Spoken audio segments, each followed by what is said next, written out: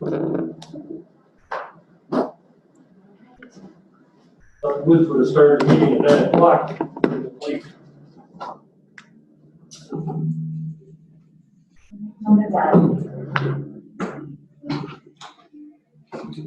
Time being 9:03, I apologize for being late. I will call the meeting to order. Please rise for the pledge of allegiance. I pledge allegiance to the flag of the United States of America and to the republic for which it stands, one nation, under God, indivisible, with liberty and justice for all.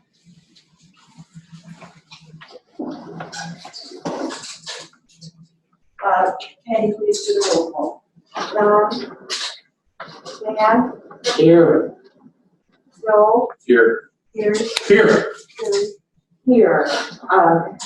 Commissioner Kettering cannot be physically with us, but we will be calling him shortly. Next item. Does anyone have a reason to abstain for a financial or a non-financial conflict of interest? No. Reserve my right to abstain if you come up with some crazy thing to vote on. Thank you. I do not. Item number 4 is approval of the agenda. I do have one change. Item number 6 is executive session for litigation. We do not need litigation this morning, but we do need a personnel issue for executive session. So I would like to change the word litigation to personnel.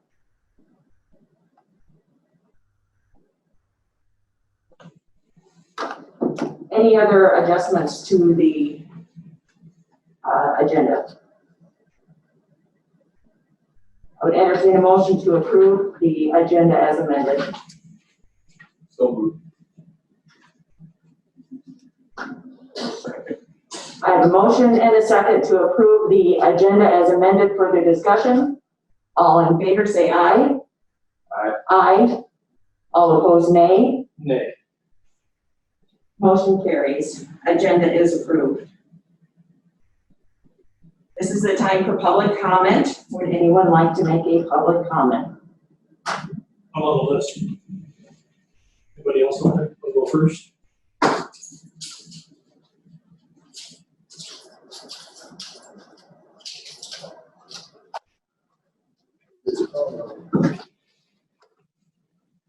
Take my mask down because there's been so many people that watch this and ask for that. I'm Gary Swenson, Yankton County Commissioner. Today we're going to talk about the budget, and I have some requests, suggestions. We can make this budget meeting a lot shorter today if we do one of 3 things. 1, we freeze all Yankton County employees' wages for the next 2 years. I'll just repeat that. We freeze all Yankton County employees' wages for the next 2 years. Why? We've had 2 floods last year, and this year, everybody knows what's going on here. Who knows what's coming next year or the year after? 2, we don't raise taxes for the next 2 years. I'll repeat that. We don't raise taxes for the next 2 years. And 3, we put a moratorium on hog barn CAFOs or any other kind of CAFO, combined animal feeding operations, for the next 2 years until we get a handle on that. We've got lawsuits coming out of our ears. We don't need any more. Those are the 3 things that would extremely shorten up our day today. But it's fallen on deaf ears like always. But thank you very much, and God bless America. Somebody that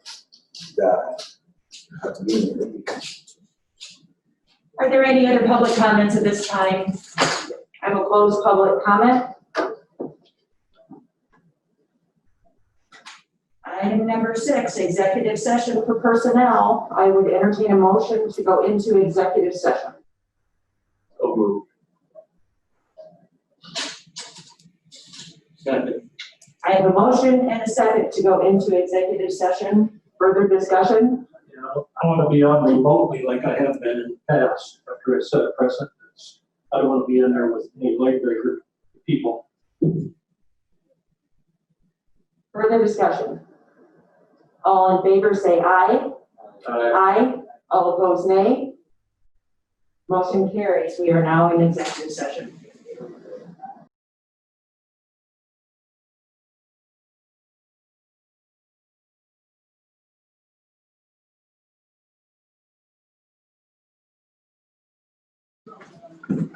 Okay.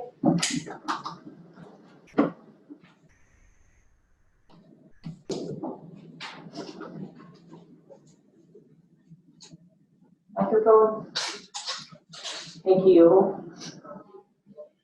Entertain a motion to go back into regular session. So moved. Second. I have a motion and a second to go back into regular session. Further discussion. All in favor, say aye. Aye. Aye. All opposed, nay. Motion carries. We are now back in regular session. There will be no action as a result of the executive session. And at this time, since our nurse is not scheduled till 10:10, I would entertain a motion to recess until 10:10. Is, could we talk to, another department? I'm just, I don't know if that's an option, if somebody else would want to jump in and do theirs. If that's an option, if not, that's fine too. We can take a 10-minute break and then if we just skip somebody, instead of recess until 10:10, take a break and we can get somebody here earlier. It's. So do we want to take a 10-minute break and then we'll start with the auditor at 9:40? And then we can try and get somebody else in there too. Okay, I would entertain a motion to go into a 10-minute recess. So moved. Second. I have a motion and a second to recess for 10 minutes. Further discussion. All in favor say aye. Aye. All opposed, nay. Motion carries. We are now recessed for 10 minutes. Back on.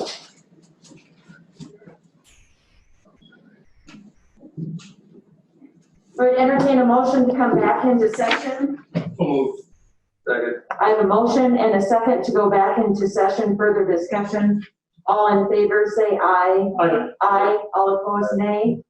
Motion carries. We are now back in regular session. Don, I'm going to ask you a question. We asked earlier, do you have a reason to abstain for a financial or non-financial conflict of interest? No. Okay, thank you. Just wanted to make sure we got that on record. So at this time, we'll go ahead and hear budget from the auditor's office, which was originally scheduled for 1:55 this afternoon.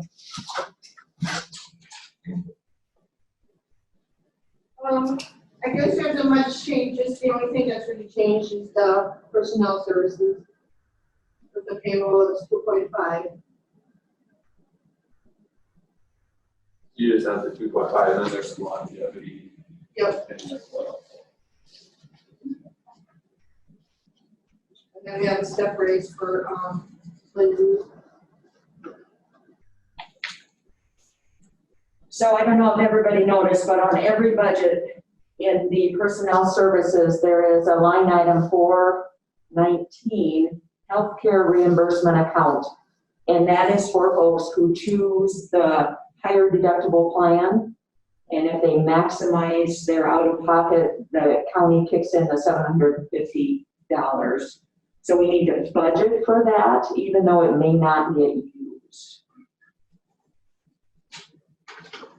So each department did a calculation with their employees. We budgeted the max amount for each employee, assuming that they'll all meet the 750.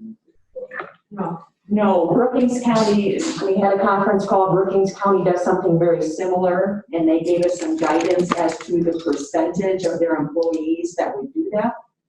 So if you notice, it's $1,440. Well, if one employee is $750, so not all the employees in the auditor's office are budgeted for. So it was an educated guess, if you will. But that will be on every department's personnel budget. So are we doing like a 50%, that half of the people do it, or how did we get It that? was 4%. 4%, it's $750 So it's 4 for each foot, I took 750 for whole length minus 4. And then took 4% of what the total of that 750 with the 4. Okay.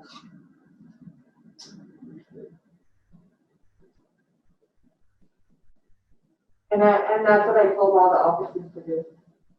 Or. Yeah, it's a little.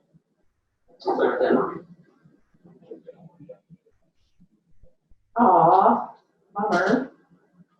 Calculator. So 50, so 3,000 Well, maybe is 48%. So there should be plenty, and not every employee is in that plan. So I felt comfortable going through with what was being budgeted in the departments for each of those. And I guess what I'm asking is there consistency on how it's budgeted through the budget? That's my it's all figured that way. question. I'm fine with that, and if it's not used, go back to the county. Yes. So Yeah. I'm fine with that. So were there any further questions on the auditor's budget? You got it here, you got a 3% raise, a 3% raise in salary, 2.5. it says 3% here. Where at here? They've already circled it. Well, I don't. It- It's showing, no, it's 3% raise. That was last year, Gary. I asked for a price for wage freeze, not a 3% increase. I didn't change that, so that should be Why on. don't you change it to a freeze? No, So overall, as we go through everyone's budget, every one of them will have a 2.5% increase in wage. And so at the end of our discussion of all the budgets is when the county commissioners will decide if it remains 2.5%, or if it goes to 0, or if it goes somewhere in between.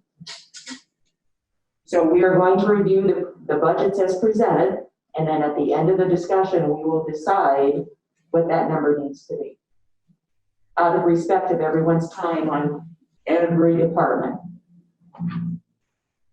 Did you have, poll centers or elections you want to go over, or? Well, there's no election for next year. Those are, and I'm, Is that in other? yeah, So if you go to other, the second sheet in the other tab is for elections. So you can see our current budget is fairly hefty because this is a presidential election year.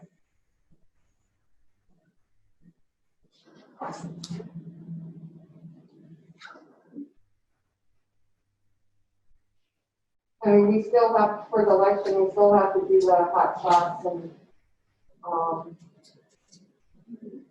Abby, how do those work, the hotspots, is that something that we use for, we just pay for it, then use for the election and turn back, or we pay a monthly fees? we pay monthly. I tried to, Sure. when we first found them to, stop it, the rental. Yeah, But we can't.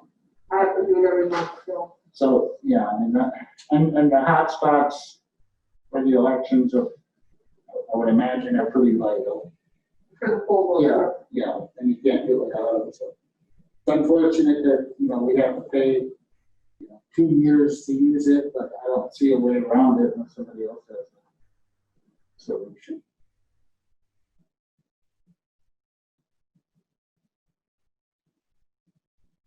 And I'm really considering changing permanent, the domain to the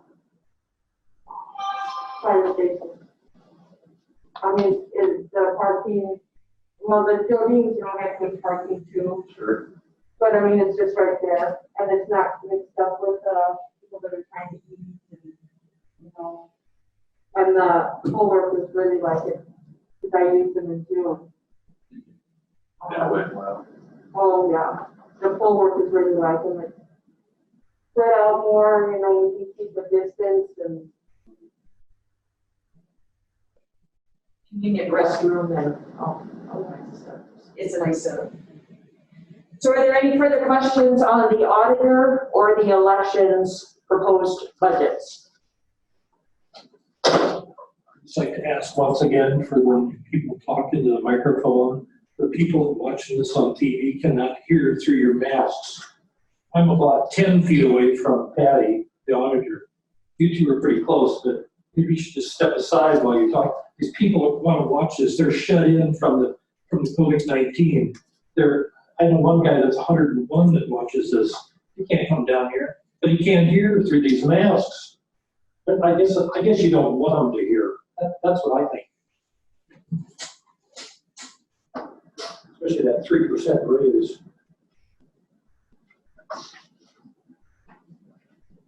Are we good then to maybe move forward with planning and zoning? Sure. So you were originally scheduled for 11:55. We will move you to 9:50. Thank you. Good morning. So basically, most of my increases I'll go through are things that we've added that weren't in the budget previously. Of course, like you said, everybody had put in a 2% holder, so that increase will be in there. My insurance obviously went up quite a bit, so that was a fair amount of markup. Professional services was already at 72% after May, and I also was asked by Patty to add in the $28,245 annual fee for District 3, so that was a big substantial increase there. That should have been already in there. Or did you, no, Well, we were already, like I said, Yeah. at 72% after May, so that there was quite a big increase there. And then on the repairs and maintenance side, we added the $1,500 a year for ArcGIS maintenance that you approved after I had started. And we have the $6,900 per year for the beacon electronic permits through 2023 that was started before I had started here. So How much was that again? $6,900 a year through 2023. So that's basically where most of the increase came into play. I did put in a request for an increase for Jessica that has been discussed about 3 times since I've been here already, and was said we would address at budget time. And so I did put in an increase for her from $19.64 to $22.99 per hour, and then times the 2.5% above that. So that'd be the only other thing. That between the regular 2.5 and that, you're talking about a difference of $6,300 basically. And with that, I guess if there's any other questions, just for some additional information, we are looking pretty good on permits and things. We've already increased our 2020 permits for the first 6 months. We've added $15,821.49 since compared to last year's first 6 months. So there are some additional fees that are coming in to hopefully offset a lot of that. So Where was District 3 before? Has it always been in there? Okay. You know, and I guess that's one of the things that a lot of the departments use, District 3, I mean, emergency management, EMS, highway department, I guess. Is it, just thinking out loud, is it fair to put that in your budget when so many other departments use it? I'm fine if the answer is yes. just talking out loud here. Sure. I mean, because I think originally, District 3 was, pretty much planning and development, but we've utilized them for so many different things with this flooding. The highway department has used them for bridge improvement grants. Well, I was true, yeah. Grants. Should that burden be spread across all departments? Should it be placed, on us, in the commission line item? Is there a better place to put that? I was previously, used to having that fall under the commission budget, but we're all Yankton County, so it really doesn't matter to me if it's under my department or one of the other departments. It's gonna get spent either way. I think so. wherever it is, it needs to be the entirety, so it's not Yes. spread over It departments. makes it I agree, it's just a question. Another thing that I would like to see, and I agree with Gary's assessment, Ms. Atkinson, I think we can all agree she's done really a stand-up job. She's been running that department solo for a while, and we all know how hard it is to get good people with experience in that position, so I fully support giving her a raise. I think something that's not in here, and I'm sure Gary's not gonna bring this up, but he especially and some other employees have been hit hard by the insurance increase. And I would like to look at trying to give him maybe some offset in his insurance increase that he got. That's probably not in here, but I think that's something that we should look into. The family insurance. So how much extra was that a month? It's basically $175 a month. No, I did not put that in here. For a small amount, and I just say, you really, in my opinion, proved yourself. I think you'd be lost without you, so I would be in support of an extra $175 a month for Mr. Vedder, and that's simply to cover the cost of his insurance.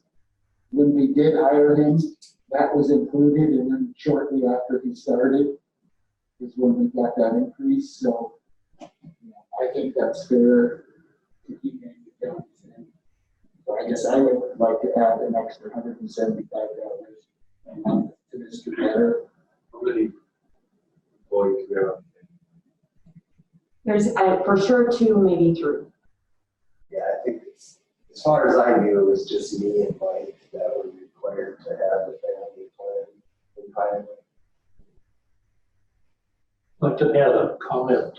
I've had lots of good comments about Mr. Gary Vedder. About a 10,000% increase in personality from the last individual that was doing the job. And also, even though I advocate for freeze and wages, Jessica was caught in the middle here, and I really believe that Jessica should be allowed to have her raises, and also Gary, because they're both doing a tremendous job under the circumstances of what they got dropped on their head. So I'm in favor of the raises for these 2 people. Well, I mean, And nobody else is? Well, you people that have been here for decades, I think that maybe you can weather the storm a little bit. And, I gave an example last time of Fleeg, his business up there. He had to close last year because of the flood.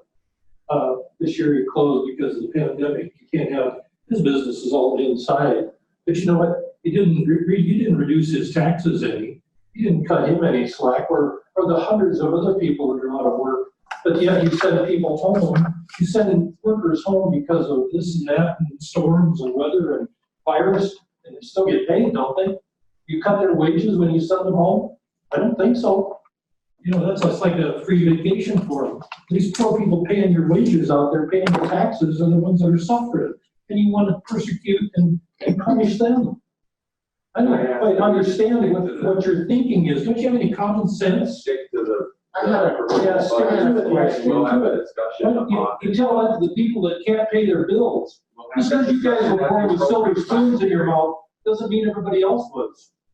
on the GIS that we're using, Gary, Correct. so you have GIS and equalization does and emergency management does.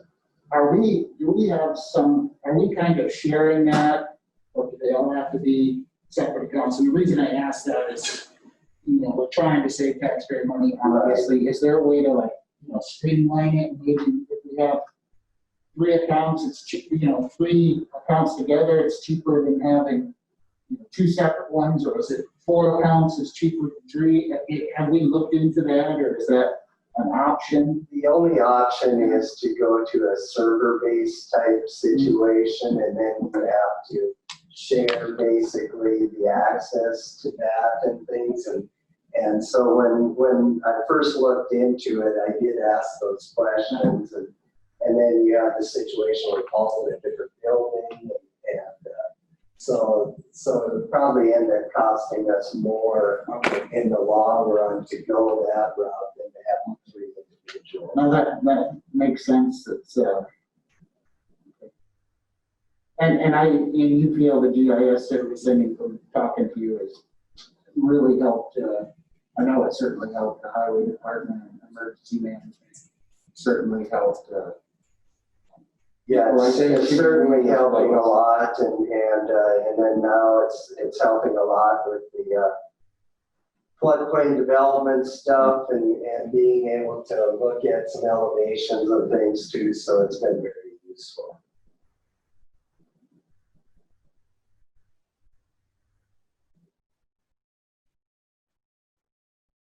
Further questions on the planning and zoning budget?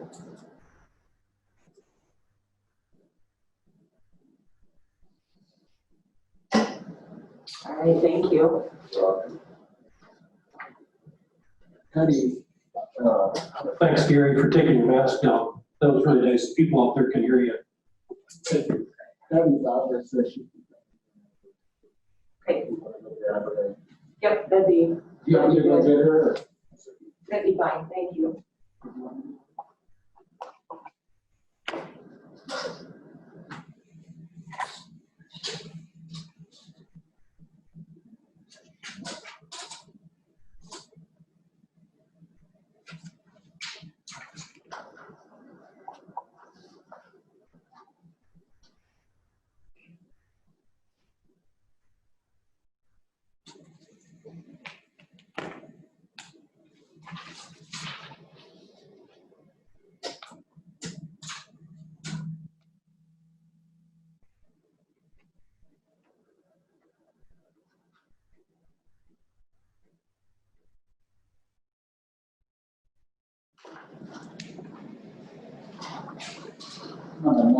All the time.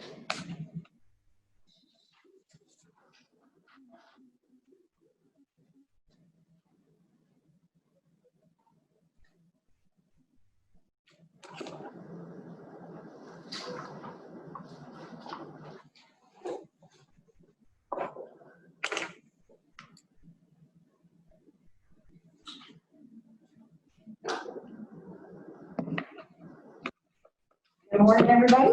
Hi, Patty.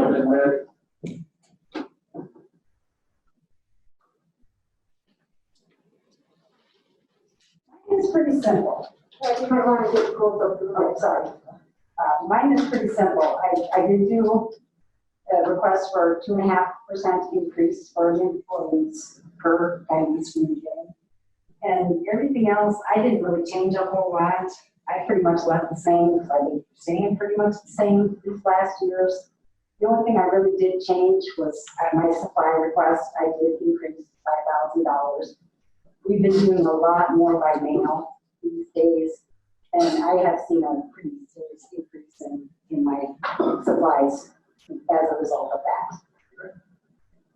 Are you talking about, more stamps and envelopes and things of that nature? Yes, yeah, postage in general. Is that due to COVID, or have you seen an increase even prior to that? Or We what see a is little bit of that? an increase, but mainly it's the COVID. I mean, there was a couple of times in there where normally it'd be like $30 and it was closer to 300 because we were mailing everything out, and we were doing everything by mail. It just, something that might take us 5 or 10 minutes in the office took us a few days by mail, so we did see a big increase in that. People are using the drop boxes more and we're just mailing stuff out to them. COVID related. For feedback, I had heard that people are really appreciate that we are able to do that, paying taxes and licensing and things like that. That's good to hear, that's really And nice. so, so you're aware as they do appreciate that we are able to continue doing this. It's really inconvenient. It's more Some people expensive like it, too. but yeah, it's just not necessarily as convenient.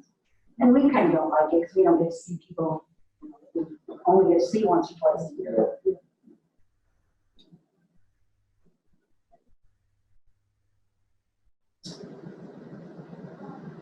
Any further questions for Patty?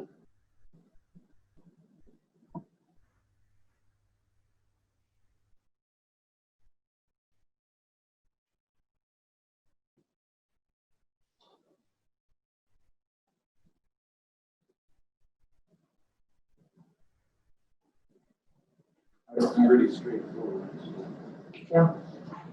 I'm easy. There's not much there.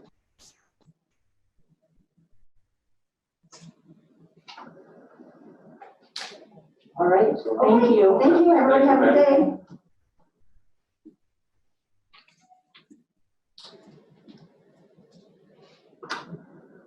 All right, next on the schedule will be our 10:10 with the nurse, so it's about 4 minutes before that.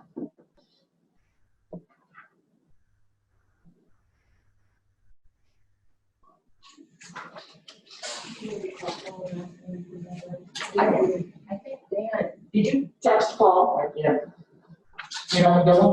I guess I said that the only problem with moving people up is then that's gonna keep breaking down. I guess I could just do that. For anything, try to take one, yeah. Up the end, I was gonna say just for runoff. Oh, yeah, We don't create a gap. do you want me to, I could talk to Brian? Hi. We're running early, so I'll come right up to the podium when ready. Okay. and, We're not usually ahead of schedule, so so, welcome. Go ahead. If you have anything in particular you'd like to explain? Really, I don't think so. Could you introduce yourself to the public? Oh, yes, Shannon Powell, I'm the CHS clerical. Thank you.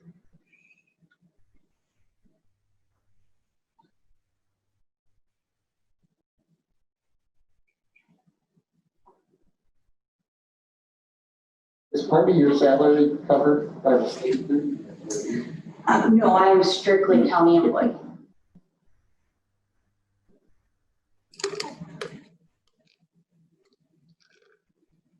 What are the rentals?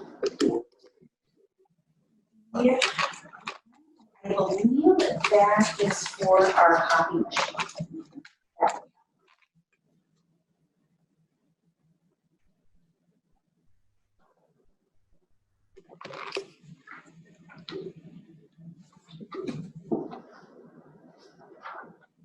What do you put under other in general down there? That's probably your biggest expense. That actually is, I believe, and maybe Patty can help clarify, that is, I believe, what the state pays to have. Yeah, okay.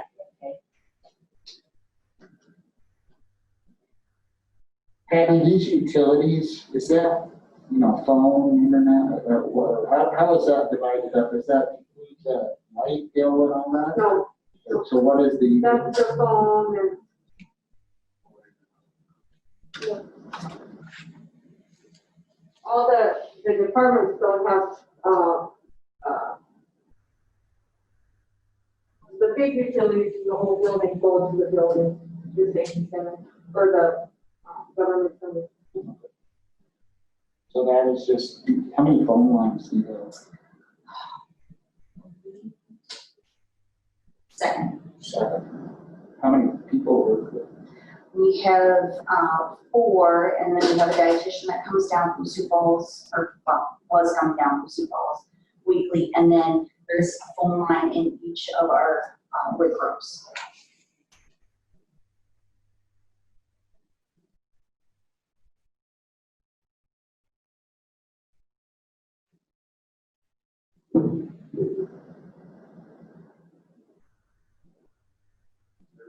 Most of our list is like we see a lot of the increase and you put in for HRA.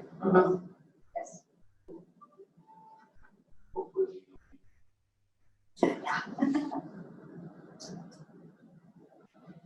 Any other questions for Shannon?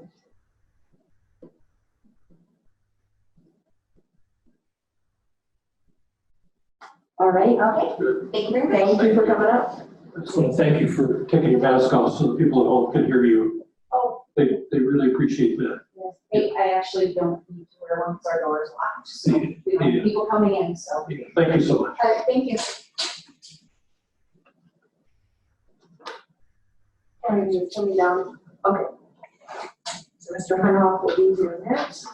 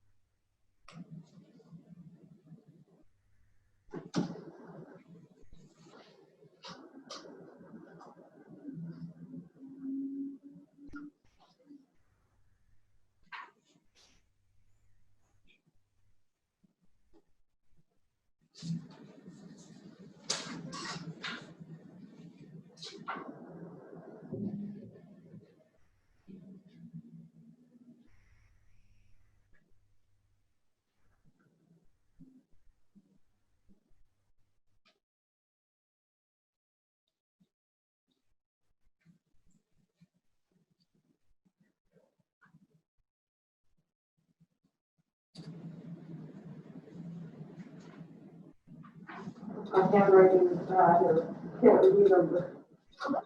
This item's in the tab in here, so register these for me as a directory position. So.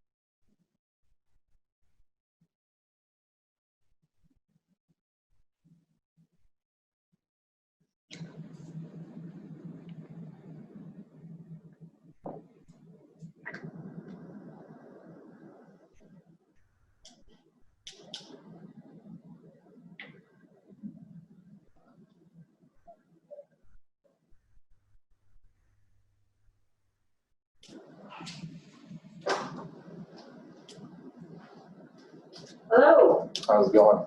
Doing pretty good.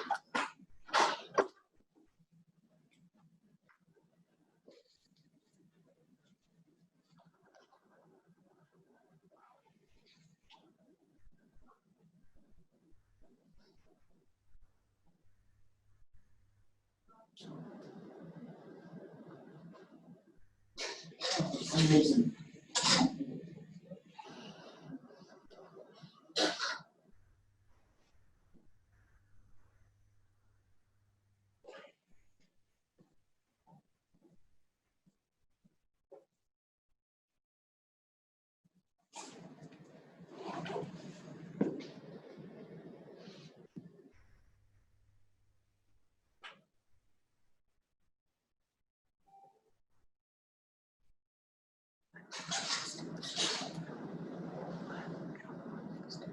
Can we go through the commissioner one? Sure, let's let, Mr. Hunhoff come right on. You up. ready? You're the next contestant. Okay. For the short notice. All right. I'm not too excited. I had, of course, budgeted the 2.5 we talked about a month ago, so I realized that's under reconsideration, so we'll have to adjust it depending on where you all end up. I would ask you to try to consider some raise. I'm not sure what the state is doing. I thought I heard 2%. Yep. I don't know what the city's doing. To me, those are apt comparisons for us, almost more so than our surrounding counties, because that's the labor pool we're competing with. And I honestly don't know what the city's doing. Can't do 2.5, we sure appreciate it. That's something. Any questions about the numbers? Under the group insurance request, it says that this year's increase plus $2,000 for an anticipated mid-year hike. Right. What's that as group insurance? Well, that's health insurance is what I'm referring to, Don. And, you know, this year, for instance, I believe the increase was more than I had budgeted for because it's something we don't know until mid-year. And so that may be a little bit of a high end. If you want to knock that down 1,000, that's fine. But the idea is to cover whatever anticipated possible health insurance increase we have mid-year next year. With either next year's dollars we're going to be using. I don't know if I explained that very well, Don, but that was the thought. You did, Brian. You did. Thank you. Yeah, our increase. I'm just wondering if we do it here, we probably should do it in all categories. I don't know if you heard or not, Don, but Patty said she feels the other departments did forecast another increase. So our health insurance renews June 1st. And so if I we, think we talked about that at the department head meeting. Yeah. Yeah, so. Mine's Okay. mine's a little bit higher also because I'm anticipating, hopefully I'll still have employed, anticipating at least one, possibly 2 step increases. So I have a little bit more than even the 2.5% to account for that. Thank you. Thank you. And then you have the MNPR fund. Yeah, I've got a pretty good surplus built into that. That's for when I need large equipment to help us maintain and preserve our records. Like one thing I'm going to need this year, I'm going to need another large plat cabinet. And those things are, you'd be surprised if they charge you for one of those. It's like a couple $1,000 for a big hunk of metal, you know.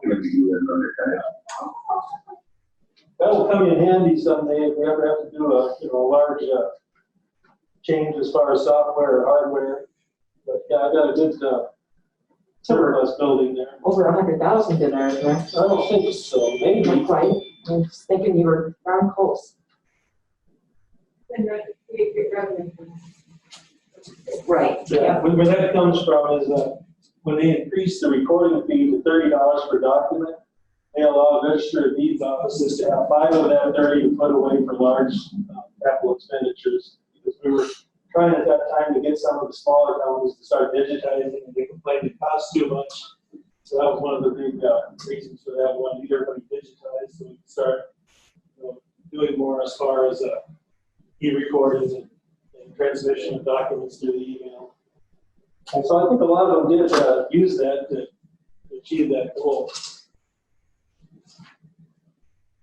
Unfortunately, as far as I know, I'm not allowed to transfer that to another account, even though it might seem it's more than I need. At the moment, it seems that way.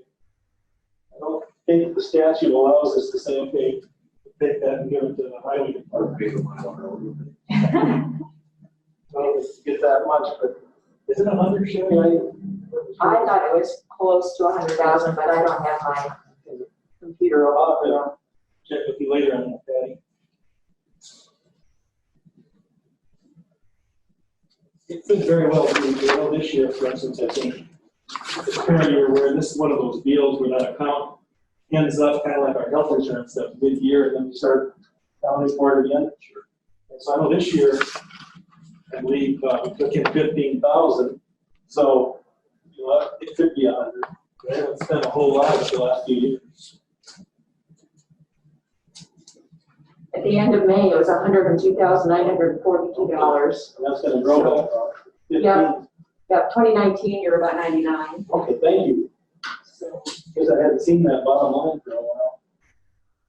it's a nice nest egg to have for everyone. Any other questions for Mr. Cudhoff? Just a comment. I get so many people that have veterans in their family or deceased or living or veterans themselves, and they're always asking me, we don't know anything about our dead uncle from World War II, but you're the guy, the go-to guy, aren't you? About PD-214s, and can you explain how it's done, what it costs and everything? Well, there's no charge for any of that. Anybody that comes in for a PD-214 or extra copies of it, and even for some vital records like birth certificates and things like that, if they want, we can get them a waiver even for $15 expense for that when they're doing military paperwork, things like that. But yeah, we have them, Gary, providing that the veteran, when he ended his service, brought it up to us and recorded it with us. Sometimes we'll have somebody come in, want one that they recorded in the Black Hills, and they have to redirect them.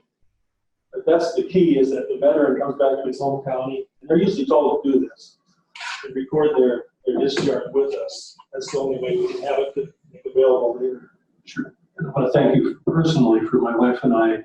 We have a family of veterans, and I've got so much information from you that, some of these veterans come back and they don't talk to anybody. But that's a way of finding out. You can find out where they were located in the service, their rank, if they received any, like a Bronze Star or a Purple Heart, and it's all on there. And it's just astonishing what you can find out from that. So I thank you so much for doing that for the people of Yankton County. Well, it's great. It's a very important service that we're glad to provide. It's interesting. Those have changed a little bit over the years. They used to actually put height and weight on there. And it's kind of interesting looking at the old World War I ones to see. Occasionally you'll see somebody who's like 6'3", 6'4", but that was pretty unusual in those days. They're getting taller. I know I had a great uncle that was in World War I, and he lived his whole life in Turner County. So I drove up there one day, and I got his records from World War I, and then she said, well, don't you want his son's records from World War II? And I said, well, yeah. So they gave it to me, didn't charge me anything. All I had to do was drive up there and sign the paper that his dad was a relative, and it's just unbelievable what I found out. Yeah, so there's times when you find out they didn't bring it to us to record. We try our best to make phone calls and find out where it might be. But probably it might have been. We found out that his son during World War II fought in the Aleutian Islands during the war. A lot of people don't know that we were invaded by the Japanese during World War II. They don't have a clue. And I was astonished too. So thank you. Thank you. Any other questions? Thank you for making the trip down. Thank you. I appreciate all y'all do. Oh, you're next on the agenda, and then we'll go to Matt. Okay.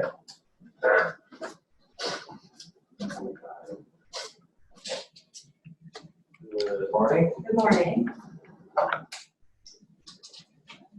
I submitted a packet of for you guys with some information, the 5-year summary, 5-year plan, different things of that nature. As far as the budget goes, there's actually only 2 things.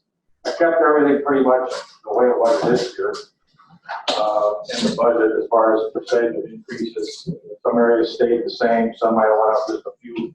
Adjust for costs for actual cost for utilities or actual cost for hardware supply or software information. The 2 areas that actually took an increase was the salaries, and then I'm actually putting in requesting permission to put in for a different vehicle for the search and rescue group.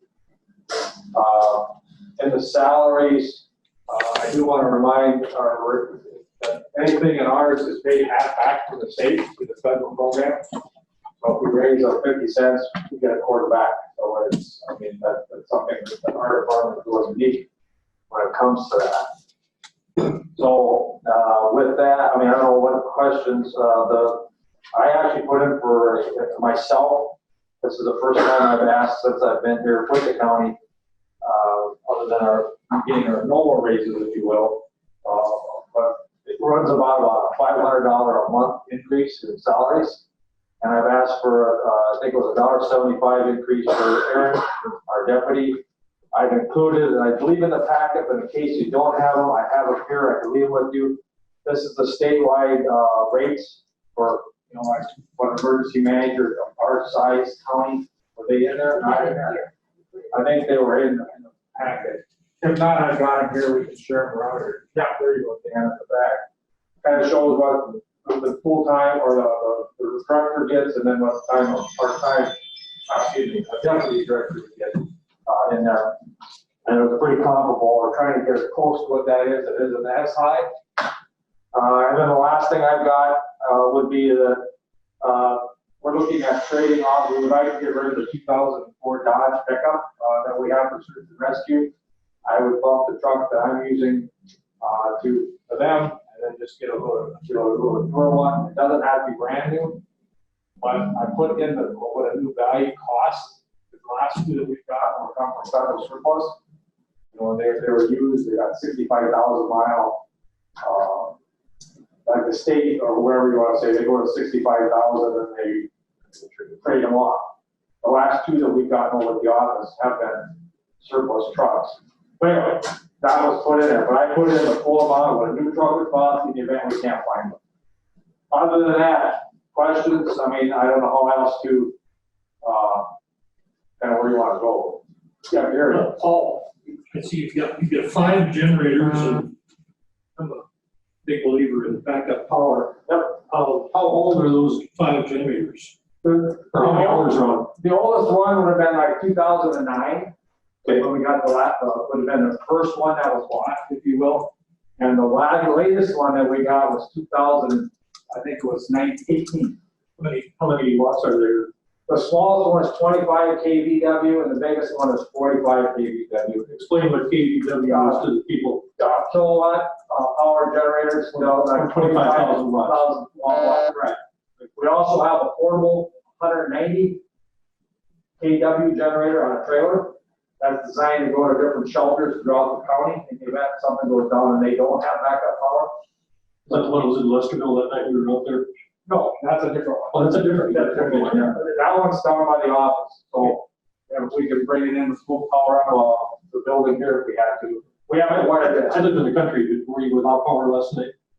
Just a couple minutes. Yeah. You're went 3 times and then came back on. Probably about 45 minutes. I got a generator right. Yeah, keep up with those because. Yep, we have yearly maintenance contracts and all 5 generators that we have. They come, they test load them every 3rd year to make sure they're capable of putting out the power that they are. And then they oil filter stuff every year. Sure. And I don't know, these things happen like hurricanes and stuff. All of a sudden the shelves are empty and Menards and generators, right? So even if you want to buy one just straight off the shelf, you can't even find them. Correct. No matter how much money you got. Correct. We have some smaller ones that we carry in trailers, you know, like for the 10K, 5K, stuff like that for, you know, powering up trailers and stuff like that. But those we keep, they're at the office. But for the bigger ones, I only listed them because they're actually in shelters in other communities and at our office. Okay. Rentals, like, give me an idea of some of the stuff you did. We rent a lot of the other softwares. We have the Salamander product, we have our inventory app, we have the Esri, the mapping or the road closures, the damage assessment forms, things like that. I know, yeah, you have a lot of different software programs like that. That's money. yeah. How much is in your cap appreciation account? Well, I don't know if I have any. I mean, do I? Let me go check, because we Yeah, did it because last we did it last year. Okay, see, I never really knew if we talked about it last year, but I guess I've never asked. But then also, we've been in 3 different disasters in a year and a half. And I thought we had another one. We were out, did damage surveys last night, and the storms that went through. Gonna have to get past it. And man, they were pounded out. I mean, we see altogether today, 4 pivots, tipped over off fields and corn. But it's between a 444, Wallstown Road, and you go to 448, and from about 300, 301, 302, down to 309, is where the kind of the main area was. But you go along Wallstown Road, like 305, 306 in there, and it just the crops. Here. Not on the generators, but I just thought of something. I'll make a little scenario. We have a blizzard or storm like last night that knocks out the power. For some reason, we lose a substation. We're without power for maybe a couple days. Can't buy any gas because all the gas stations are shut down. If you got a 110-gallon tank in one of those pickups for diesel fuel gasoline, just in case, But the the tank's generators on empty, you're done. right. We actually have systems set up in 2 of the smaller communities at the gas station. Now, we're able to bring in, like for fuel, to bring in a generator, run their fuel pumps to get fuel out. If your pickup's empty and you can't drive that far to go get it, there's We have supplies on hand to go at least 24 hours before we have to start looking. and where are they at? They're in my office. Okay, like how big a capacity then? The fuel generator, the tank under the generator is 200. I'm talking about something portable that you can move around the back of your pickup. Oh, You see farmers, they have all that. Right. We don't have anything other than 2 5-gallon cans that we run from the little generator. I don't have anything like That's what I was that. thinking about. Okay, all right. Don, did you have a question? Yeah, I wanted to ask, all about who did that one. Who did the SWOT analysis with you?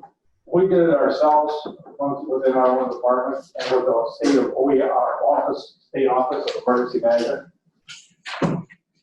Well, thanks, that's a really good strategic document.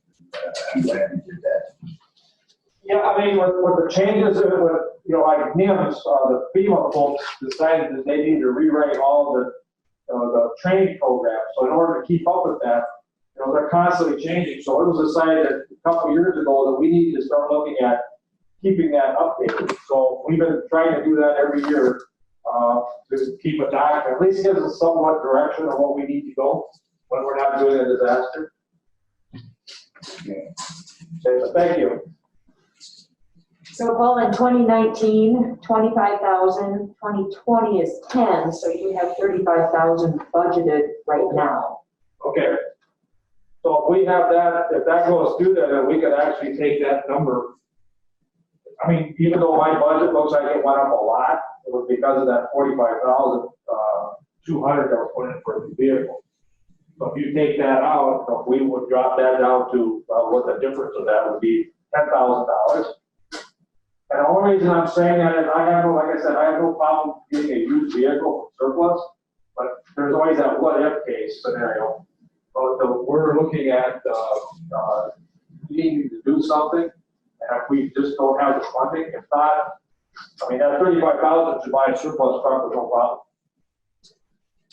Are we looking just at like a crew cab, half-ton pickup, or what are we? Actually looking, I'd like to get a 4-door, 3-quarter type.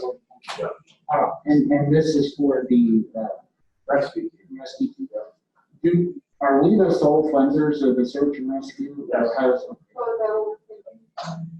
the fire department that it's just Yankton County? Just Yankton County. As far as the search and rescue team goes. Well, we also pay for the maintenance on the rescue truck, the fire department, uses the one I showed out there. That comes out of my budget. How is, give me some history on, is that how it is statewide, or is Yankton different in that way? With that truck, you mean? Well, with that truck and then search and rescue. Search and rescue is usually funded by county. A lot of times, people like the Yankton County, Stanley County, Yankton County, from the sheriff's office. But years ago, the sheriff's office gave it to emergency management. That was before my time, but it was, I can remember, I don't know how it happened, but it was back in there, ended up over there. With that side of it, so emergency management has managed it ever since. In 20, a lot of search and rescues are independent or voluntary, but in 2016, the county commission, I believe it was 16, don't quote me on that here, opted that we needed to means that we have all the bodies of water with the rivers, the big lake, that we need to keep that organization viable because they were kind of having a hard time and struggling. So when I was here, I proposed to the commission that we take it over for a small dollar amount. I mean, I know $25,000 is not a small dollar amount or whatever our budget this year is, but it was the idea for insurance, vehicle maintenance, keeping up with maintenance on their dive equipment, their boats.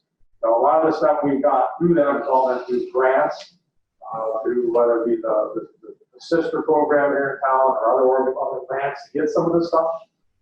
So we try to keep them at minimal, and we've been doing a very good job so far being able to maintain that high level of care and having a team of that value.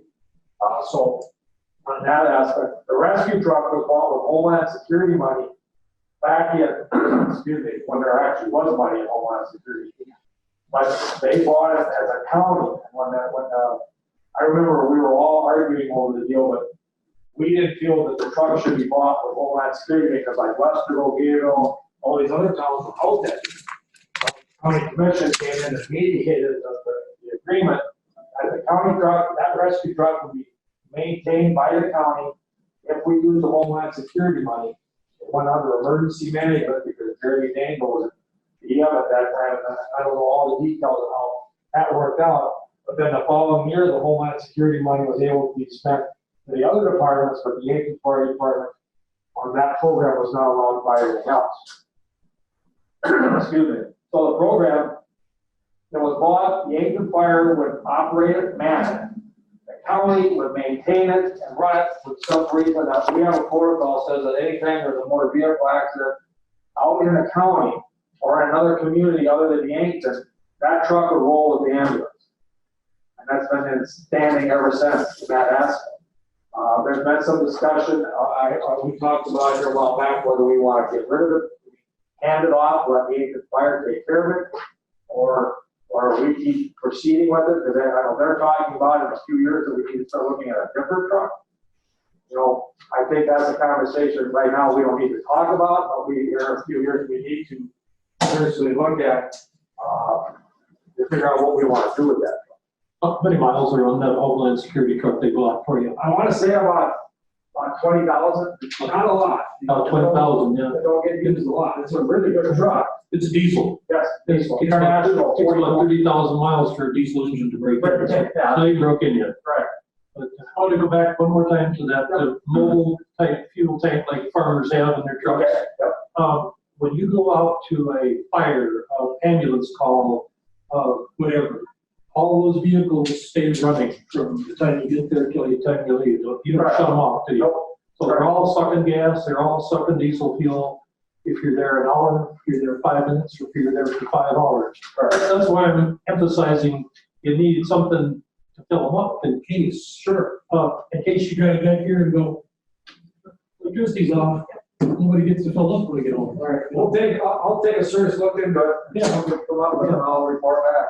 Because it'd be a real embarrassment that, we can't drive the ambulance because it's on fuel. Thank you.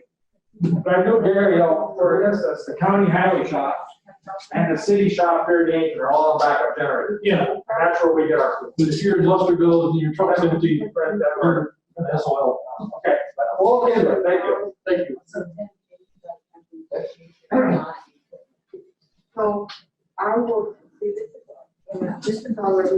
possibility of that side. Anything else? I mean, I know I'm kind of worried. Hasn't been a disaster for a while. That's been a while. We're going into the second half of the year.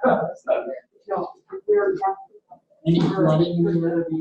Just so, we had some water over the, Walltown Road, some gravel roads had water over last night, but a short term.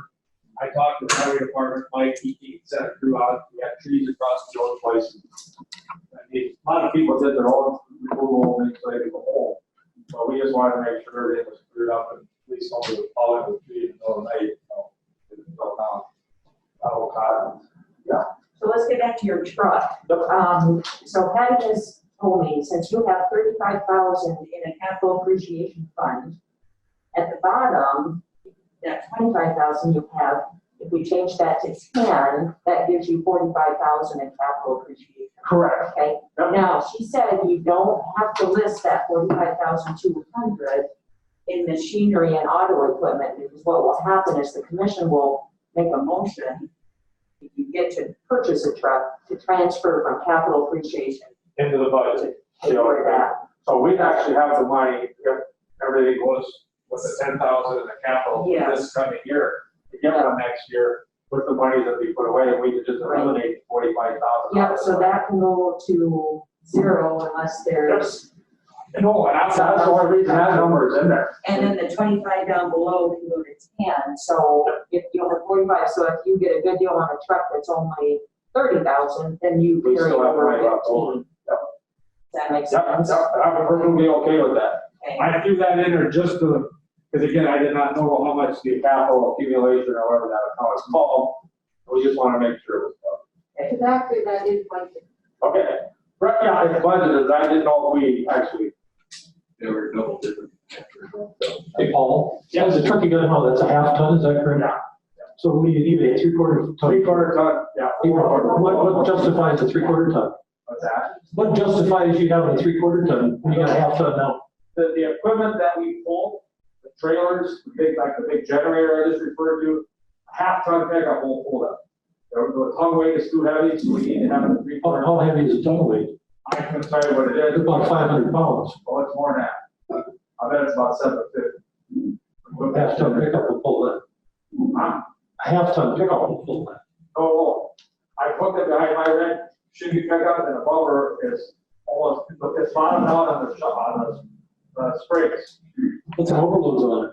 Well, I'm just afraid it's not designed to pull that kind of weight. I'd like to see money thrown away. Yeah, and again, we'll look into it. I mean, it ain't a heavy hat. I'm not gonna say, I'm not ruling out anything. I'm just saying that, right now, it would have to be something that, because of the dive trailers, the dive trailer, the big generator trailers that we have, and the other equipment that we pull, they are low. You know, Paul, you live in Lesterville, you don't pull that generator back and forth to Lesterville every day, do you? Nope. Well, then 99% of your time is not pulling that big generator that you can't pull with. Sure. Right? You're going back and forth to your house in Lesterville on the highway, because I see you all the time. Yep. Going back and forth. So I don't think you need a 3/4 ton. Okay, thank you.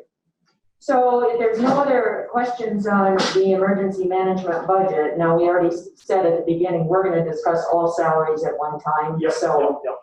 thanks for explaining what you put in. Yep.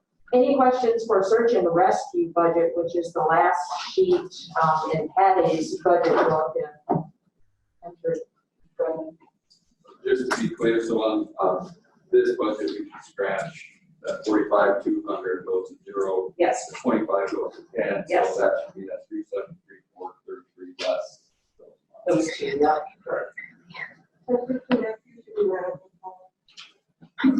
Yeah, so, and then search and rescue is about 33,000 in budget request. So are there any questions, or do you want to say anything about search and rescue? That would just pretty much stay the same as what it was.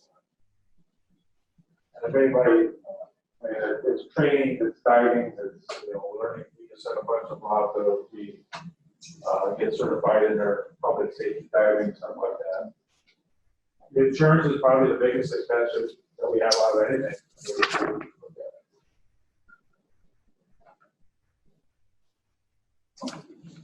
Any other questions for Paul? Yeah, just, you look at that, and then we are buying a truck for search and rescue too. I mean, I know it's an important service, but you gotta realize there's a cost to that too.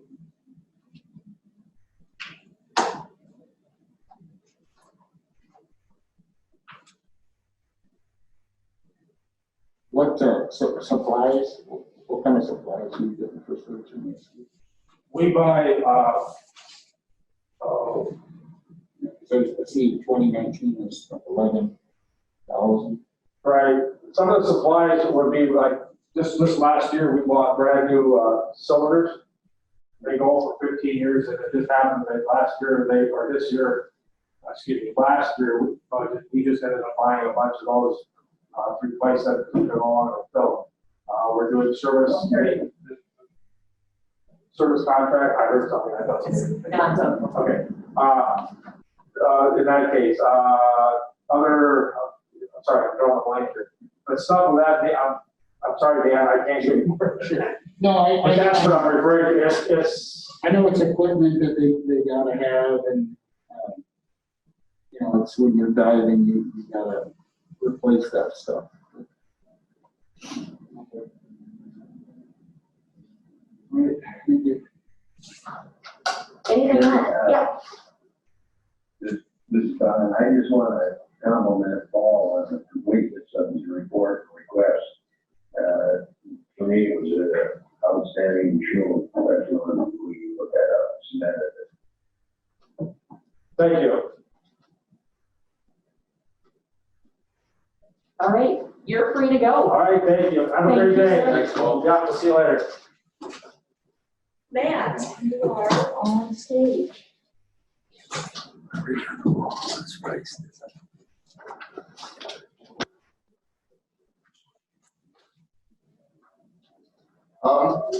We did the 2.5, which we really stretched to do like everybody else. Health reimbursement account we added for employees that are using that. The major changes in professional fees and services, we added 4,000 to that, and that would be if we have to hire outside counsel or appraisals. We kind of have a feeling that there might be some challenges this year on multiple areas, so we wanted to make sure we had that budgeted. As you can see, our travel expense, which is education, our classes we have to take, we're not going to use even close to that with COVID. Every education classes were canceled. All the conferences were canceled.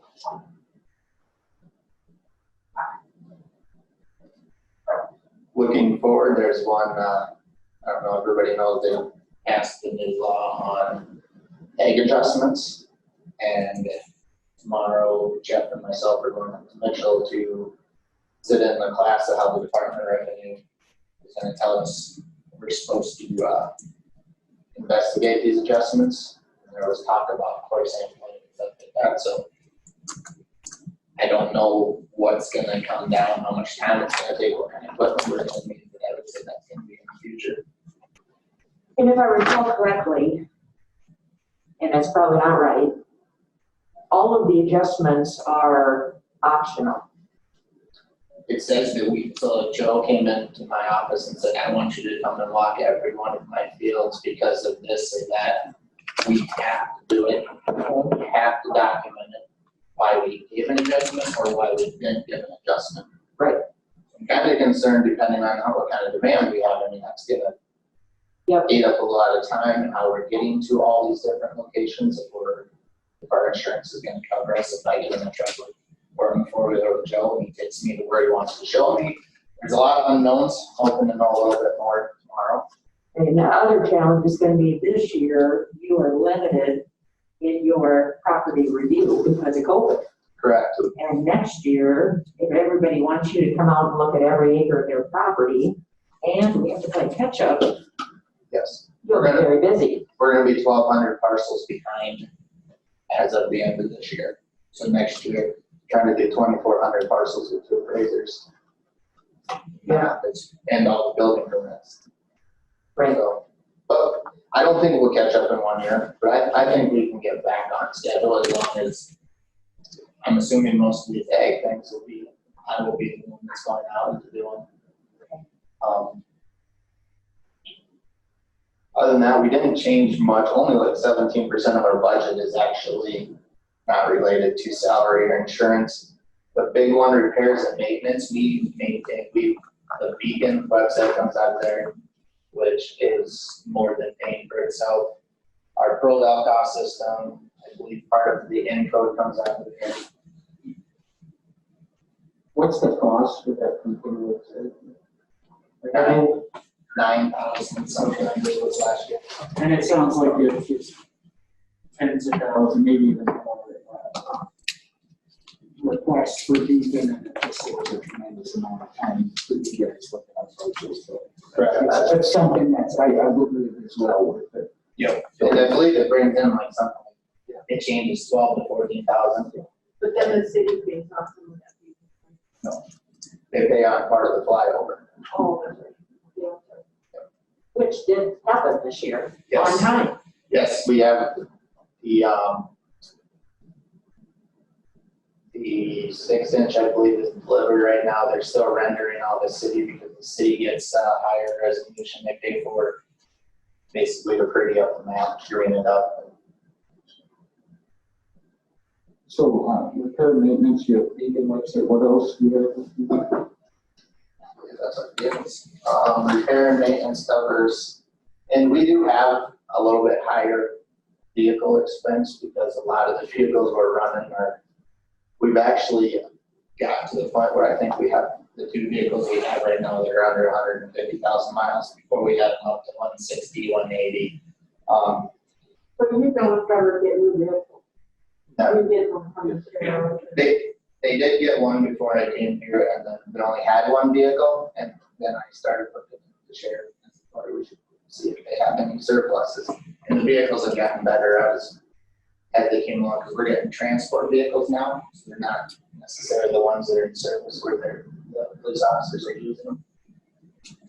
All right, so repairs and maintenance, vehicle repairs, maintenance, also includes software maintenance, updates, ProVal, Marshall and Swift, which is the cost table that we use. Beacon, our GIS. We pay for the microfilm imaging for Jeff and Nancy so they can look up deeds at their desks. They don't have to go to the register of deeds all the time, and they can actually save a digital copy. And then Miller Consulting for our IT. How much do you guys pay for Miller? Together? If you can get it to. Probably have it somewhere. I can get it to you. But I foresee us having, next year when we see what comes back from our budget, it's gonna be kind of a weird year because we're not using fuel. We're not out and about. We're not going to any education. The Department of Revenue actually gave us an extension because I'm up to recertify, and you have to recertify every 5 years. I think Lori's getting close to. They gave us an extension for a year because there's no classes anymore.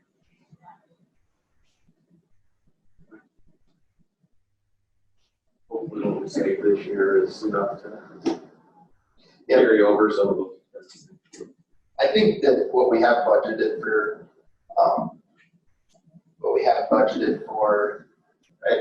the education part of it, I think we'll be able to cover. We've been trying to utilize as much online as we can. Like our use back courses, instead of driving to Pier or Rapid City and sit there for a day, sometimes having to stay and come back for a 7-hour course, we're able to sit at a computer and get it done in about 4. So, and it's a fraction of the cost. And IAAO, which is, so you have to take at least one of those every 5 years. They're pushing more and more to do online or even, there's an instructor and kind of like a Zoom, but it's still there, so hopefully we'll get some more bang for the buck. I'll be free. I'll be on figures. Any other questions for Matt? Matt, I don't know if you wrote this or if Lori Mackey wrote it, but anyway, it's in your binder here. It says, I'm gonna read it verbatim. And thank you for taking your mask off so the people watching this can hear you. It says salary. As requested, I submitted a 2.5 salary increase for all staff. Before salaries are finalized, I would like to share some thoughts. At a recent commission meeting, Chairman Sharon Most shared a survey of salaries which compared Yankton Department Head salaries to those of Yankton County, Davidson County, Beale County, and Hughes County. Those are all in South Dakota. For all but one, the treasurer, Yankton ranked near or at the bottom. Now, one thing that those counties don't have, they don't have the perk that we get from Lewis and Clark Lake. And like a lot of people have said, does anybody realize how many people are unemployed right now? And the other thing, I guess, if you don't like the wages here, you can move to Cottington, Davison, Beale, or Hughes County, and they'll pay you more money. So, like I said, we have to cut someplace. And if you don't have any skin in the game, I guess it doesn't make any difference to you or anybody else, or not to on you that. But we have to start someplace. Next year could be worse than the last year and this year. We don't know. Maybe it'll be better. I hope it. I certainly hope it is. But I read that verbatim. So I don't know if it's a guilt trip or a pity party that you're not getting what everybody else is getting. But Lori actually, be happy that you got a job. Lori actually wrote the narrative. And I think her point was not that she wanted more money. I think her point was that if you look at some, you have to look at all, or we're going to have the same mess we have with the salary survey right now. That was her point. To pick and choose 2 here, 2 there, if you're going to do it. I believe that's what she was getting at in that. So you're just going to read your mind that. While you talk to her. One question I have for you about this Esri software, is there any opportunity to share that with other departments? I guess I don't know how the contracts with that work, but whether we can do that if it's possible. I believe that's the same thing Gary addressed with GIS. Yeah. We're one of 5 or 6 counties who actually don't outsource our GIS and maintain it in-house. Most of those counties have a full-time GIS person. One thing that's about the scope, and now Gary and Tim Murray have been talking, we're really having Jeff focus on cleaning up some of the map, because before you're getting about a month a year to do it. Sure. As far as I believe the only other option would be what Gary said, is do a server base, and that can get. Yeah. It can get expensive for these. I guess my point is wherever we can share software, we should try to do it. And, I know when I mentioned it in emergency management, it's not going to work because of the separation of the building. Where we can and where it makes sense, we should try to do that. Absolutely. Other questions for Matt? Thank you.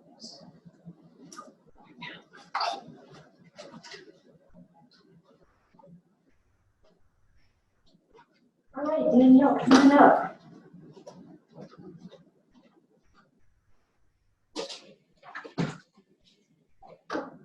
Danielle McFarland with the Yankton County Extension Office. My budget really this year, the only difference from last year is a 2.5 salary potential increase, and then to add the HRA for locating. So that was my only additions, for this next year.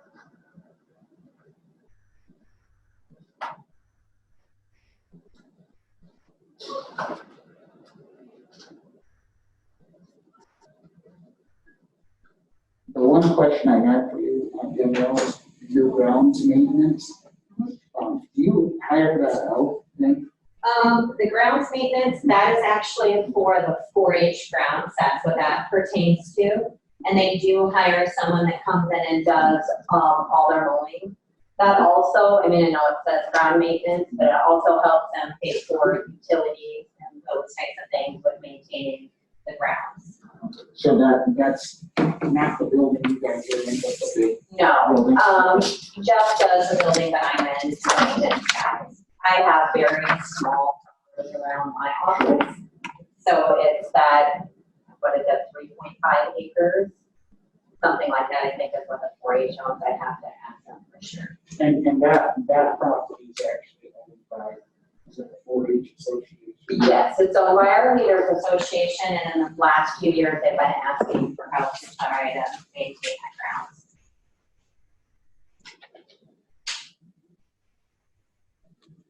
How long has the county maintained that? I would have to go back and look for sure, but I want to say between 3 and 5 years, but I'd have to go back and look. So that, it hasn't always maintained that? No, in the past, the leaders have always tried to maintain it themselves. It's just kind of a financial burden. Sure. We like to try and keep the grounds so that we can use them for county fair and that kind of stuff. And, yeah, so it's kind of a big expense mowing it and keeping electricity and all that fun stuff. No, I realize that was the one question I had. And, you know, I realize it's a burden and we want to help you out as much as we can, but you know, $10,000 to maintain that is, you know, it keeps growing and growing as well. That was the one question. There's a miscellaneous 4-H expense.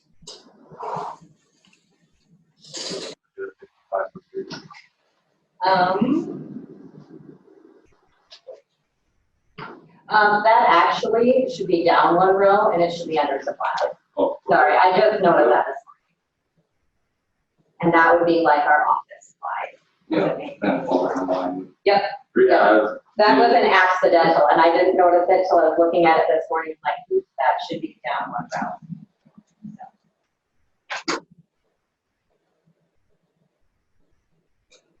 Any other questions?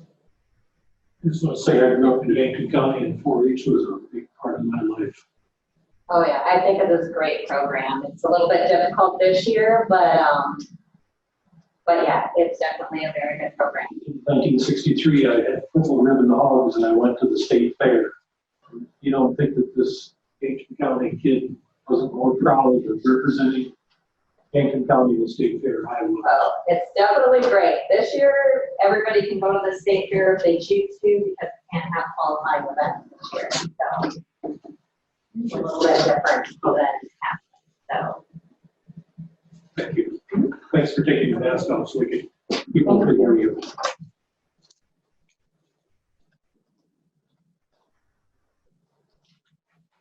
Jeff, we're running way ahead of schedule, so come on up.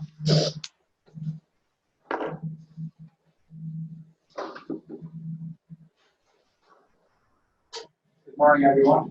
Good morning, sir.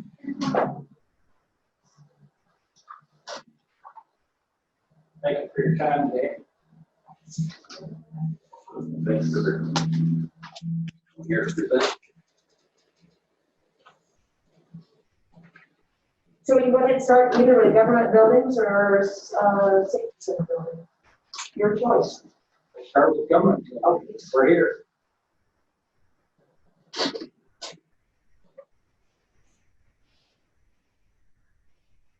Do you have anything in particular you'd want to point out? I did see there was a note about splitting. I'll explain back again. Yeah. Yeah, so why don't you go ahead and That's due to we get some reimbursement for over at the safety center. So, yep. Which I agree with, obviously, we want to get any kind of reimbursements we can from the city and things like that, so there it is. I tried to look at what we've used in the past and what we're currently budgeted and what everything is kind of projected to do. And like I said, look back for 2 or 3 years and try to just take an overall average. We don't do hardly any overtime, and if we do, we try to encourage people to take their time off as comp time, so we're not getting into the budget. We've been trying to do as much in-house as we possibly can. We used to have all the flags sewn, and currently I'm sewing them over at the extension office. They were charging us $40 a flag, and they were putting 2 stitches across, and in 5 minutes they're torn again. We like to see everything looking good. We've got 6 flags that we've been taking down today to replace, put new ones up, so we make them last as long as we possibly can. That saves the county money. We're looking at doing, I know that's not.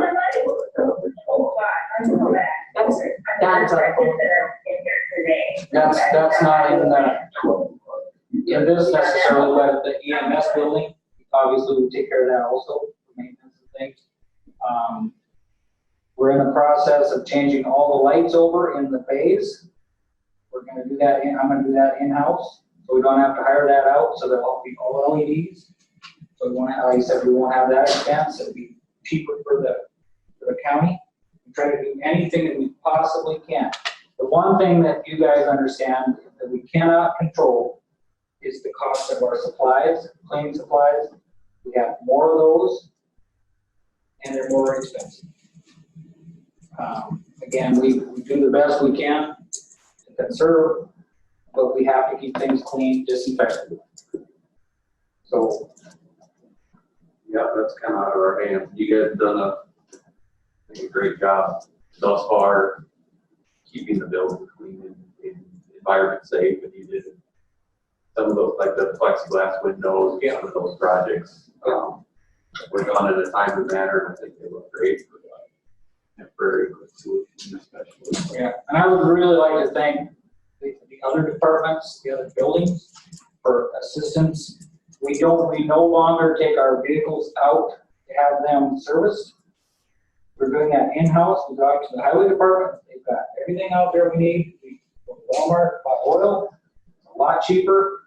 It takes a lot less time. Then we know it's being done properly and serviced. And if we need help, they're more than welcome to help us get anything and get repairs done and get stuff back out. So again, we're not having to pay that upcharge for somebody to do it for us. Jeff, you said you do maintenance on the emergency medical building, is that correct? Yeah. Anything we can. Okay, don't we rent that building? And this is my question from Vernon. And I guess my question is, you know, is that in, and I don't know this, I'm just saying it out loud, but there were repairs to that be in the lease for Burlington Northern to do that since we've been from it? I don't know. They don't want to do it. Okay. But what is it? I'm not sure how that works. Well, and I don't know exactly, Steve would probably have a better idea. I mean, obviously the air conditioning, things like that, we have contracts now, because we're not certified to do that. We don't have the equipment to do that. Most of the stuff we do is small repairs. Okay.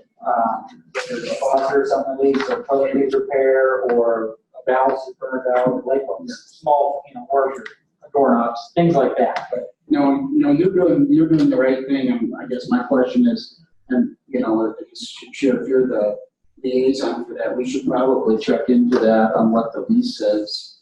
If Burlington Northern's responsible for the maintenance of that building, or we are, maybe we are, I don't know. Well, I'll just look on our lease agreement. Okay. Because he's got a lot going on, and if they're responsible for that, they should be doing it. And if we are, certainly we can be doing it. But that was my question. Thank you.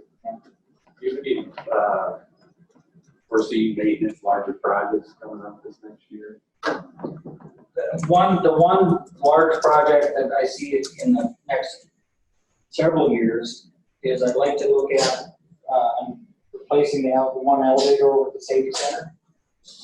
It goes from ground floor up to court services. It's a very old elevator. It gets used an amazing amount. And the contacts and things, they're having a hard time still finding. It's what is on inventory, and when it's gone, it's gone. We're not making them anymore. So I'm not sure if they can update all of that, or if they're just gonna have to redo everything. That's something I'm looking into, get prices from Otis on. Okay. Falls. The other thing that I would like to see done, at some point, it's not a necessity, but it sure would look a lot better, and last a lot longer. The memorial, the lights, a lot of the lights are burnt out. They put in below ground, and the water goes in and burns the ballast out, and they're junk. We could replace those weekly depending on how much rain we have, because there's just no way to really seal them up. I've only been able to get one company to come take a look and give us an estimate, and that was $7,000 to replace all those lights with above ground LEDs. Which to me seems like a lot. See, and that would come out of the building fund that we collect taxes for. Right. That would go into that.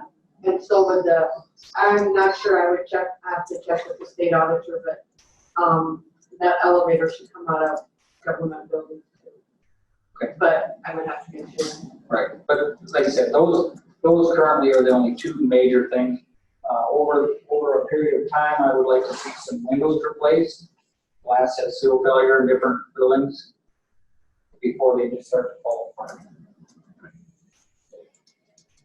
But that's something, again, we could do over a period of time. As far as maintenance, the only other thing is, and cleaning wise, I would like to see all the carpets cleaned at some point. Maybe do a section at a time. And again, I'm in the process of getting quotes to do the government center and the safety center.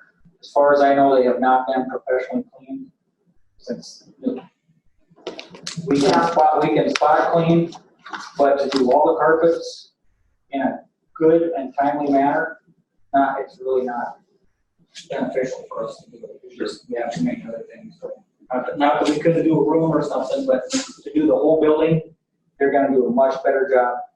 Gonna be a lot We just faster. had that done, did you guys do it? What's that? Commissioner? We just had, That Impact. was, yeah, when they redid those. Yeah, we had Impact come in, do this one.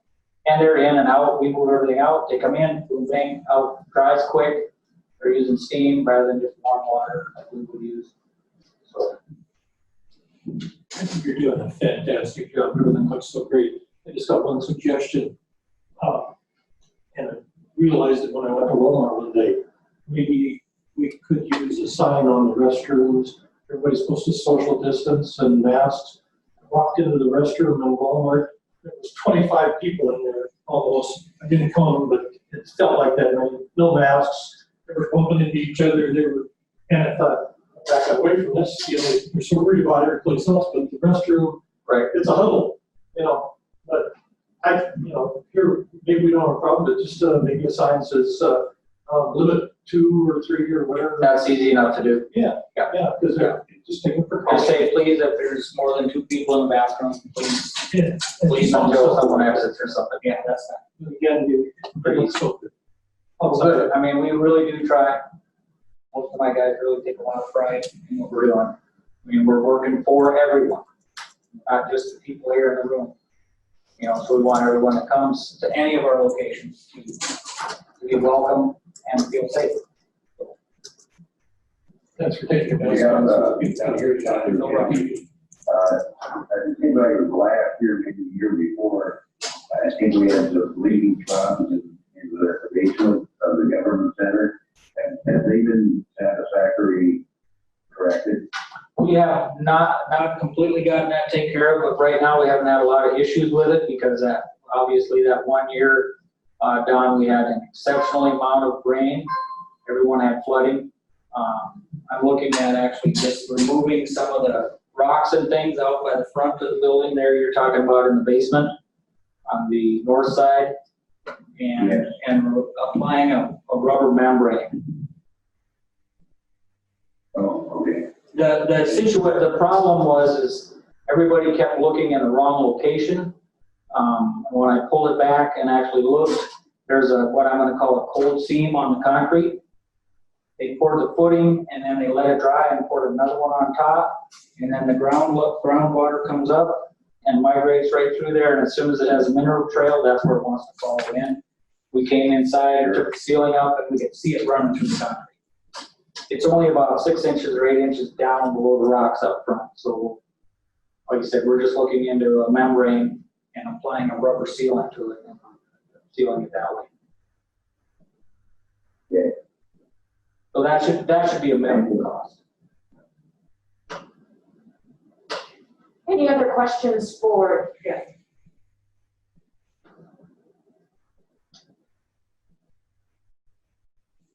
Thank you so much. Thank you. You guys have a wonderful day. Thank you. Next on the agenda is the sheriff. And it's 11:15. Early. Very rare they're in this situation. I'll just say Don Kettering never looked so well. Thanks, you. Okay.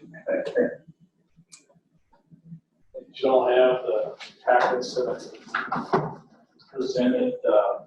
One thing for beginning, in all these budgets, the only thing I allowed for was the cost of an increase, and I did not recommend any position increases. I do have those in mind, but I don't think it's the right way to go about it. I think if you look at the county's salary structure, it's a mess. The steps are different for different departments. I think the whole thing needs to be uniform before we go forward. So I just recommend that we look at county-wide instead of individuals and get that fixed first. So, otherwise, we'll just run into it. Seems to be a reoccurring theme, and I think we've had some talks and hopefully plan on doing an assessment of all the positions. One other thing outside the budget, when I sent you that information on the light source thing, talked to Yankton County, and they also decided not to go that way. They've gone a different direction, and they used it's called an air ionizer system. It's the same system that are used in the buildings in Washington, D.C., White House actually. And they've already vetted it through the governor's office, which they have said that it does qualify for COVID. They're actually looking at doing every building. They're going to send me the information on it, but I think it's well worth looking at minimum jailer, at best, also good. I'll forward that one.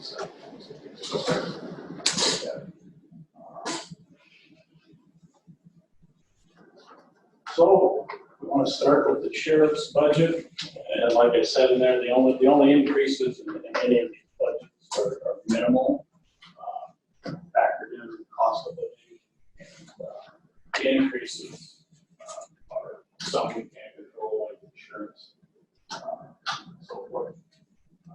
Otherwise, everything in that budget is same as last year. No increase. The machinery and auto, is that new vehicle? 77. Those are the new vehicles and replacement. This worked out really well. The last two from last year, the county shop took one, Director Lake Station took the other one. That's been happening. So, yeah. Once we're done with them, they're still good for a while for just normal use. Even the ones you have that are transports, they have quite a few miles on them. The transport, the main transport van house, but those are all highway miles until we start having problems with it. It's fine because the vehicle itself still, yeah, it's not just for emergency. Right. No, I agree. This is a lot of people that know we're not get you a new vehicle every 20,000 miles. No. We shoot for the emergency response vehicles. You know, once you get over 100,000, you can probably double that because they're sitting, you know, they're running. Yeah, the hours on are. Yeah, the hours on are way more than.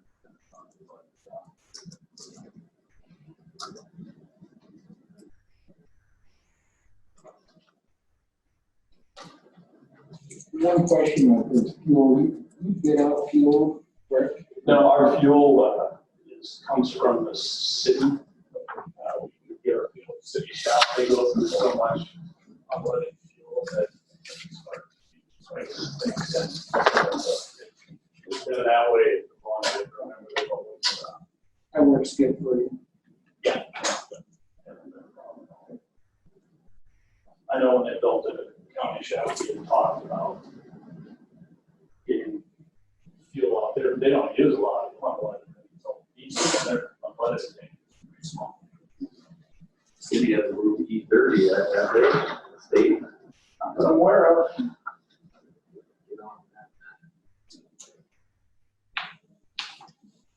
We're done there, I can move on to the jail budget. Same there, the only increases, cost of living, salaries, adjustments, increased professional services by 15,000, that's the category for medical. It's just a guess. We came pretty close, and we've always been fairly close each year. So this year with COVID, we added each new inmate was checked out by an RN. Whatever it is, sure.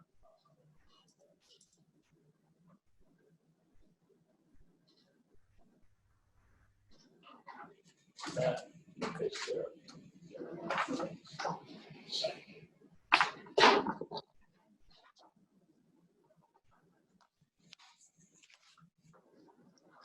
$24,700, all the same. I think it's a decrease around with something. No increases there. Please get over juvenile. I got that next, juvenile detention. I got, my book was, Yeah. The juvenile detention I increased by 24,000. I don't know if that'll be enough. We have no control of that. The courts put these kids there, and this year I think when I was preparing this, by April we've already burned through a good portion of this year's budget. Juvenile detention. So if you look at $235 a day, it's sitting up there. So if you see the bills, the cost is high. Are there any options where you can share that share with another county or be closer than they are to Sioux Falls, or any options on that?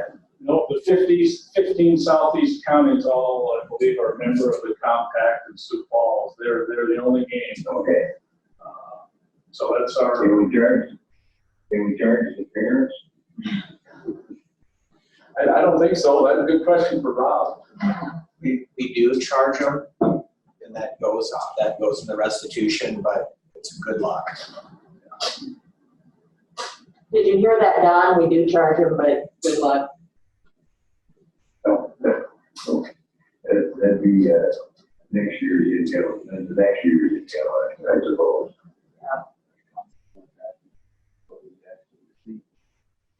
So at the end of April, which is a third of the year, we're sitting at 57,000 spent. If you multiply that by 3, that's 172,000 at this rate.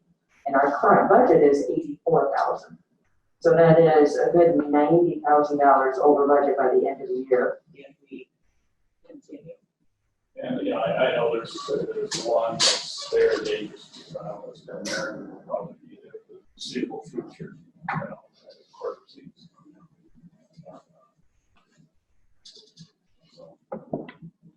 So it's certainly tough to forecast.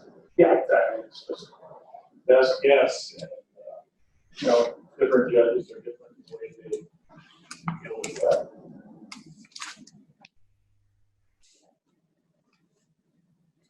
Any other questions on any of the 4 budget areas? Sure. Explain the cell phone allowance. That is.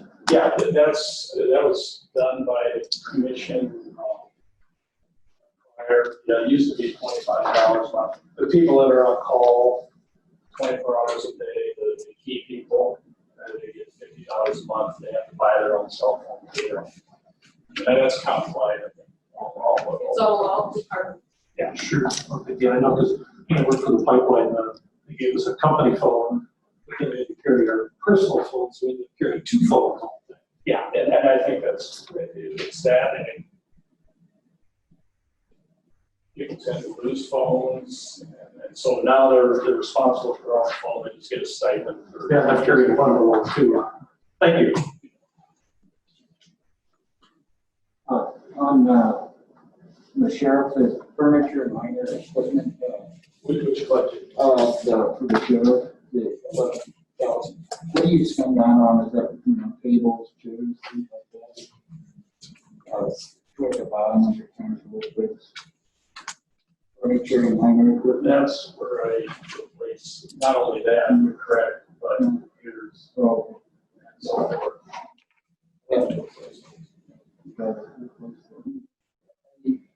once every like 3 years or what? We've got so many that I just try to do so many per year, and I get to be about 5 years old. But you're correct, yes. We're replacing desk chairs all the time. Wear out.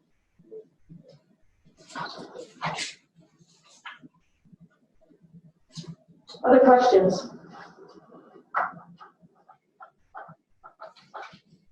All right. Thank you for your time. Sure. For this information as well. Yeah, Rich, I'm good.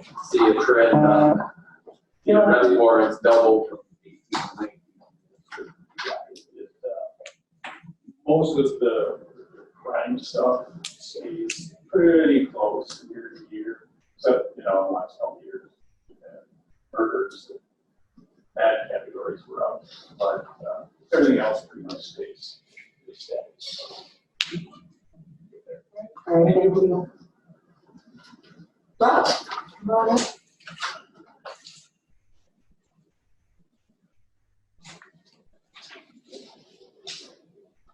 I like this earliness. We do too.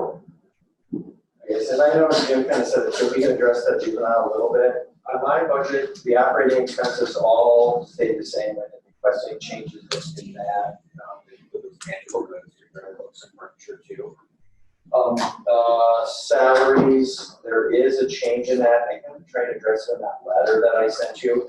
But the change, what we would have a little bit is that Sarah Schmidt, she was the individual that we were doing kind of a shared caring plan.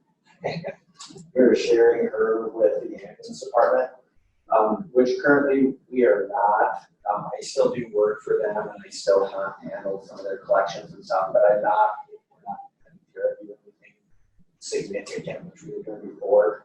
So that entire amount went on our budget, and you see the budget only changed by $7,177. The reason that changes are that drastic is because we did have John Billings retire. John Billings' salary would have been $83,000, I'm guessing $89,000, I think, for the adjustment. And then that would have changed, and I would have hired Tyler Larson at 61. So there's 20,000, 23,000 there to change, which takes Kara's at half. And then there's a little adjustment which increased, and everybody's is the same regarding insurance went up. Like another little adjustment. One of them you can see them in the just management. So no changes in that besides almost really a reduction, even though it shows a little bit of an increase because we took Kara's the complete amount of Tara's salary on ours. And then you guys, and here's kind of the plans. I know I talked about with Sherry out the quarterly. Currently, we have Lisa Van Oslo working with Jennifer Adamson quarterly, and then we'll take that over 100% into our office too. Jennifer made a comment that it's a 20, 30 hour, I think she said 30-hour a week amount of time, which we will take in-house. So I assume there'll be savings in that regarding her salary. that's the plans, and again, going back to Steve in the Avis firm, we are still gonna do collections, but I don't believe it's gonna be to the extent, because, we have hired a full-time company to help do the collections, so it should work out pretty good. But I know there'll be some stuff to do there. I'm happy to do that, so. We had done that before, we just haven't one before, so I guess, I did kind of go through a little bit, the pandemic and closing of our judicial system. We're having issues with this. Our judicial system did increase the workload for the office because instead of having 10 individuals doing an arraignment, now you're having one. So instead of doing 10 at a time, you're doing one at a time. So our system slowed down and bogged down a little bit, but it's fine. We're just spending more time in court, which is, before you have every other week, changing the else out every week or 2-3 times in a week, 2 week period of time. And then too, a little bit, I know you guys touched on it a little better, but on the juvenile detentions, what happens is the judge, our new judge, other judge here, she's been, as a form of punishment, sorry, not a good word, but a form of trying to encourage the kids to do better. She has been putting them in the juvenile detention center, like, so you're every weekend you go there unless you do good. You know what I mean? And so that's kind of how she's been doing it. We are trying to think of some alternative plans, maybe like different nonprofits or something to kind of help alleviate that and maybe encourage maybe the kids, helping in churches or the ice rinks or some of those kind of things. So I'm trying to think some different plans with the judge to kind of take away that budgetary item. Jim does make comment. We do have one that will be there quite some time, and I'm going to say through the rest of the year. We tried, Jim tried to try to get the juvenile clear in our facility, but it's not something we could do with the site and salary restrictions that we have. So it did occur, but Jim did a nice job to do it. We could alleviate that budget item, but it's something that it just happened, and that's an issue that we're dealing with right now, where we have something that will be there for months. So.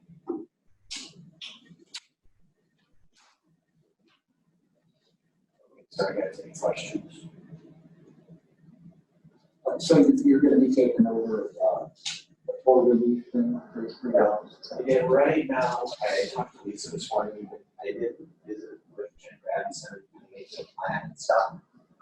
We will have Lisa Benazzo start, I believe, tomorrow. She'll start to learn the process, and then I will do the third learning it. And what we have been doing with Lisa, specifically Lisa Benazzo, the secretary, we've been letting her help at the auditor's office. We've been sending her to the ambulance department to kind of assist, and she would have assisted during the election, for the ballots and some absentee ballots and something like that too. So that's the plan, and I believe that's what we'll do. But ultimately, it's your decision as a commission. But I'm comfortable with us taking it over, and I'm comfortable with us proceeding with that. And I do feel it's something we can handle. I do handle it already, but it would be the funerals, all the other little things, and then checking on things and stuff like that. Other ministerial kind of stuff. I handle all the depositions, I handle the trials, I handle regarding those, the indigent requests for the medical care. And I'll have these at the end, probably starting in October. Yeah, and so guys, End of October. so the thought is at the end of October, Jennifer Edison retires. And then right now I want Lisa to be learning the full relief, because in October she will be over here helping with that. We're happy to do that.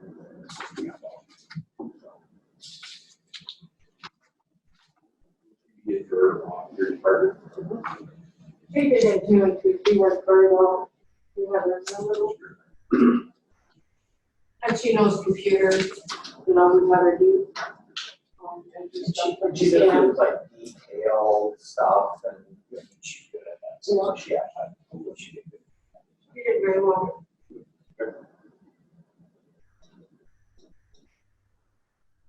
Other questions? And then I'm also, with Lisa, we have so many claims downstairs from from years ago. And my vault downstairs is so full, and what I plan on doing with Lisa, whenever she comes over, is to scan all those into a file, and then we can shred those bills so I can clean up some of my vault downstairs. Because it's working out good for us to, one, you're not collecting, so the Karens that using care of the half of Karen, and using components that have to be served a little bit more. And then with our system, I mean, the system is overwhelmed, but it's slowed down too, because the process is going slow. We're doing a lot more stuff at a slower pace, you know, so. The system is slowing, there's less arrests, there's less everything, so.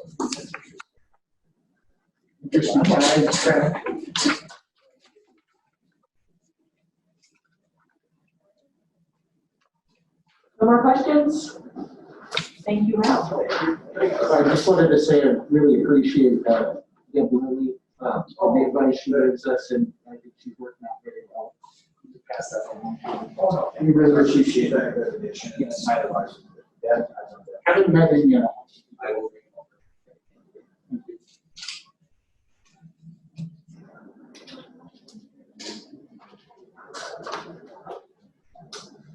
Do you mind? She's gonna go to call, now. Okay. Take a 5-minute break. I don't think we need to, do we need to call an official break, or, I don't know. I just go to the restroom. I guess maybe I was gonna go. Yeah, it's fine. Wait for Max to get down here. And then I'm assuming we'll be done in 10 minutes once he gets there. Taking a break. Yeah, we're gonna wait for Max, so go ahead if you need to go use the facility or anything. Great, that's fine. Stretch your legs. So I'm assuming the rest of these are gonna be faster too, and they have to drive. Except for Mac, everybody else has to drive too. Yep.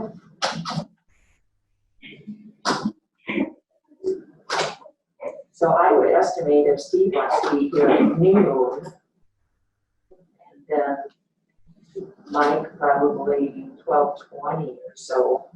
We're about a half hour ahead. So I'd say everybody else could show up at least a half hour ahead. I think ambulance and highway will take longer. So we're gonna take a break for lunch, or we gonna? I think we'll just keep going. Okay, good. Get done, and then it gives us more time before the meeting tonight.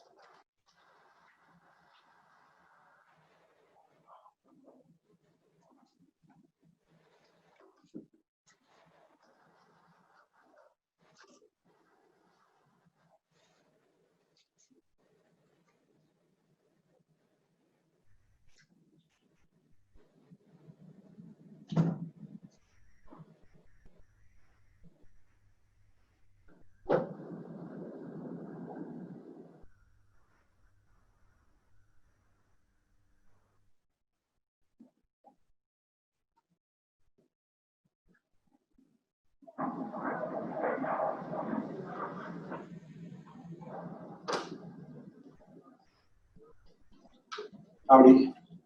Hi, Mike. Hi. Got a few in the restroom right now, so. Yep, that's okay.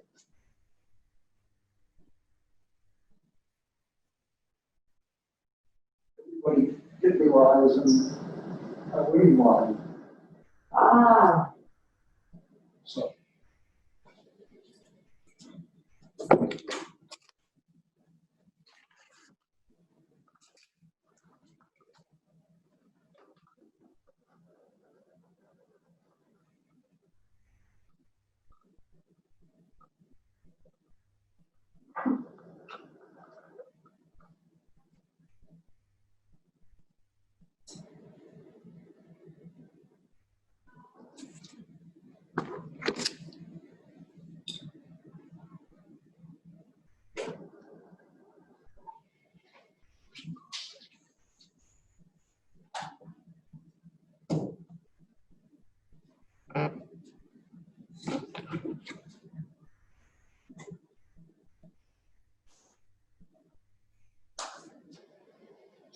take paper clips that are on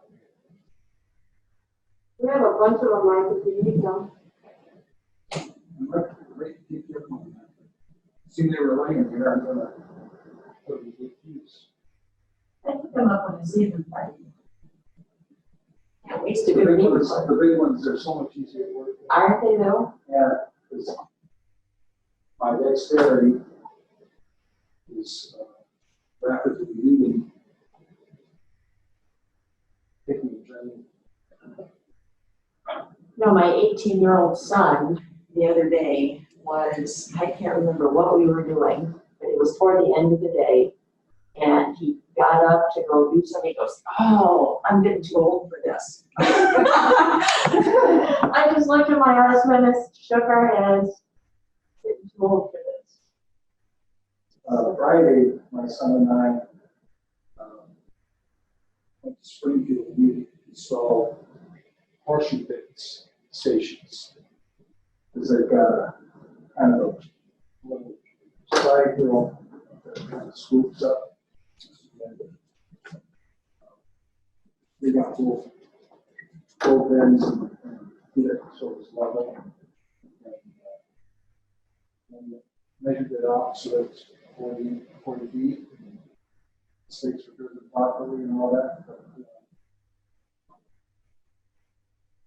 we had a whole day of stuff, and the next morning, it's a good thing I took some naproxen the night before, because I don't know how to catches up to you. You feel great while you're doing it. and then you just get, the Lord says, take that. It's a day of rest. Reality check that. Yeah, you're not as young as you think you are. We all think we're still 20. We had a good time. It turned out really nice. Everybody's happy. Good. It's a good outdoor activity.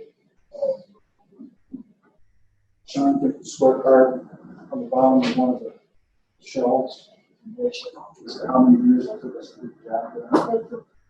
So, My sister helped to do a mock prom for a school here in South Dakota a couple weeks ago. She said that the activity that kept the kids entertained all the time was the beanbag toss.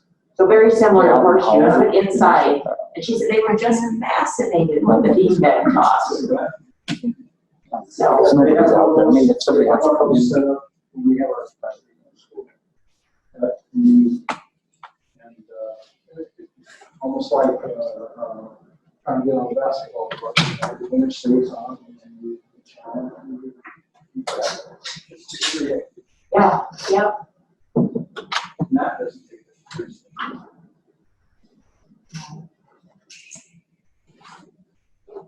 Well, we're just waiting for Mr. Swenson.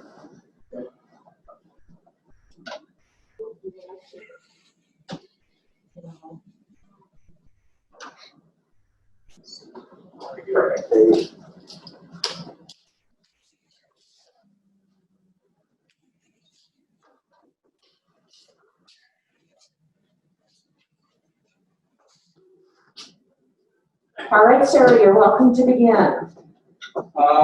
My budget is pretty straightforward. I hardly moved anything on operating expenses at all. And the areas that I increased were the salary and the ancillary items that it involved by the percentage point. And I don't know if I think it was 2.5 or 2.9 because I got a hold of Patty early, and I had it done like 4 days after I received it, so that's why mine's a little higher than everybody else's. And I will, as I always have, I've always tried to stay within budget. Last year, I think I made about $400, and I'll try to work as best I can. My only issue is this, again, you're not putting the total expenditures that the office will require in the future. I still believe that the health insurance issue is still not resolved as far as I'm concerned. Paying everybody else that stipend for their health insurance. It allows them to take $600 of their salary and put it in their retirement or any other investment that they choose. And I feel that expenditure should be included in the budget. I would also point out to you, I sent out a thing, I don't know if you all got it, but this is from the VA. And the expenditures that the VA made in Yankton County last year for compensation, it was $5,366,000.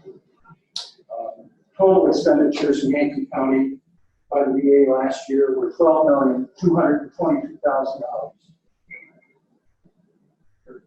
$12,222,000, yep. And I gave you a breakdown of every year from the preceding veteran service officers last year up till now. And I would point out to you that in this period of time, total expenditures in Yankton County have increased by 26.3% in Yankton County. The population decreased by 23.34%. And that the compensation expenditure increased by 24.64% from where it was in 2013. And that the VA compensation per veteran in Yankton County from 2013 until now increased by 62.47%. We have that population decrease. It's like from 2078 down to 1593. Okay, you lose 400 people, and you still increase your compensation expenditure in the county. It means that somebody's doing something right. And in lieu of that,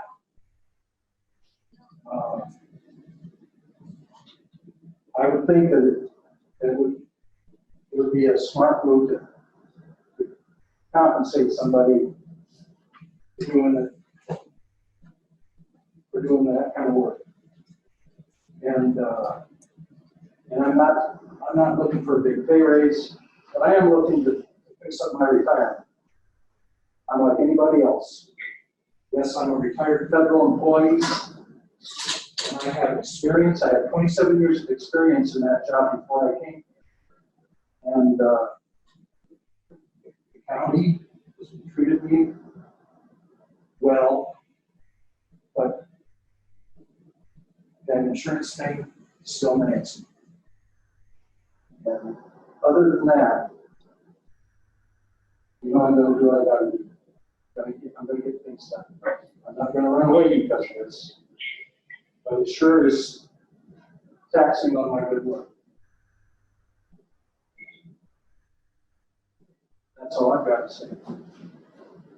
Mike, actually the county set a precedence, like just when Sheriff Jim was here, by paying the cell phone bills for their employees. So there's a precedent set there for paying outside extra stuff, just like kind of what you're doing with your insurance. So anyway, but the only other thing I want to say is that the VA gets a lot of black eyes and a lot of bad press. When I walked into the VA hospital on December 4th, 2018, I didn't know what was wrong with me. That VA doctor, after a few tests, put me in the heart hospital and saved my life. So they can talk all they want to bad about the VA, or I know there's bad apples and everything, just like the bad police and bad mayors, but the VA does a lot of good. You've done a lot of good for me, so thank you. One thing I do want to say about the insurance is this year we did look at trying to pay folks to be on other people's plans and stuff. And we were told that is illegal to do. That if we offer it to one employee, we have to offer it to all employees, the same exact benefit. So we were told we can't do things like that. Well, just is the end, that's all. If you really want to lose this guy over some insurance money, You're not gonna lose. well, good. It's discouraging, isn't it, Mike? It's discouraging. They can throw away money and they want to give everybody else an increase in pay, but they don't want to help you out. You guys got a tough enough battle coming up with everything that happens. I look at how we spend some of our money and it bugs me. And there's other things that we do that I think is really smart. You gotta take the good with the bad, and I understand that. Just, I don't want to throw stones in a public meeting. And if you want to talk to me about it in executive session, I will be more than happy to do that. But just so you know, I still think that if everybody else is getting paid, just for the sake of argument, $600 a month for insurance, then I'm paying that much for insurance. And it's just because it's through the government, you know, because I had a job before I did this, I still have the same expenses everybody else does. So I don't see why it's not right to say, okay, yeah, we know you're paying your insurance. Here's what everybody else is getting. You take care of your insurance with that. I'm not going to give you anything more than we're giving anybody else. And I don't want the money. I want it in retirement. I want it in retirement. I mean, that's right.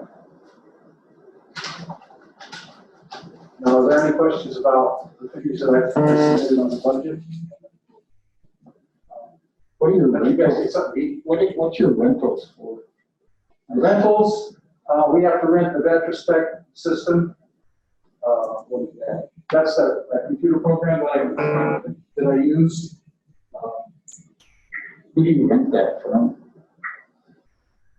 Vetrospect is a group out of Michigan, and it's the system that the state, the South Dakota Department of Veterans Affairs uses. And that's the one that they recommend. And it is a invaluable tool. We don't want to lose that. I don't know if we will be asked to spend any money if we get that. I think we were working with the senior center. Yeah.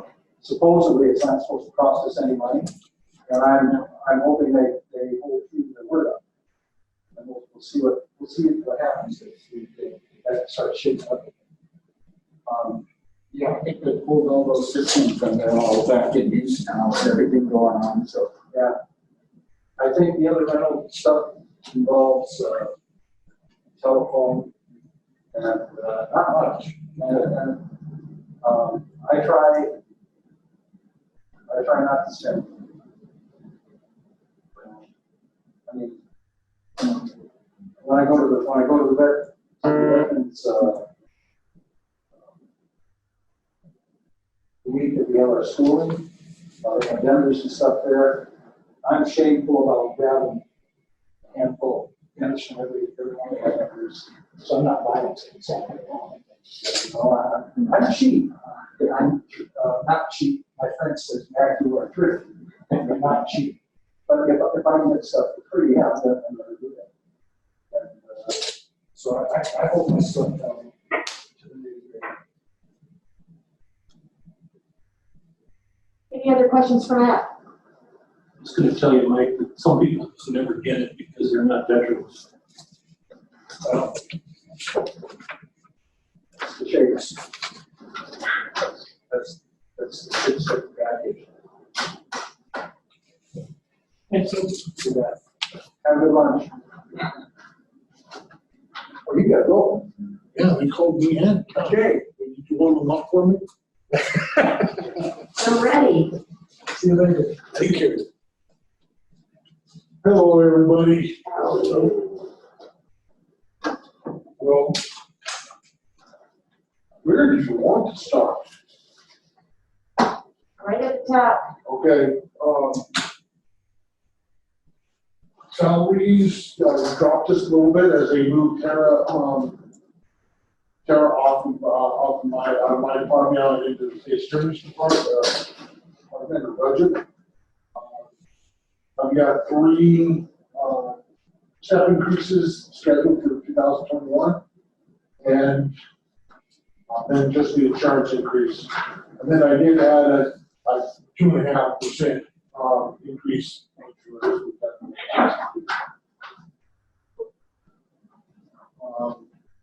Just to kind of, I know that our salaries are high, but just to kind of put it in some perspective, we cover 96 hours a day in coverage, which works out to be, what is that, 3,500 hours a year of time that we cover.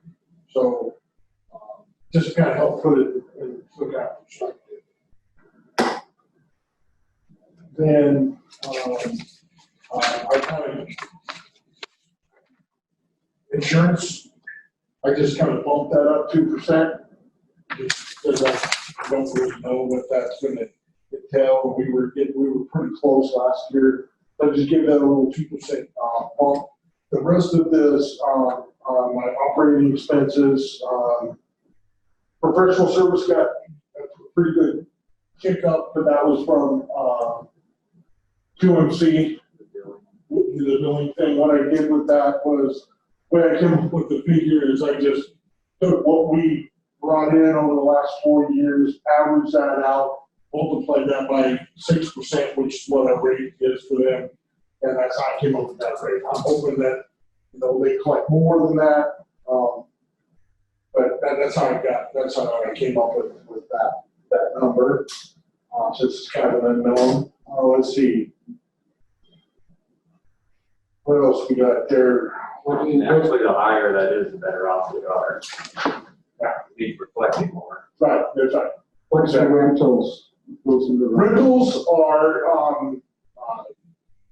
oxygen, believe it or not, the oxygen tanks, we rent the oxygen tanks, our medical oxygen tanks. And then we have leases for the computers. We think second, the building, we have a railroad lease that we have to pay for that. And while you're on that, I have a question. Maintenance on that building, are we responsible, or is the owner of the building responsible? We are the owner of the building. We own that? Yes. I thought we rented it. Okay, there's it's really kind of confusing. There's a railroad easement. Okay. That we rent from a railroad. And that part of that, like if the side of the building, that where would be the south side of the building, that patio area in there. I'm not sure how far that line comes back, but We occupy their basement space. Okay. Yeah. So they own the soil and we own the building. Correct. Okay, I understand that. So, okay, that makes sense then. Okay, and then, maintenance is just I gotta decrease that a little bit. Wait a minute, yeah, I kind of jumped that a little bit because we count our newer vehicles, they are kind of coming off warranty, but the newer vehicles itself, just, we're not spending a lot of money on maintenance other than just those routine gas, oil changes and tires and, things like that. We didn't have to replace a turbo, which is quite expensive, but it's not. So, and then, of course, maintenance and repairs go with, there's some buildings that, I have to have maintenance money for the building and for the vehicles and for our equipment. That we also have money, our maintenance contracts are in there. That's where that's where they've always been. And those are those light pack, the preventive maintenance we have on the cots and on the light packs, those type of things that's in there. And then Supplies, I think we can kind of drop that down a little bit. We were at 106. I don't think we're gonna get any close to that. Although this whole COVID-19 supply stuff that we've got going on is kind of eating it up, but we got money from the government for that. We got money from the ambulance fund, got money, and then the county got money too. So hopefully that will all balance that out. So how that works out next year, I think that we'll be better. What I say, have a better stream of supplies that we won't be, hopefully paying top dollar. Hopefully the prices start coming down when the demand drops a little bit. So although we won't get out of the COVID, my feeling is we won't be out of the COVID until we get a vaccine. So I think it's one of those things we'll be here to stay for a while. Let's see. Oh, travel. I dropped travel a little bit. One of the things the reason that came down a little is I don't plan on sending anybody to conferences. We're going to try to keep our trainings in-house and local. I did reach out to begin enter into an agreement with an online service that will provide all kinds of training for us. So, and that will count. So it was a lot cheaper than I was just trying doing the travel. We get everybody involved in that versus 1 or 2 people. So, and then I did bump utilities by 2%, just because I didn't know that just always wanted to increase those a little bit. And then the life pack deal that we have going on, and then I'm asking for $50,000 in accumulation for new ambulance. 2022. So the 24,000 is for the light packs? Yeah, that 24,777, that's at the light pack. Yeah. Now, I was just gonna say, you referred to the 50,000 for capital accumulation. You currently have 96,000 in that account, 56,000 from 2019 and 40,000 for 2020.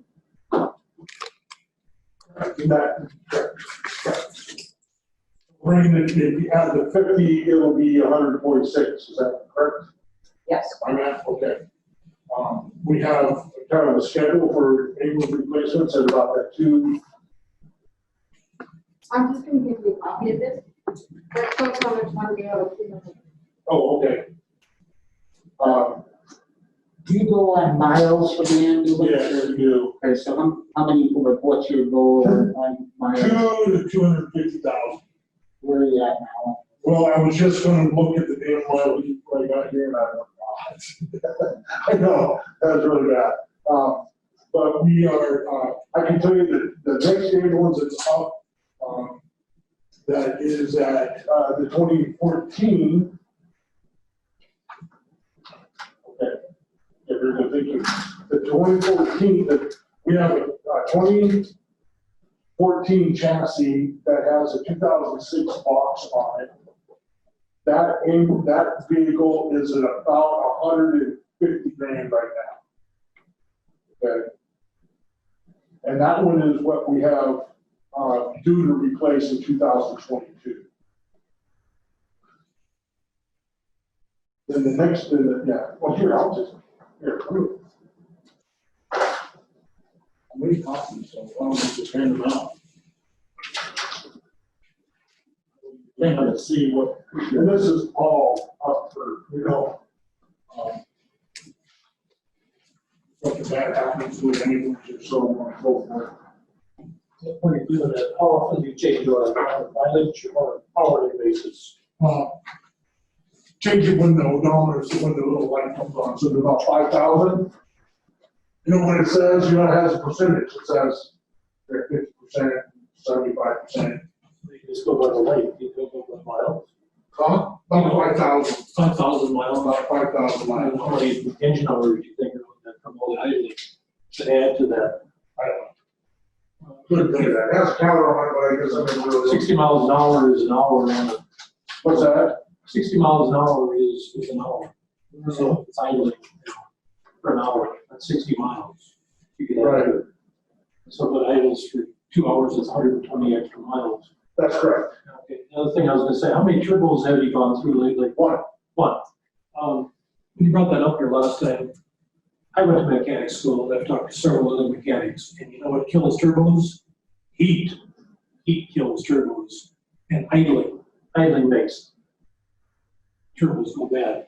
I know there's a lot of idling, I know you can't help it when you're out of the scene, but suggestions that the mechanics told me, somebody get in there once in a while and rev those engines up to about 2,000, 3,000 RPM and get some air circulating through.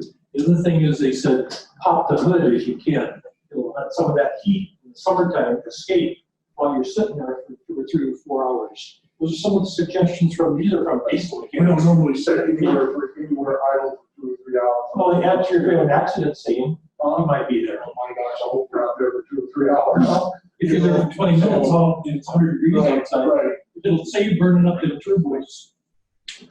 Even mechanics I talked to, not somebody else. You're not a mechanic. I went to mechanic school, but those were expensive, those turbos, you know. And when they sit there and idle, they burn up. So, just trying to help out, save some money. Because nobody wants to save any money, it's spending like crazy. Okay. Let's kind of rifle through that.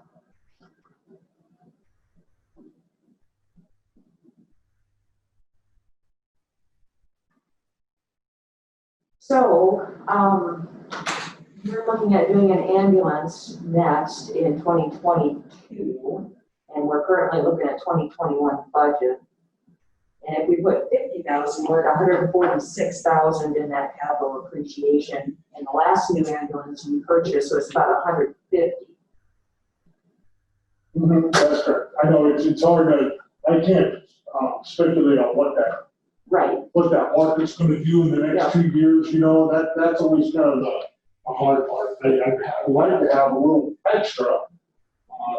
I don't want to use the word extra, but I'd like to be more to be able to, because it's open, you know, it's a closed bid situation kind of thing. So I think that we will, I don't know that for a fact, because, you know, we're 2 years away, but we're right now, we're mounting this next one, which will be less than a brand new one. However, the way the darn chassis are going up so quick, you know, you don't know what that's gonna look like in 2022. So, but that's just my little spill. If you decide to do something different, we have 2 years to work through that. Right. You know what I mean? Yeah, that was what I was considering. Is we got 2 years to get that dollar amount there. Right. You know, and I think if we can remount that 2006 box, you know, because that 2019 you're referring to, Sherry, that is including the box, right? Because you bought chassis and a box at the same time, that 148,000 was for both. Yes, it was a brand spanking new. So if we reuse that 2006 box, which I think if we possibly can, we should, it's gonna be significantly less, I hope, than 150. Right, and just to, look at the aero manufacturing, the guy that owns that has received the bid each time. He said it's going about 20,000 less. That's kind of the number. Now, whether that, you know, it's 15,000 less than 2 or more than that, but that's what. So, and we did get a good buy on this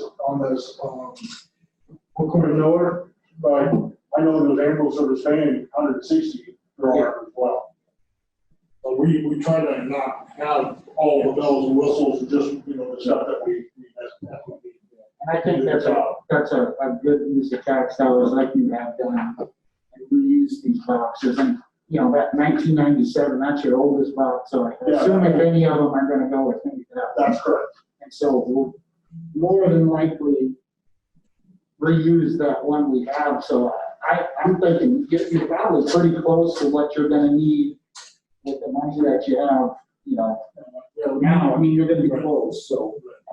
And we can, I know I hate to putting away, just a thing, but, you know, when it comes to that budget year, we can risk not having that and just budgeting what we need, you know. That's too bad, but that's what you guys get paid the big bucks, you make those decisions. If we would put, say, 30 in this year and 30 in next year, you'd still be, I think, more than you would likely need, even 25 and 25 for this year and next year, I think you'd still be there. How does that normally work, like, let's say Arrow or McCoy? Do they handle the dealing with the chassis? Or do you purchase the chassis from? No, we get the chassis from them. Because they have a corporate, so their chassis is a little less expensive than if we went down to North Carolina. So it's a package deal. Right. Do they ever finance your that? We had financed once many years ago. It was back when, not this commission, but the commission before that, we financed. And then at the end of the year, there was some money and they just ended up paying it off because that way they didn't have to finance, so pay the finance. So, yeah, but yeah, you could certainly do that. Just curious what their rate, I mean, with rates now, it almost makes sense to finance something. I would go, yes. It's future maybe we'll look. Okay, yep.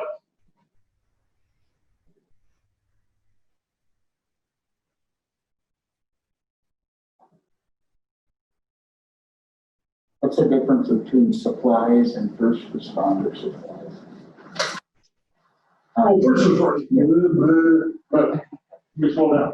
The first responder advice is at the end of the year, we give all the first responder organizations $1,000 to help the supply their disposable equipment for the year. They can use that money to put gas in the tank. They use that money to buy a piece of equipment that we're not giving them. You know, I've had people some don't buy one of the really expensive suction. They'll use that. That's what they use that. AED, if they need to purchase an AED, so that's what that first responders play is. It goes to, like, give me an example of first responder. Like it'll go to Gayville, first responders, Baldwin first responders, Irene, first responders, Westerville, and Lake, first responders.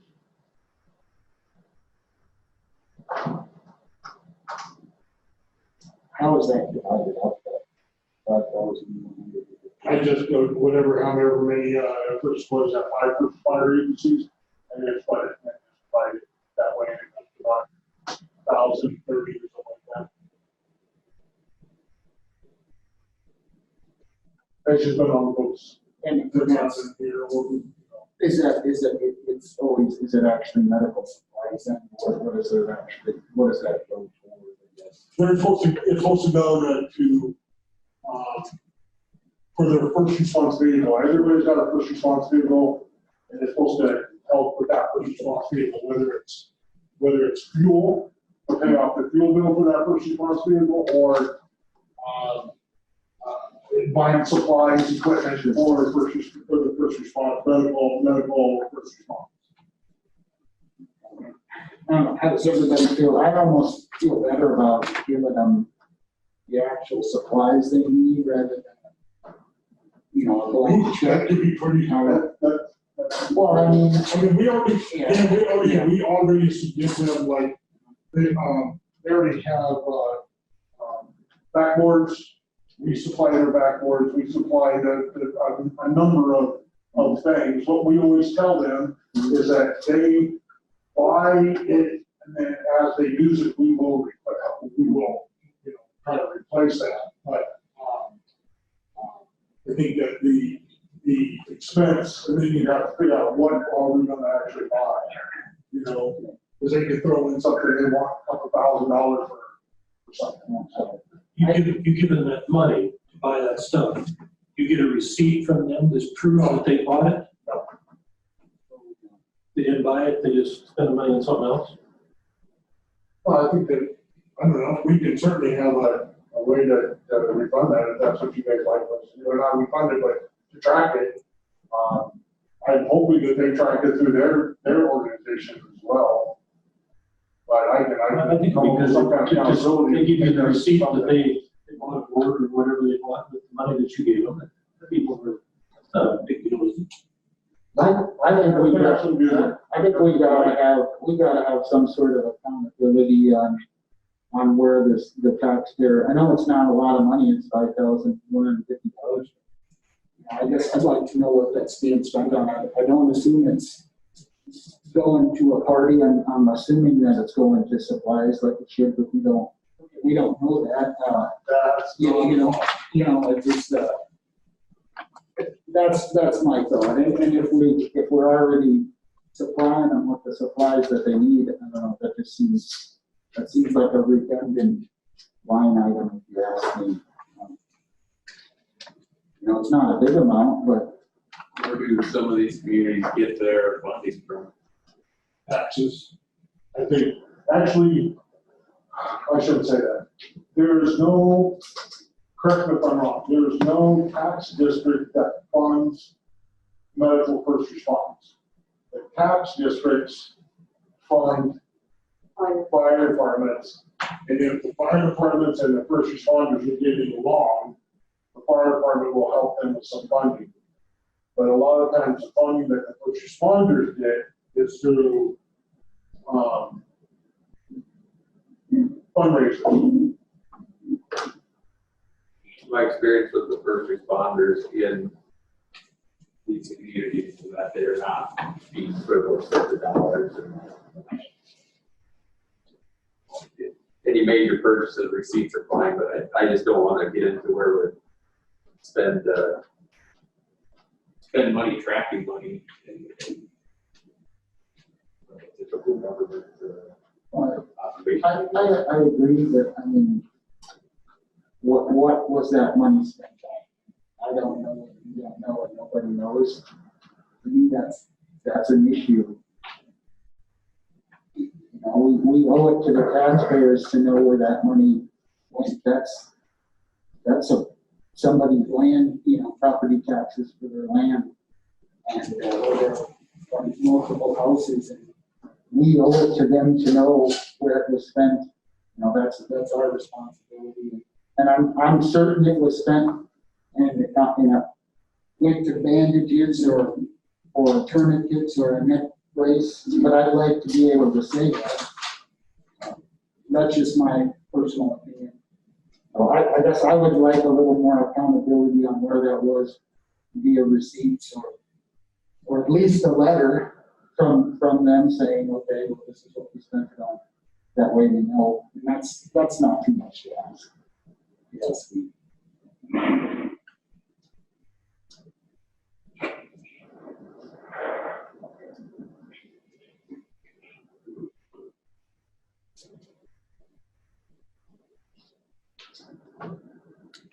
Any other questions for Steve? Oh, he's here.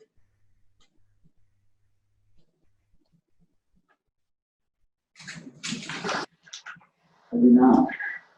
Thank you very much.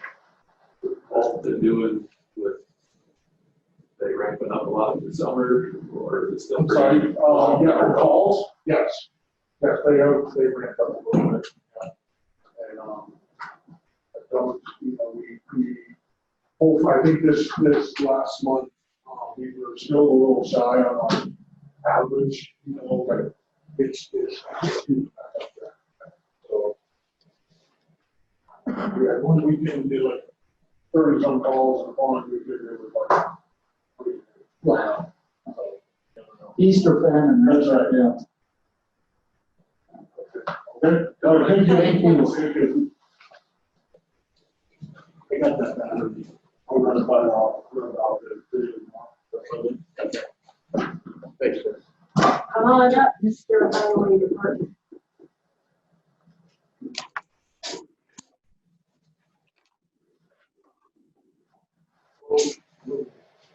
Nice to get in and out of the heat. I assume it's hot outside.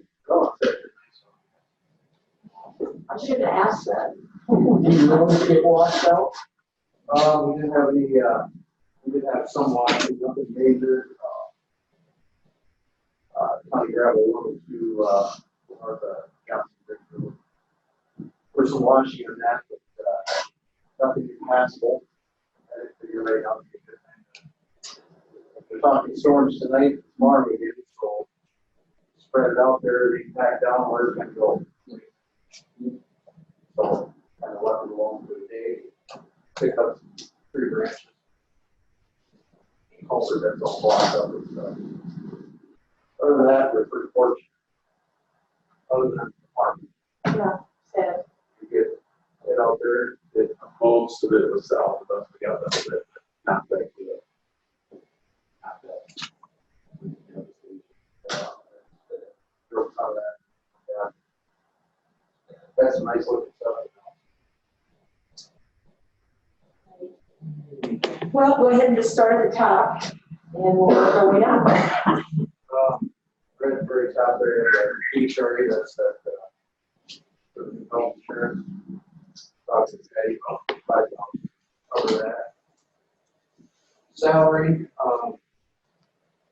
not saying we're getting 2.5%, but I increased it by that, not knowing exactly what we're going to do. So that's for mission and site. Social Security, that's just up a little bit, from 4,569 to 4, down. I compare last couple of years to what it is now, because Medicare helped just a little bit. Now nothing major there. These calculations I use are the ones I think. You should all do the same. Comparative up a little bit there. Workman's comp. How do you know what's going to happen? Looking at go back in 2017, spent 47,000. 2018 was 38. Last year was 34. So, down for 5% from last year. Sure, probably there. Hopefully, probably there. Group insurance, 148, 541, 25.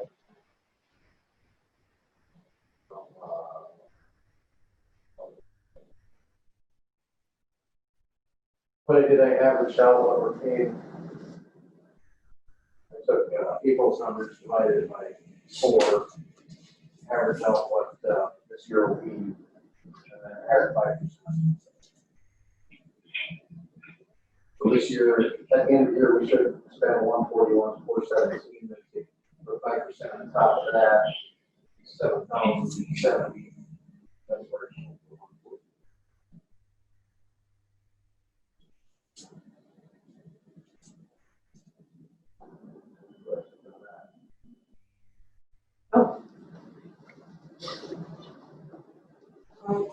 Mike, you might take the mic. There you go. The mic. Alrighty, operating expenses, insurance. So this year we paid $60,565. I have in the budget this year for $55,000. A little short on that.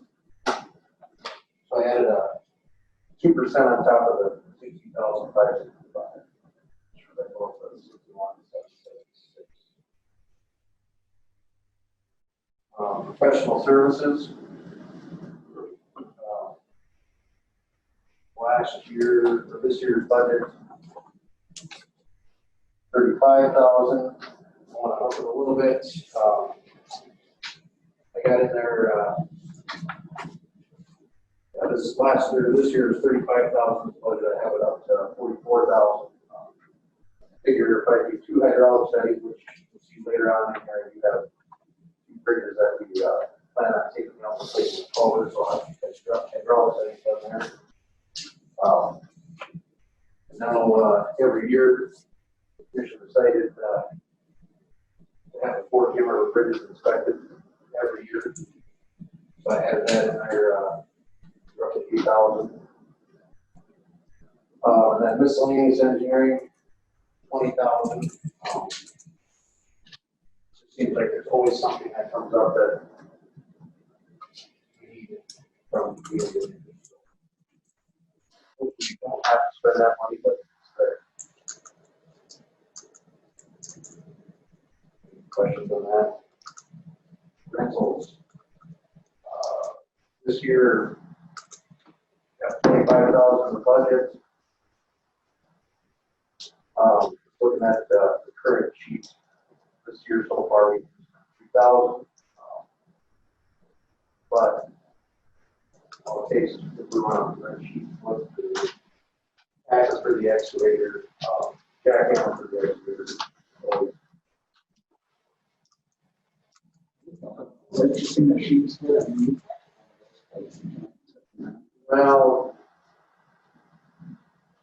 the one that we did rent, I looked at last year, what it would cost to purchase it, talking around 55,000, 60,000.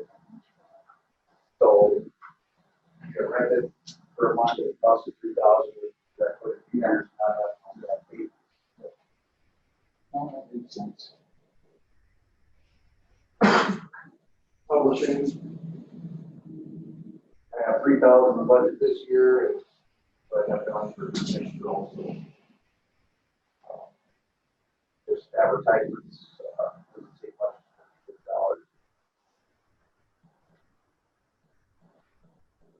Repairs, maintenance. I have truck tires, motor grade tires, oil, grease, filters, brakes. Last year we had a engine, one of our trucks go down. 30,000 budget. I know that's a little on the high side for the engines that we have, but definitely cover it. Truck transmission, 6,000 for that. Well, we put it in ourselves, it's probably around 4. But there's always little added expenses, we might fly a little. Shortened or whatever.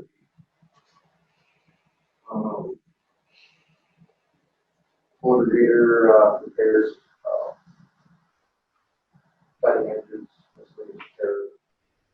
I am up from 130 this year from 190. Just for the fact that we do have equipment that is getting older. Things happen. We have a truck right now.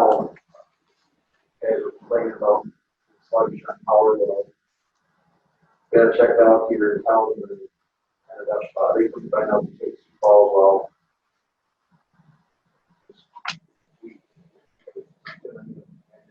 Hopefully it'll get us through this year. Any other questions on repairs and maintenance? Yeah, like you said, I mean, that's a pretty significant increase in the budget from 110, 130 last year to 190. All it takes is an increase in pay. Sure. Well, I understand that, but How many miles were on that truck that the engine went down on? From last year? Yeah. I want to say, I'd have to check it. It's over 200, 100. The way you gotta look at our trucks though is they're stop, go every 5 to 6 miles. Was it kept coming on Detroit? ISC, already, this is a 206 horse. That thing's working well over Which one do they hold? 22 horse, and we do, might sound ridiculous, but we do oil changes every 2,000 miles. You got 1 or 2 filters? 1. 2 quarts, you said? 21 or 22. Truck's about 10 gallon. Right? Well, it's just a little ISU. How often do you change? Every 3,000. Every 3 times. That's better. A lot of engine hours on. Well, doesn't seem like a lot of miles, right? We're not sure where to go. Use synthetic oil. Oh. No. 1340 volts, not better. Do you guys do like preventative maintenance in the morning before you use it? Every day, that's the first thing they do. They gotta do the pre-trip inspection, pump the tires, check the oil, check the fluids. The only thing they don't check on a daily basis is transmission or rear ends, but every service that stuff is checked.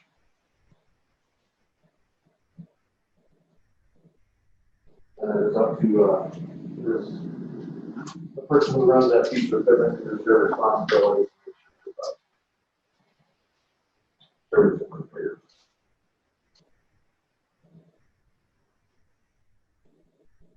Any other questions on that? Supplies. Supplies, I have asphalt patching, just your regular yearly blowouts, patching to get ready for chip seal. I'm real shy on that. I have 144,000 figures for that. Next year we're chipping 48 miles. So anyway, if you buy that out in tons, that's only 41 tons per line, which is only 3.5 truckloads per line. That doesn't mean squat. But I know not every mile will be. So I kind of figured some miles we might have 3 miles to patch up. So we might use that elsewhere.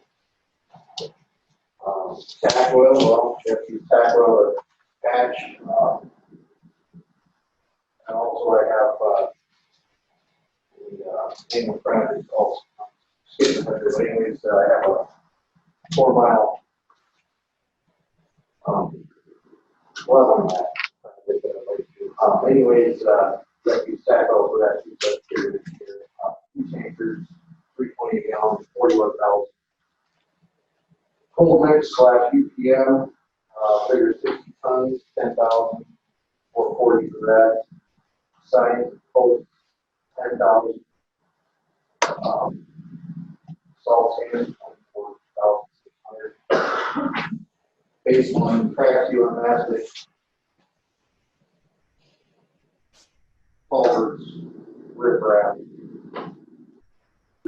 All that stuff have budgeted for 5,044.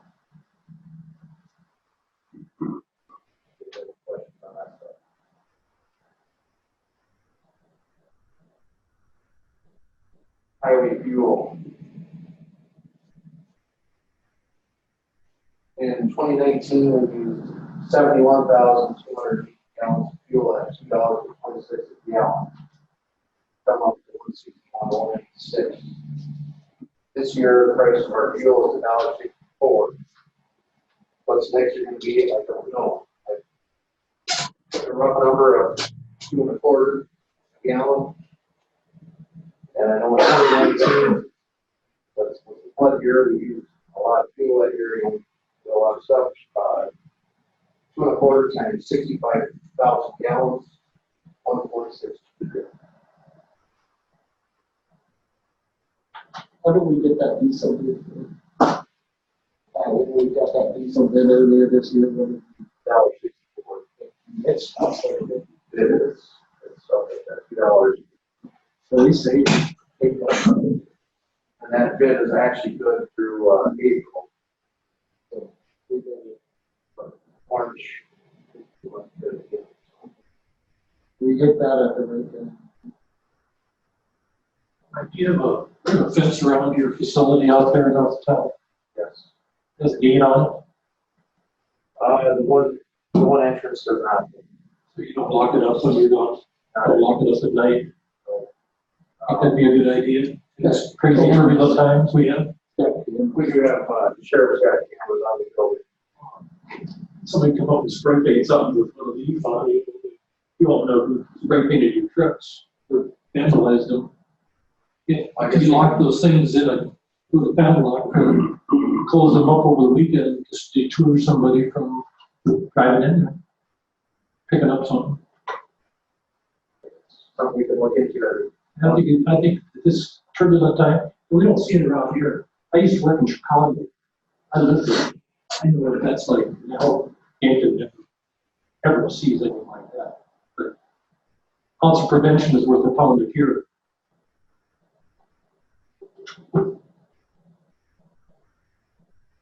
Probably not the worst idea. Did you used to have a gate on there, just gate down or? Yeah, motor grader wide develop. Yeah. Maybe that would be not the worst idea to get that. Add it to the list.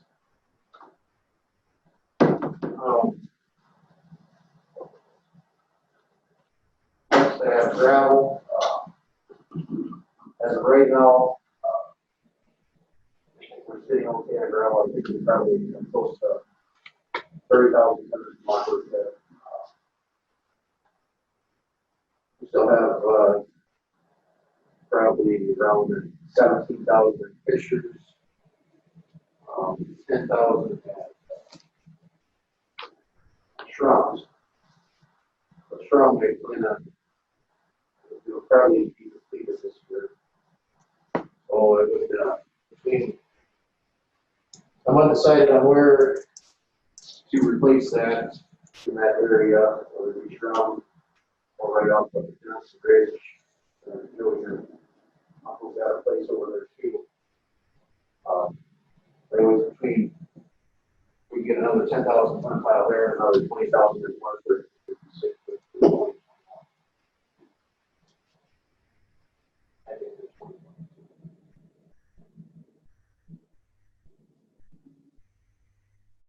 The gravel, we paid $5.95 a ton last year. Average 6.25. The other pits do also be smaller. Any questions on that? Asphalt, mill and overlay. So when I turned this in, I had was undecided on filling up Midway Road this year or next year. At the time, and in my head that we're going to do it next year instead of this year. So I do have $192,000 for that. Our plan is to do it this year. We could actually take that out of there, or we could leave it in there and add more. Below that, I have one with this 4 miles of a 1-inch leveling mat at 280,000. We could add another couple miles of that in there if we would keep that the same. I guess that's what I would really push for. This is all an annual project. This is Asphalt. I'm sorry, jump the line there. Yeah, this is down towards the bottom, second from the bottom on the operating expenses. Gotcha, 472. Yep, 472, 188. So do you feel that that road needs to be taken care of this year then? Yes, we'll, there is a plan, we'll take care of it this year. So like I said, it'd be great if we could keep that 472, 188 there. We haven't gotten to it yet this year, but we're going to do an 050. I feel will be a good, positive direction to go. I feel public will like it. We're going to ride 100%. No, but it's going to ride 75 times better. You know, we'll gain 100 years of life out of that.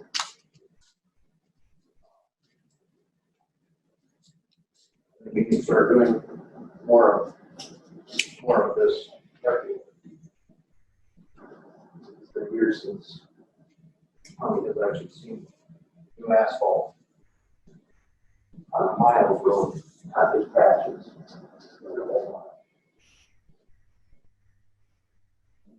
Any questions on that? So that 472 had milling Midway Road, so pushed after this year, and then just leaves that 472 as that, and use that for that overlay. For more overlay. Okay. Like you said, I gotta watch spending on that overlay on the old 50 this year. It'd be great to do the whole thing. I don't know if it'll happen. My goal is to get from 448 to 444 then. And next year, to finish going from 448 to 451. And then also it would be great if we could go all the way to Bowman, and that whole area around Bowman. All the way to Bowman. It would just be working north with that. You know yourself, I don't know if you guys drove much up north, but 448, 444, 452, everything north of 46. So that it needs some attention. This year, before we started trashing, Adam and I went, took a John Deere digger and drove the roads up there, drove all the roads up that patch. And it's depressing how condition the roads are in. And it's one thing with this chip seal, do not give up on the chip seal. We have to keep on this 45 to 50 mile rotation if you want to get on top of this and stop the bleeding of the roads busting up. I know it probably looks bad, chipping over some of the roads that we are, but we're trying to seal, we're trying to save them, trying to save what we have, we can improve it. That's my plan, yes. Well, roads don't wash away, do they? No, well, depends. That's my complaint about grading up roads. Grade them up and they wash away.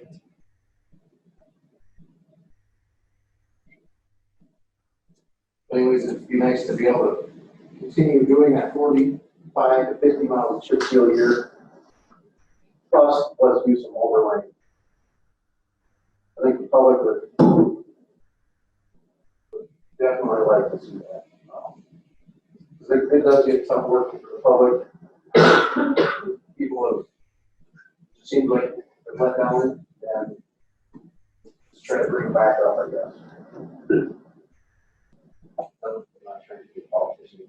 Yeah, you running for office? No. That's my goal, Mike. It sucks, you know. That catches, I'm sorry, but that catches a lot of help.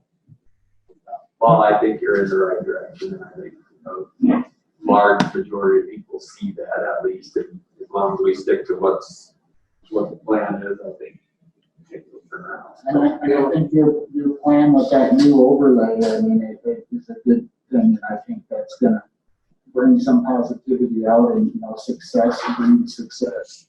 And just like you said, it's been a lot of years since there's been any large scale paving project, and it is a step in the right direction.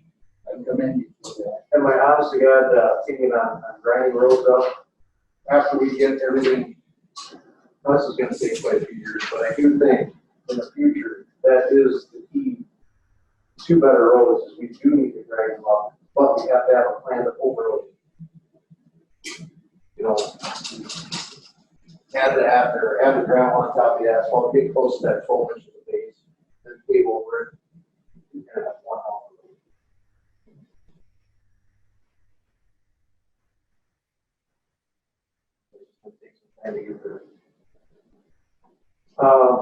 Sorry, I was jumping around there. Travel. Last year we had 2,500. Kept it at that. Didn't do much traveling between last year and this year, anyways. But this year I went to the asphalt conference here. the spring superintendent convention, that got canceled. We'll see what happens. Utilities, 30,000 last year. How many, For this year, I mean, how many phone lines do you have up 3. there? You still have those stacks on? We still have facts. When's the last time you sent? We do get facts from them.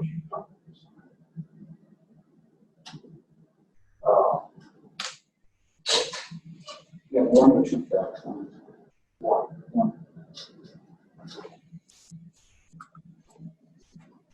But looking at, I don't have it with me right now, but looking at what we have left for this year, if I remember right, 13,000 left for this year for utilities. So I did up it to 32,000 for what the increase is. I guess I have to look at phone, water, electrical, see where it is. Annual projects.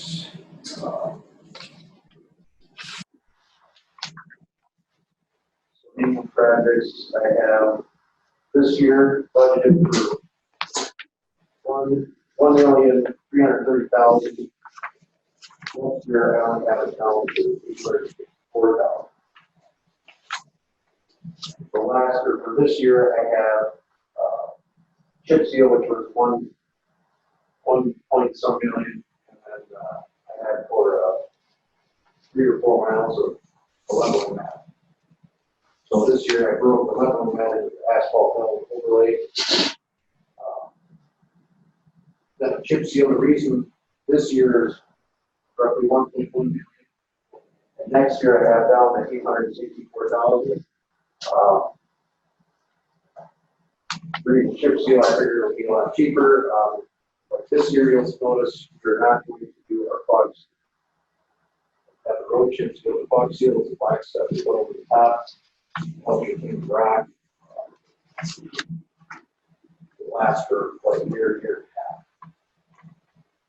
I figured if anything, cut that. It's more of a cosmetic. I guess I'd rather seal the road up and try to.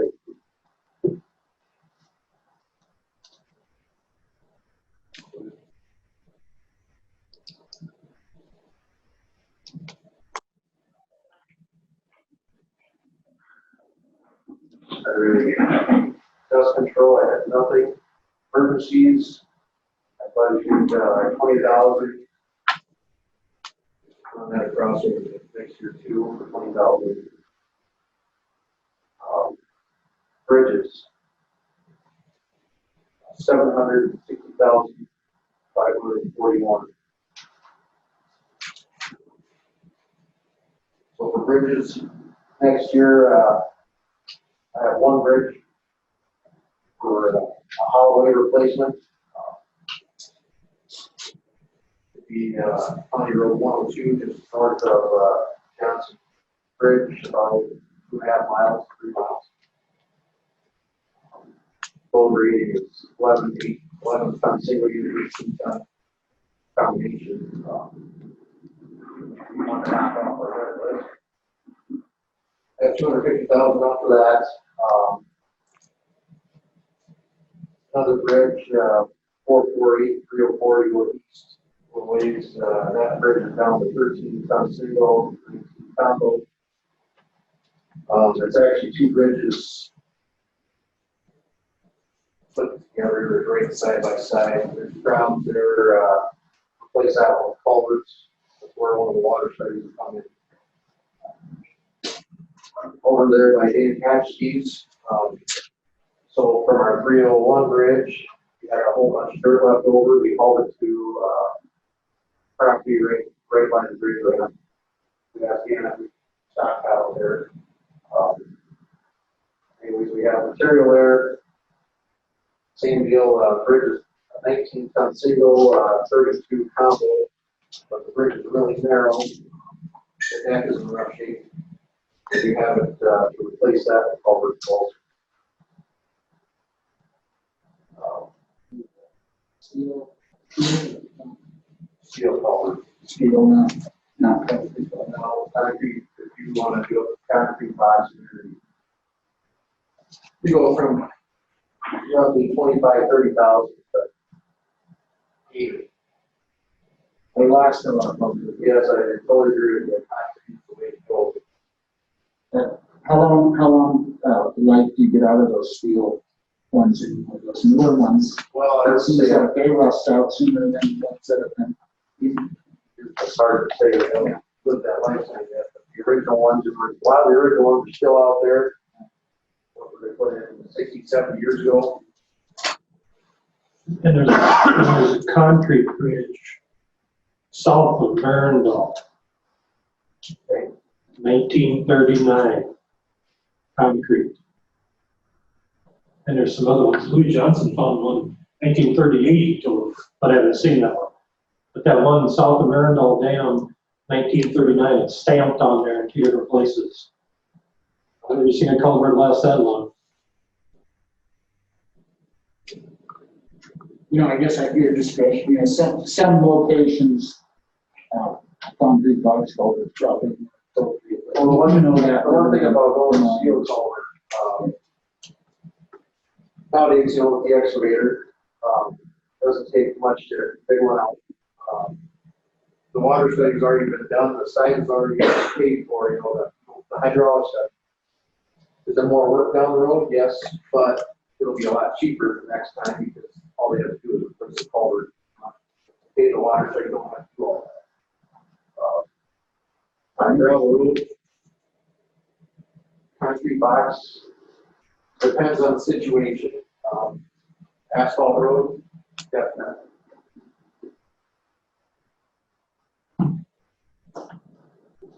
I can agree with that.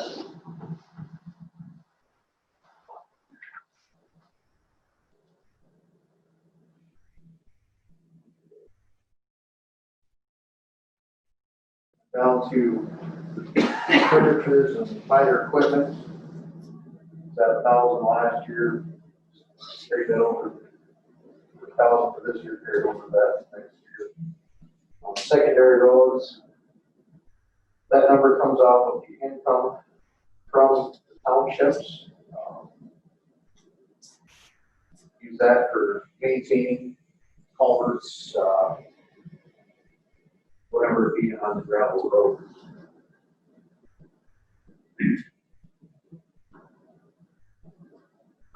Total budget, $4,895,000 for $895,369. What percent of the county budget is that? You know? Of the Yeah, the overall county budget? Yeah. Perhaps what our overall county budget is, what, roughly 12 to 13? 14.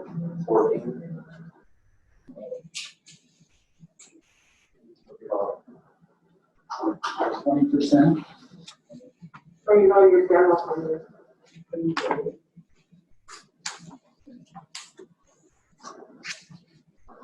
Mike, this is Don. We talked about having several $1 million worth of trucks and equipment out there, and need to establish a consistent replacement plans for that equipment. And we talked about possibility of new grader in the coming year. I personally think if we keep pushing replacements back on all this road equipment, we'll have a tough time catching up, and pretty soon it'll show up in the repair bills and in getting projects completed on a timely basis.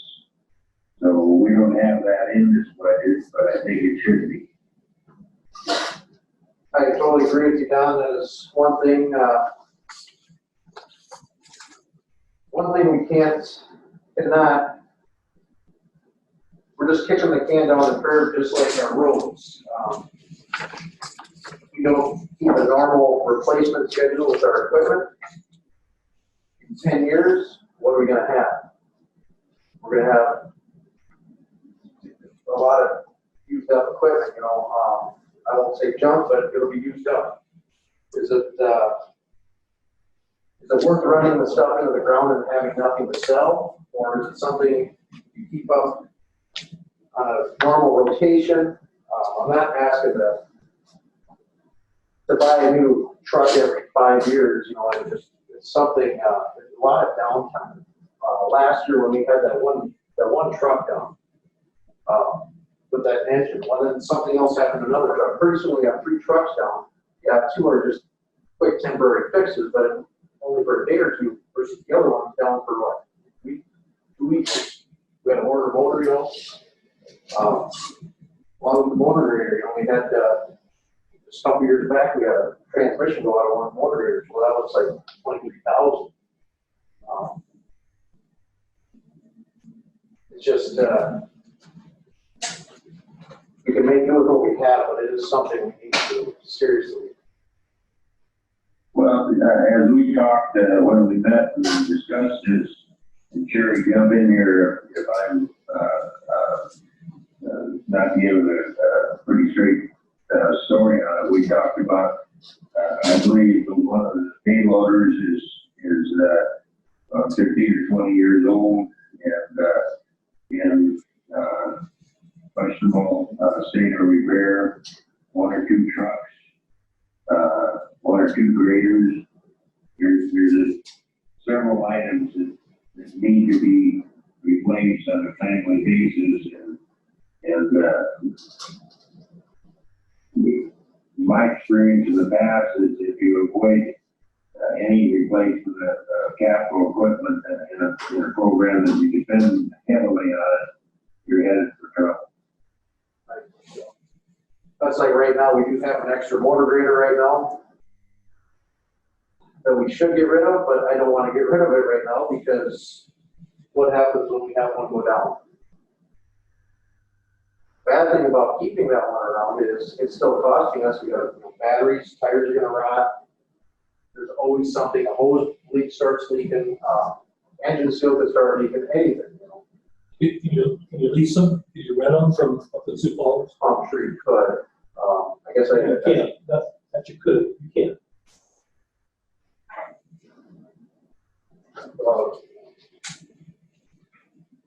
I'm just going to show this picture. Nobody believes me ever, but here's a picture of the 1939 bridge up south of Marindell Dam. It's concrete.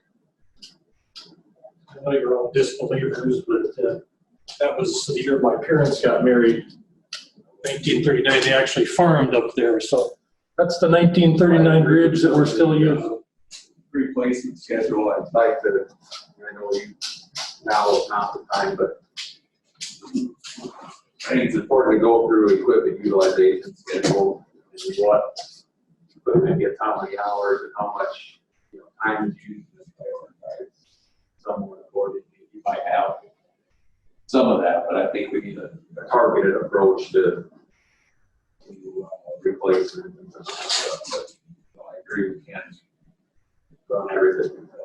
You want to take an approach similar to how we do emergency management and the ambulance, where we set aside, a certain dollar amount in a fund for capital outlay purchases. That might be the best way forward. I mean, we could say we're gonna buy a road grader, but if we need a new truck first or something else, that might be a better strategy. And I don't know what that number is with the amount of equipment.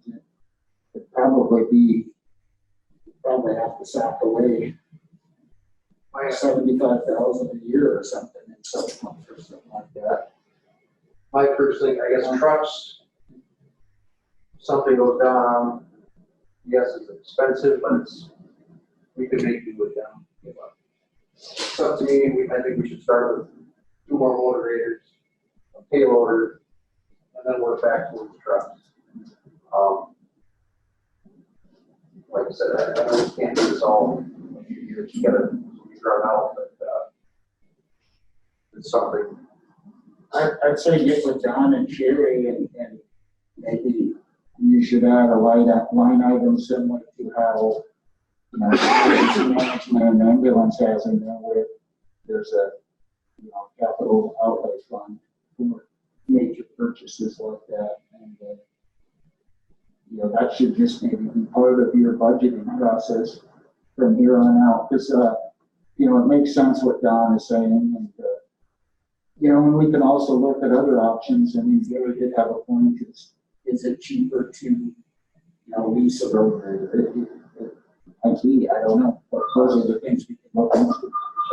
Yeah, exactly. Yeah. I just want to interject something. When TransCanada built the Keystone pipeline through here, I worked for them. There were 5 companies that started on both ends and the middle. Every company didn't bring their old equipment. They leased every piece of equipment for that year and a half. I'm not saying that's a solution, but you can rent equipment. You can lease it. You know, you'd have to check into it and see if it's cheaper or not, but there's always other options. You got to think outside the box. So if we do move down the path of capital outlay, and I have absolutely no issue with that whatsoever, I would forecast, if you look at the ambulance, we were looking at 40 or 50,000 a year, and they only have ambulances. Emergency management, we were looking at 20, 30,000 a year, and they just have trucks. So when we go and look at a fleet of construction equipment, we are looking at probably 200,000 a year to put away every year. Yeah, I don't think it would be that.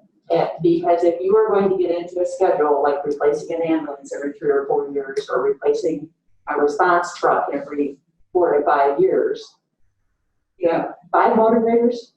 Well, 4 we should have. See, I think Three. Well, we have 6. We always have 6. Okay. But 3 newest ones go down to, we keep getting rid of the oldest 3. Right. So by the time we get rid of the new one, it'll be, back in the day, we were on a 5-year rotation. Every 5 years, we get new motor graders. So by the time we got rid of the motor graders, they're 11 years old. Right. So if you even go to a 4-year rotation on a $400,000 piece of equipment, that's $100,000 a year just for motor graders. And then we have payloaders, and we have trucks, and I think you gotta take a different look at it though, and I get where you're coming from, but we have to have an ambulance that works. If we gotta pick somebody up in an ambulance, so people die, that's a big deal. And I hate to say it, but if we have a gravel truck that breaks down, it's not the end of the world. We could tow it in and get it fixed. If we have a road grader that breaks down, it's not the end of the world. And that equipment is made to last a little bit more. So I think, you know, we have a payloader that's 20 years old it needs to be replaced, but it's still 20 years old. Actually, we have a payloader that's 1981. Is it a Fiat? See, I mean, but that stuff's made to work. So I get what you're saying, Sherry, but I think we could have maybe a more relaxed schedule. I agree, it probably needs to be 75 to 100,000. I agree with you on that. But I think that the consequence of a piece of equipment breaking is less of an issue as life or death than with the ambulance or with emergency management. We have to have those, we have to have the ambulance getting somebody to the hospital to save their life. You know, a truck, you know, can go a little bit longer, in my opinion. I mean, You know, the thing about leasing and renting, when the pipeline built, I remember they told me that there was one big backhoe, the engine blew up. All they did was they hauled it away and got in a new one. Didn't cost any $30,000 or $50,000. Another one, there was a truck. I know the transmission went out, had 30,000 miles on the transmission, and the 18 speed went out. They took it back, got a new one. No bills. I know leasing and renting is more expensive, but you gotta think about the options. I'll check it. And I think we're really fortunate too, where we have, a skill set where we have people who have the ability to take care of things. I mean, like, how many, you got a couple pretty darn good mechanics out there, do you not? We do have a handful of good guys that, know stuff. And that's a real asset. A good mechanic is worth his weight in gold. They really are. And they allow us to keep equipment a little bit longer, and that's a huge savings. I'm all for modernizing, but I think that needs to be balanced with, we shouldn't just get rid of something because it's old, and I know nobody's saying that. We should use a piece of equipment until it's no longer serviceable, or until it doesn't make sense to be putting money in it and let it pass on. I guess that's my point I'm trying to make. But I do support setting up some sort of fund to start addressing that. And I would think if Joe and Don, Sherry, and Mike want to look at what that would be, and get back to us later, I guess that would be what I would recommend.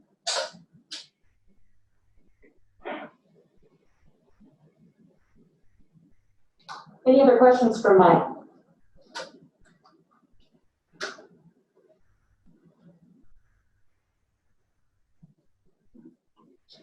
Okay. Thank you. Like I said, the big number there, I know it's a little more than this year, but we want to go in the right direction. I feel it's. Thanks, Mike. Thank you, Mike. All right, come on up. Yeah.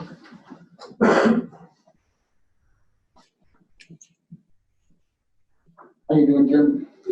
Oh, it's a good year for wheat, isn't it?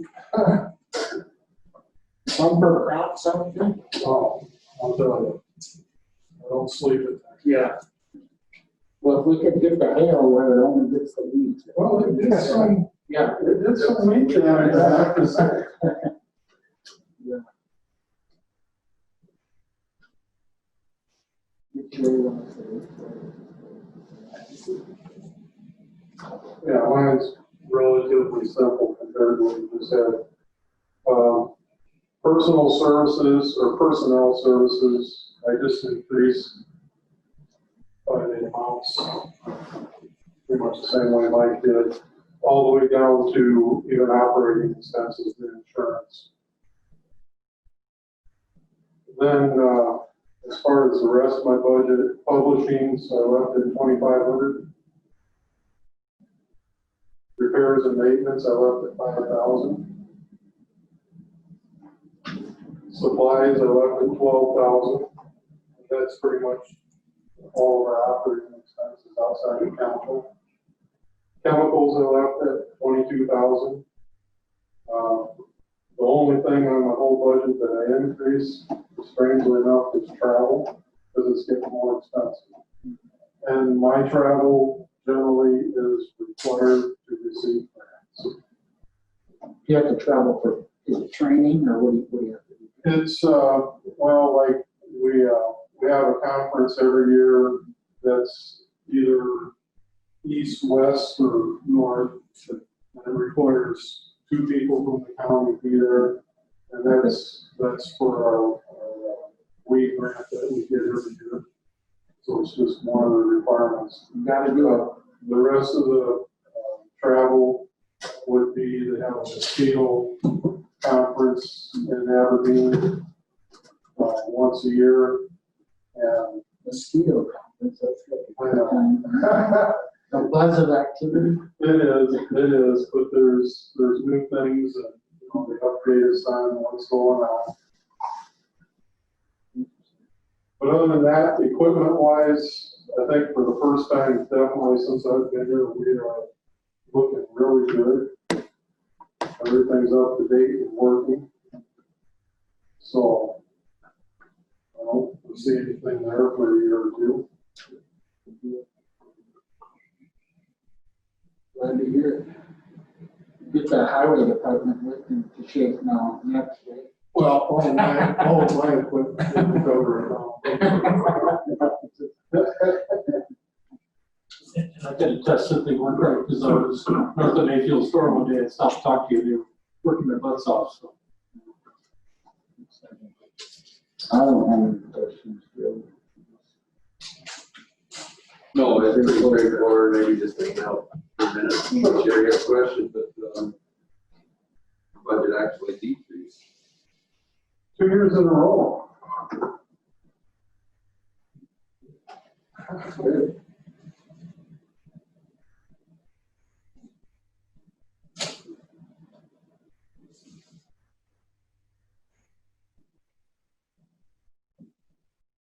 And move through it, travel increased just a few $100, and other than that, everything's the same as it was.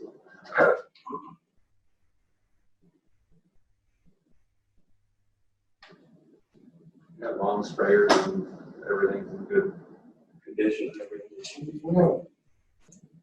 We got better equipment than most counties, but we take care of it. That's the-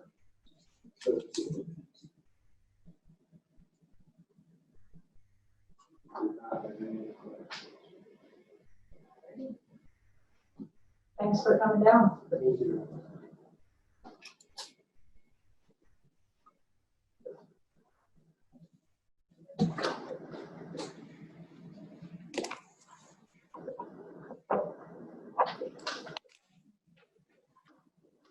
Oh, there we go. Hi, Cassie, how are you? Welcome. You are last on our list.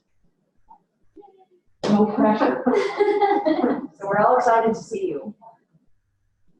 So go ahead and, go ahead, walk us through. Can you tell everybody who you are? My name is Cassie Richler, and I work for the Yankton County Commission. Thank you. Personal reference for our services. 2.5% back, and then as well. Operating expenses.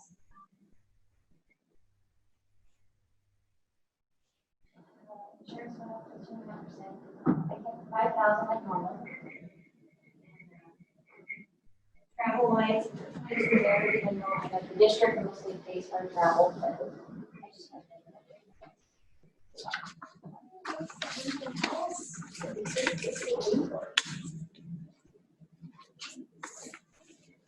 And the 5,000 for professional services, what is that? That's for the true management. That's for the true management, yeah. Methods spent every year. Who is that true? Well, we don't, it technically goes towards like, expenses for.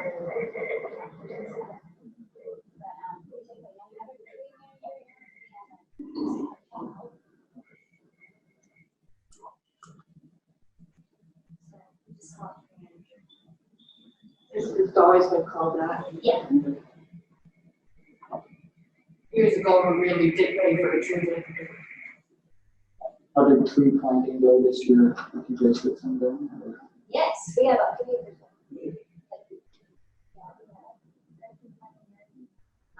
Rationally, forward and 2 years ago. Yeah. How's that drill? And I understand Ryan is new Ryan. Who is the new guy? Where's he from? Okay. Is your office open or is it still closed? Just gonna stop out there and see you guys, but any idea on when it's gonna open? No idea?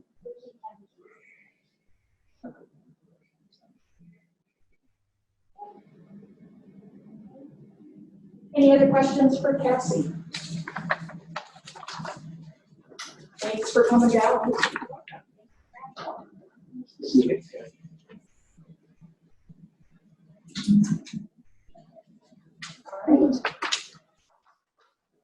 we've stepped through all of the budgets that were presented. When we get down to the end, we have other. Oh, yeah. What was that one? Oh.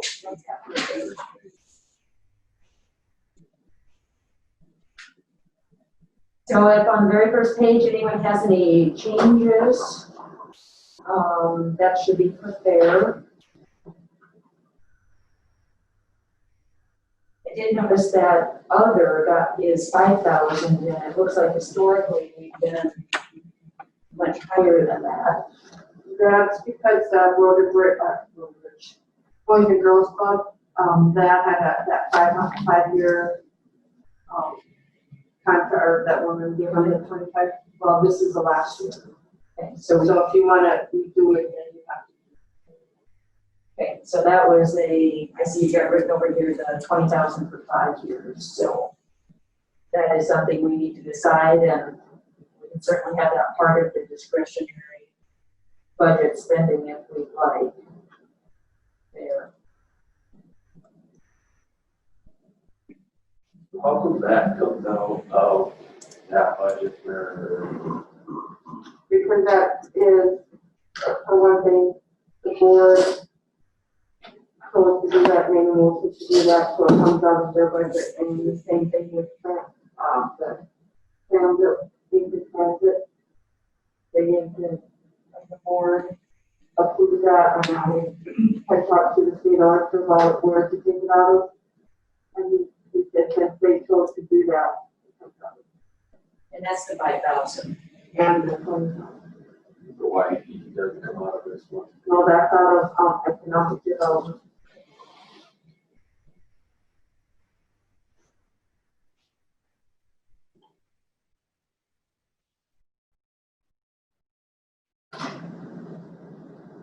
And could I ask you a question on the general fund?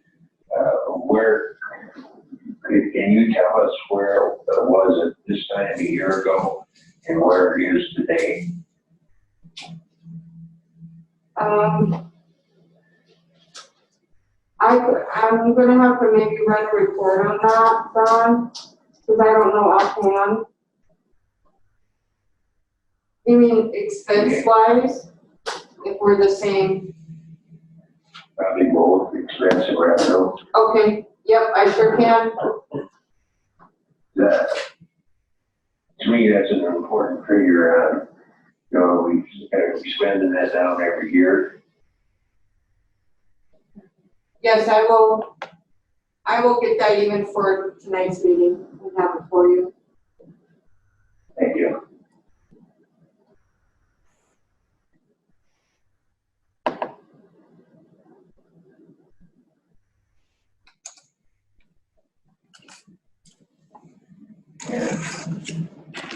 This is probably not a proposal that everyone can endorse at this time. I don't know that I do, but I often thought it might serve our customers quite well if we could put up a entry sign at 4 entrances to the city or 2 entrances to the county, or whatever. Yeah, on signs that says, we support our first responders and law enforcement. They have some kind of a picture up there.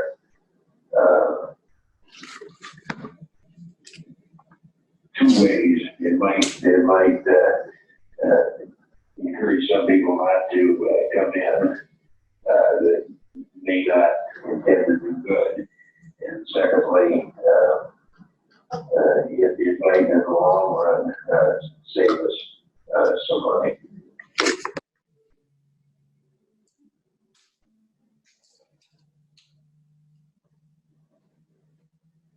I hear everybody saying, hey, that's a great idea. I'm writing it down, Don.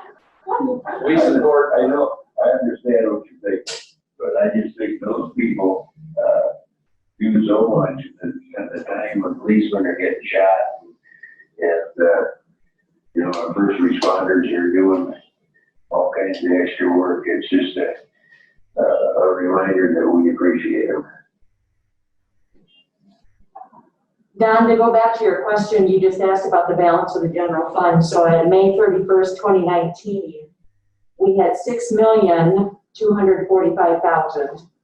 And at May 31st, 2020, we have $6,333,000. So it's pretty close to the same. And those are from the pool cash reports that we approved at our meetings. Yeah. Okay, that's good.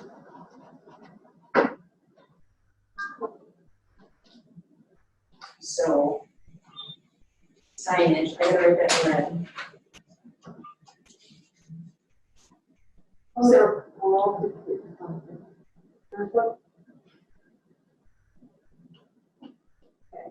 Are you hearing a beep from me? just a small one, it's not a big deal, Don. Okay.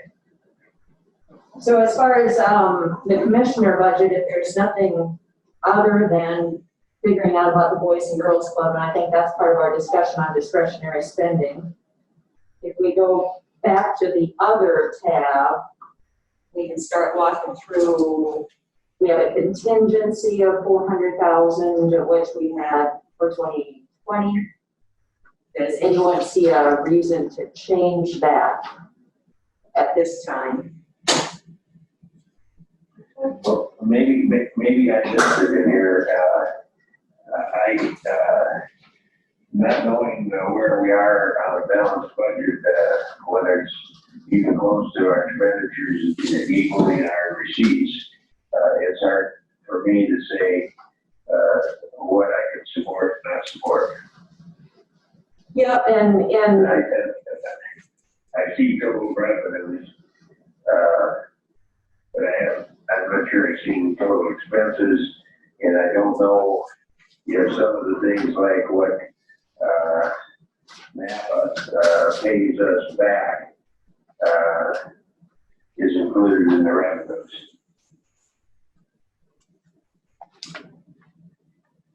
you can answer that one instead. Well, NAPA really doesn't pay us back. I mean, they pay their taxes. And that tax dollars, we'll get, and I'll have to check and see what, we get to keep the taxes on the base value of that. But the rest of that goes to the TIF payment to the state. So I think what Don's probably after is in our current property tax is that TIF money or the dollar allocated that TIF just lumped into there, or is it going to be a separate? No, it's what goes into the general fund, all the other areas, but it's not specified for that total amount for the NAPA, that all of that goes to the state.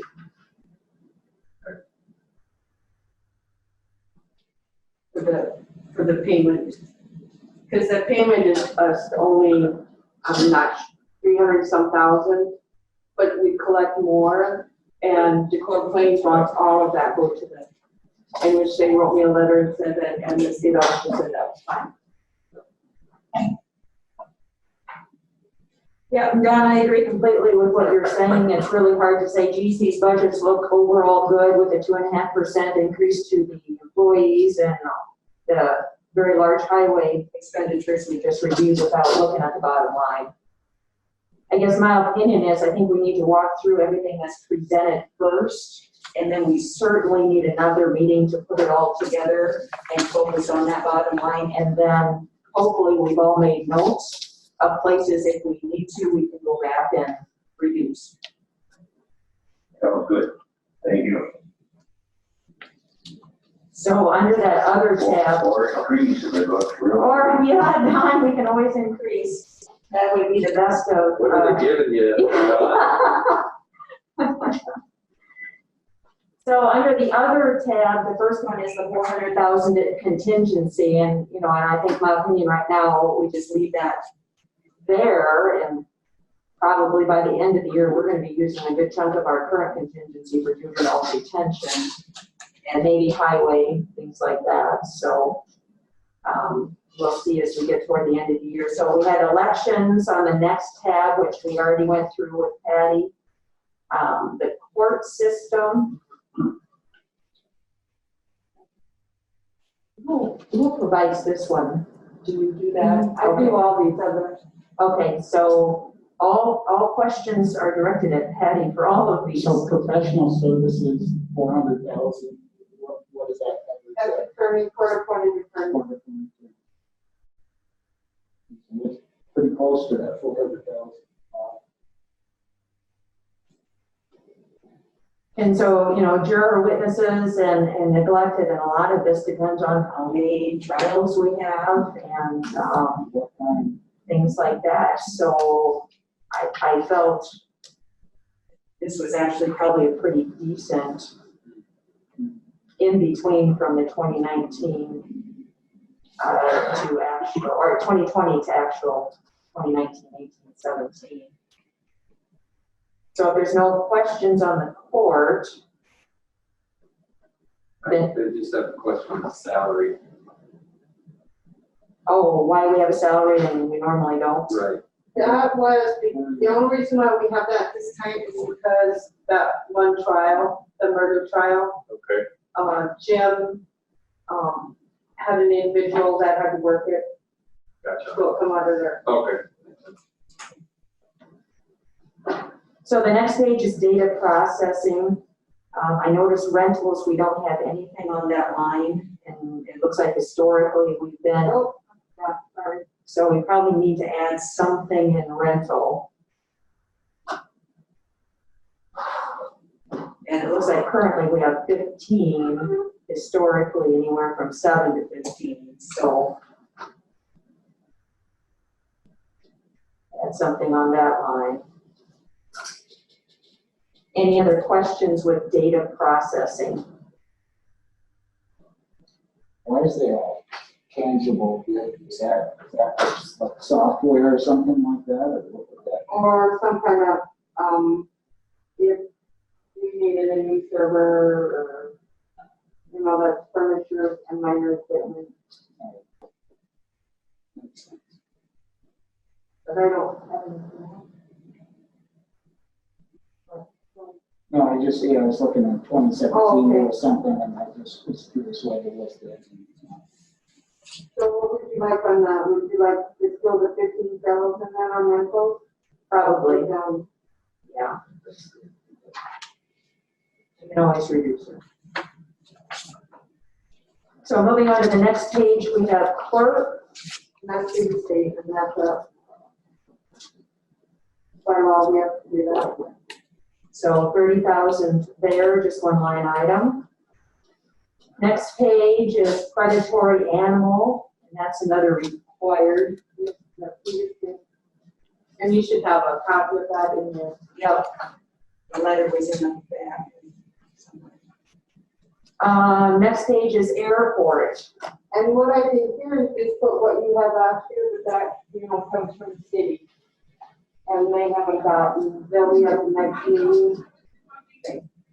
So we'll have more on that. So that will go in with our discretionary spending discussion. We have care of the poor.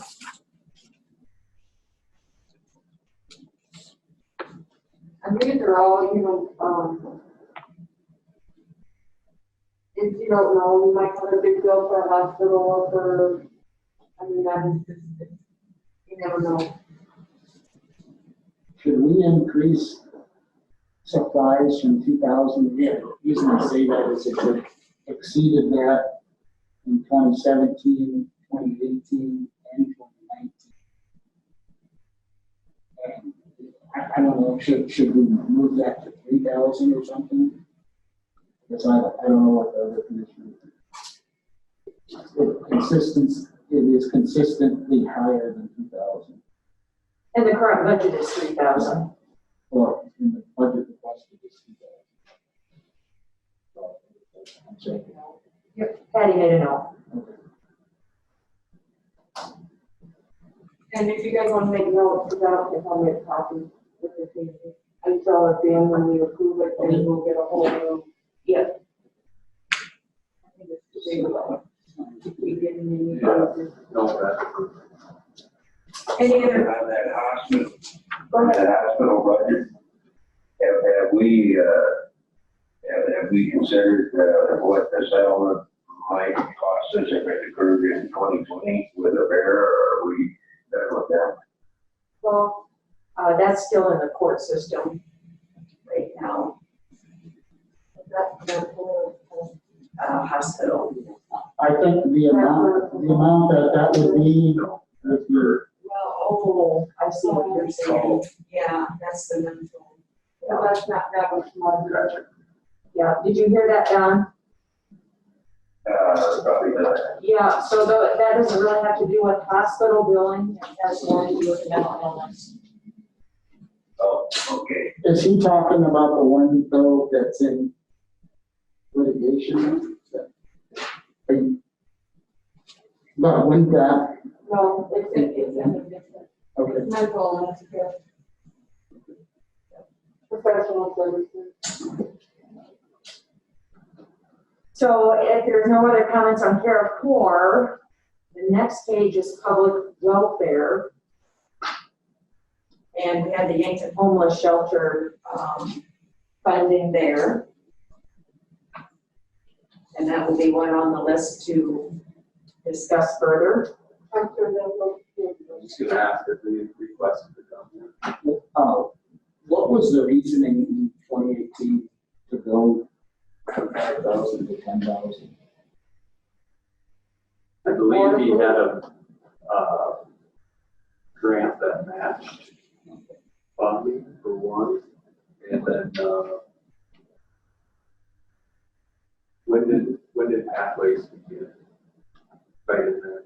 I think their numbers of people served drastically increased because of the new facility and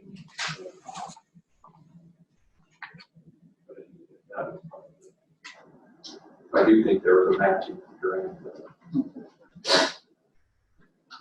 The next page is contact center. You can see the historical spending there, 50,000 for 3 years.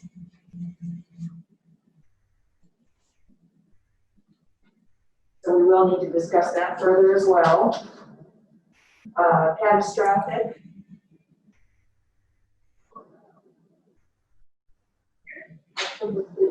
That's from the state, okay. So not much we can do there. The WIC is, we also signed an agreement for WIC services and we get funding for that. That goes in back into the county. So that budget is for pretty much all salary. Next page is mentally handicapped.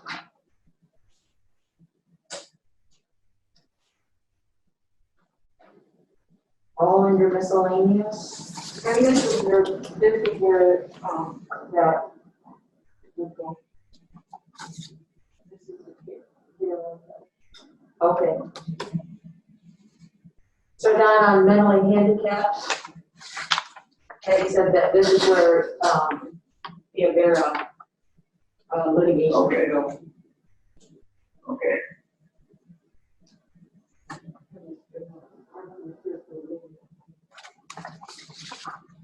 We don't know if it'll be settled in this year or next year. Any reason to change the 100,000? No. All right, next page, mental health centers. So here Patty's made some notes with Lewis and Clark Behavioral Health Ability, Building Services, Aspire, and Dakota Abilities, and there are documents in here that letters from those entities concerning those requests.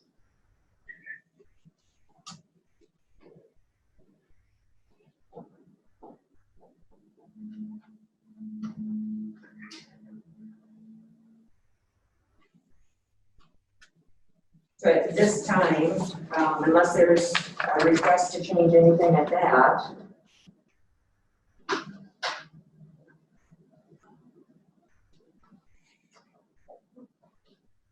The next page is the mental illness board, which has been running pretty consistent. And that's Lucy and Tawanda. Yep.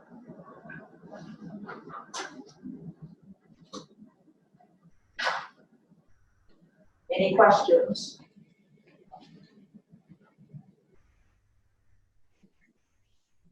The next is the library, which is another discretionary funding. Yeah, and that's what you did in that one. The library will be. On that topic, well, I guess I'll just start here.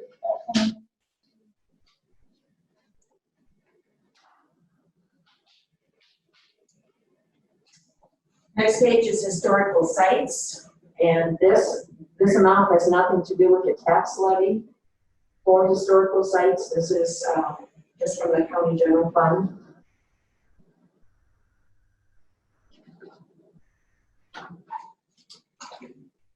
Okay, can we, let's probably look at what that tax levy is currently. For the historical, 5 cents per. That's $1,000. And you'll see what we'll get for that. Yeah. I didn't put this in senior citizen because we changed that last, so I didn't know what amount to put in there. Well, we'll need a fight for the, That's what from the the city, city. yeah. City always does, you know, have that in report. Yep, so senior citizens, we're waiting for the request there. The next is the Drainage Commission, and I think that $1,000 goes to the Missouri sedimentation. Yeah. It's already in. And then you get the economic development, so I don't know what. How come the drainage is spending That's not good, that goes into the sediment, the Missouri River. That's what, you know, it's always. That doesn't go to the drainage. It goes to the Missouri Sedimentation Action. Was that authorized by the county commission or the drainage board? So it has nothing to do with the drainage board. That was authorized by the county commission. Okay, so we have economic development, and that is YAPG. Have we paid our second half? yet? We have not paid the $25,000 that was budgeted yet, no. You have to get a appointment from them, which I usually call them and tell them.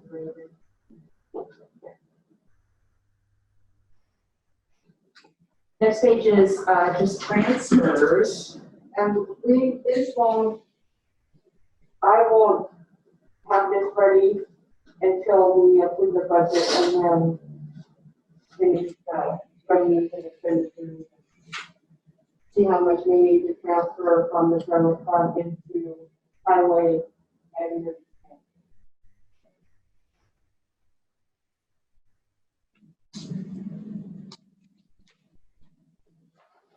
The next page is the 911 fund. I did notice there is a professional services has no budget. That's from the city. Okay. Now, last year we did have this, they approved that, it was an upgrade of some sort. but we didn't get any, the bills or anything, we didn't get done. So I think they'll be paying it this year, so. And we don't have enough in there, so we will be supplementing this for this year if they don't get it. Okay. So I'm just waiting for the city to fill out their, request, for dispatch and stuff like that. So did you say we will have to supplement that? For this year, if we get those bills in for the, For our portion of that system. Yep. Doesn't, and I'm just asking the question, doesn't this come out of that special 911? Yep, Okay, it's so, most of them. so if we wouldn't pull money from the general fund to pay it, or if we did, would we get reimbursed the general fund when we have money from it? If it pulled out. It will come out of the general. Got it. It would come out of the general fund? Because we have to transfer, because there's no place else to transfer the general fund into the. So. There's plenty of cash. You know, so we're not really pulling it out of the general fund, we're just supplementing the budget. So the So that doesn't go in or out of the general fund. So the E911 fund, as of the end of May, had $627,000 in it. So that's where the money will be going from. Yeah, because there's very few things we can spend that on, and yeah, that was my question. Spend it on what we can. Makes sense. So we have domestic abuse, and that is 10,000, historically has been 10,000. And we have county buildings, and this is a separate tax levy, correct, Patty? And that's what I put 60,000 because we're already over in this year, so we'll have to supplement. And next year, there's just things we want to do, you know, like the glass in front of, or the plexiglass, you know, I think most of the office wants to do that. So I think we'll, you know, be doing that permanently for it to a little more from, you know, so that'll come out of that, and some of the stuff that Jeff wants to do, you know, with the lights and. I wonder if we should look into doing, you know, that glass and possibly be reimbursed with some of this COVID. That, you know, that'd be ideal, you know, if we could get you know, because that's the real reason why we're doing it. But then we probably won't, it's unfortunate, you know, I wish we could do this year. Well, you know, maybe. We probably won't have the money. Maybe that's something that we should, you know, and I hate to get off the subject, but we should just look into doing here pretty quick. If we could get reimbursed for it. And, because we have that $1.5 million that we have to spend it to get it back. If we could do that anyway and get reimbursed, that might be the best option, so. It's probably worth looking at or getting a quote, but as far as the $1.5 million, I think it's spent. Yeah. I mean, I don't think we're having trouble using that. We did get approval to use the ambulance service. Okay. So once they use up their first federal grant of $25,000, I think it was, all of their salaries can now go against the 1.5. So that's roughly 7, and then right there, that's pretty much between that and sheriff's salaries. All the hearings. You know, but to Patty's point, we budgeted for that $700,000 for saving ambulance salaries, and we're getting reimbursed for that. It might be worth trying to permanently upgrade some of these systems, and you know, obviously we want to get reimbursed, but even if we don't, it might be time to upgrade some of those too. Something to think about, or increase the, I don't know what it would cost, but were you talking just having that done, Patty, or were there other projects in the building that you mentioned? I think that's the main one. For yeah. What's this levy for? This is a building levy, so it's listed separately Right. on that. No, do you know what it is about that? Oh, the levy itself. what's your very small. You should know these guys. Yeah, I know. Get your tax,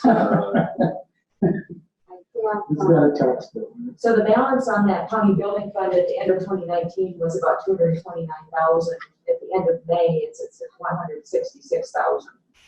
So that 70,000 comes out of that fund. So it's down to 166,000 at this point. I think that levy for the, is like 0.33 or 0.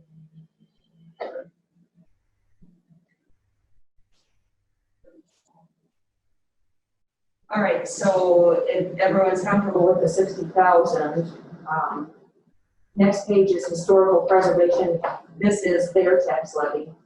So that's what they're forecast to get. You can see the historical change. Because it's a flat levy, as valuations and growth go up, they get more dollars. So that is, nothing should change there. It is what it is. Debt service, you can see we have payments on our debt through, full payments through 2024, and in 2025 we have a $300,000 debt payment. So 2025 will no longer have debt. There's no advantage to paying that off early. There is that. Not when we have to take it from the road budget. No, that was my point. We're not accruing any interest or anything like that. Yeah, we're paying interest on it. What percent interest are you paying? You know? I had no idea off the top of my head what that is. You know, the reason I'm just curious. Refinance or something. Well, I mean, if we're paying, I mean, who knows when this was taken out, if it's a huge interest rate. Maybe it's not. I don't know the answer. Okay, so it started out in 2017 at 2% on the coupon, and then it went to 1.15, 1.3, 1.55, 1.85. 2022 it'll be 2%, 2023 1, 3, and 3. And I would challenge anybody to find a better interest rate. So this was taken out in 2017. I have back to 2015 here. They did not make principal payments for a couple of years. What was this debt service for? That's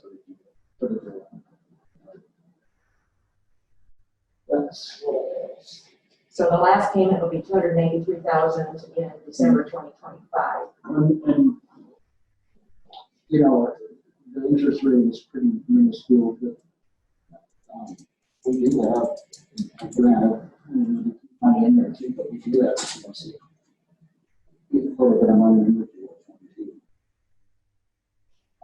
I'm sure it's the best course is just to keep going. Once it's in the jail fund, it has to be used on the jail. Well, I mean, would this count? I don't know. I'm all for continuing the course as it is. I just had a question on interest rate. I'm fine to stay in the course. All right, so that's debt service. The next one is the Napa Junction, and that has to do with the taxes we collect off them, which they receive back for the road. So, what out of this do we actually get as taxes? Like I said, this officially goes on to them, the county gets the original base for these lands, but it doesn't show individually. It goes to the general, the schools, the township. But I don't have it. As far as the increment of the growth, it's a net zero because everything that they are paying on taxes goes to pay that project on. So it's a net zero.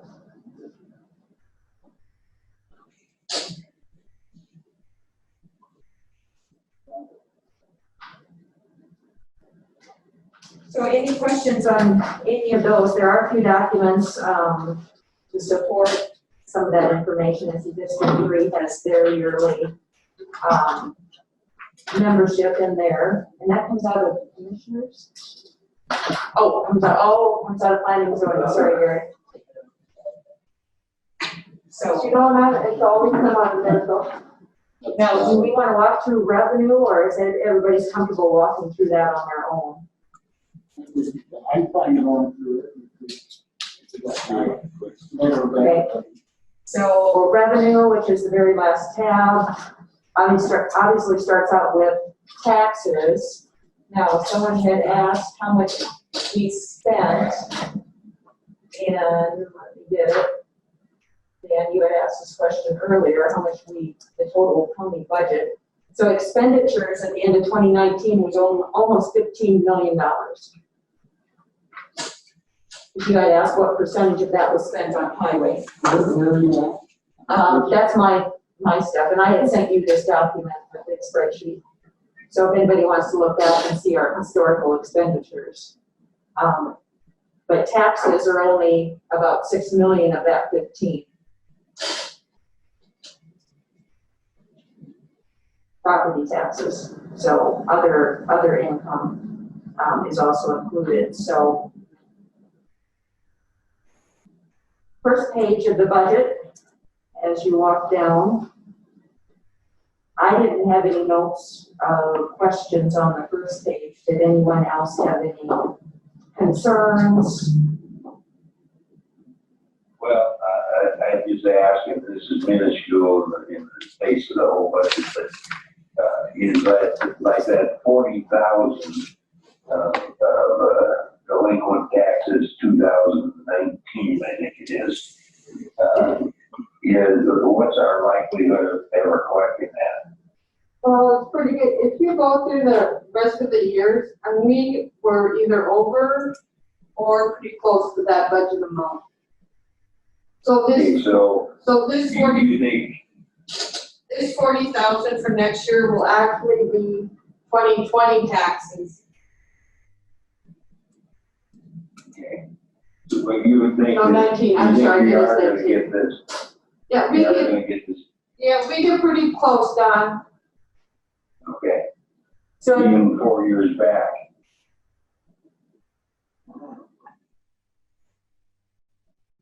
What, have you used the same formula essentially to get to arrive at that 40,000? I just kind of go by an average of what has been received. So if you look at our current budget, we're expecting to get 30,000 or so in back taxes from 1 year ago. And year to date, we're at 16,500. So hopefully when second payment taxes roll around, we'll get pretty close to that 30,000 we budgeted for last year's taxes. The 40 essentially is a percentage of the 6.5, however that was, okay. So, and then essentially 6,000 she's budgeting for taxes that should have been paid 2 years ago, and then 3,000 for 3 years ago, et cetera, et cetera. And then everything prior, not much, by then probably not a lot of hold, but we do. I mean, if you look historically, we have been receiving some back. Yeah. Telephone tax, 2019 was a good year. That's an outside telephone, That's it. and that's paid directly, from Sioux Falls, they pay it twice a year. How come 2019 is so much? Because there is a problem with, and their code is working on it. Some other taxes are going in there that are not supposed to. The average is the 13. I was saying we had a good year.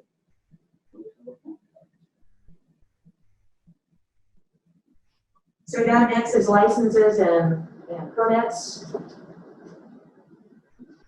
I didn't see any real issues with what Patty proposed there. Any changes from anyone else? Zoning permits are up a historic.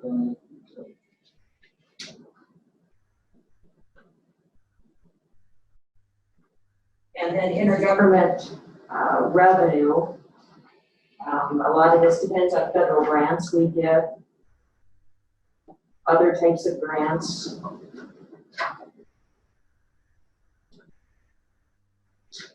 Many of these are based on secondary roads, miles.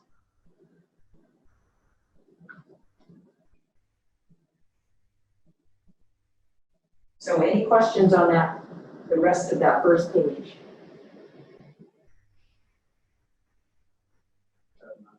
Okay. So the next page continues on a little bit with alcohol tax there at the top. Safety center operation, and then we get into charges for goods and services. Alcohol tax, how does that work? Is that for sale, is that? Yep, that's it. So you get a percentage of, is it the alcohol sold in the county? The state of it. We want to do it totally.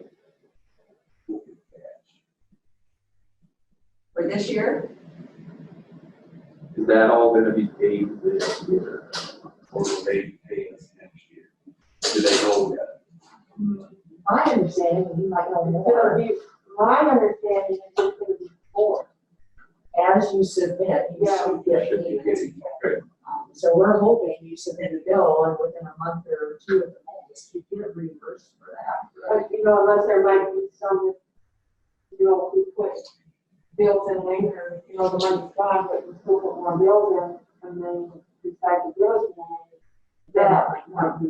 Yeah, Okay. so, But I'm okay with not budgeting it. yeah, no, it's kind of like FEMA money. Yeah. I mean, we've submitted A-level FEMA money and B is darn close to being submitted. All of that money is not anywhere in the budget, so that will come in. My opinion, it needs to all get shoved in highway. Yeah. But to do special projects and things, but anyway, sidetracked. And that is, the ambulance money.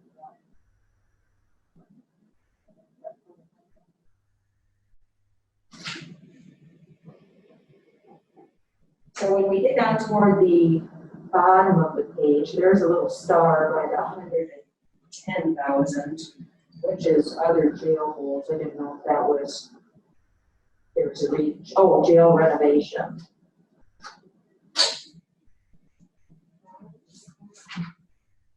And I'm thinking that Oh, maybe there was I a know. note because income was down. Yeah, that's why it is there, because it is down, because They're not housing. Yep, and I think with COVID, they've kind of maybe not had as many so visitors. yeah, and I don't know if it's gonna get back, if you wanna keep it at 110, that's why I put a star there, I didn't know if you wanna keep it there or lower it, or. Yeah. Maybe we should lower it, we just did some major renovations and now I was talking with the sheriff, I don't know if he has any big ones coming up, has anybody heard? No, he has not shared that he has other work that he's Maybe we major. go down to like 90,000 or something. I know, like the state auditor always said, you don't wanna rely on it. It's just if you get over it, it's a plus for fun. Yeah. Well, and this year is gonna be one of those years I think we're gonna be down for sure. And I'm fine with moving it to 90, I don't have an issue with that. Unless, unless it's too high, 90, 80. We should probably, I'd say at least stay around 80 just in case. 'Cause things get pretty expensive in the jail. And then the federal prisoner holds is 600,000. We might be able to, depending on the rest of the year, we might actually be able to try that this year with the COVID. That's the one that probably might be next year. I think that's what you're getting with all of them. Yep. Before, Does anyone have a concern with that 600,000 being there? that I think you might have a little, because that's federal. And we're always in that one. I can check with Jim for sure. I think he said that some of those were lower.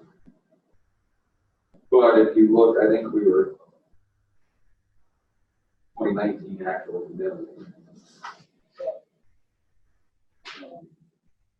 If you look at, you know, year to date,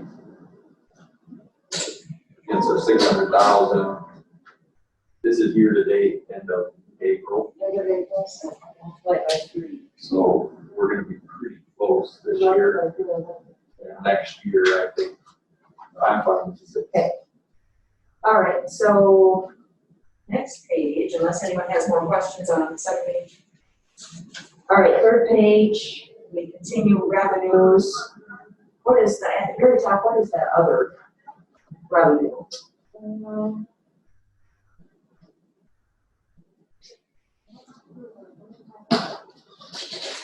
I'm just curious, because it's a pretty decent amount of money. And I'm assuming the MI is mentally illness. That's from the town, we know the counties that pay. Right, right. Or individuals, but we don't make them individuals.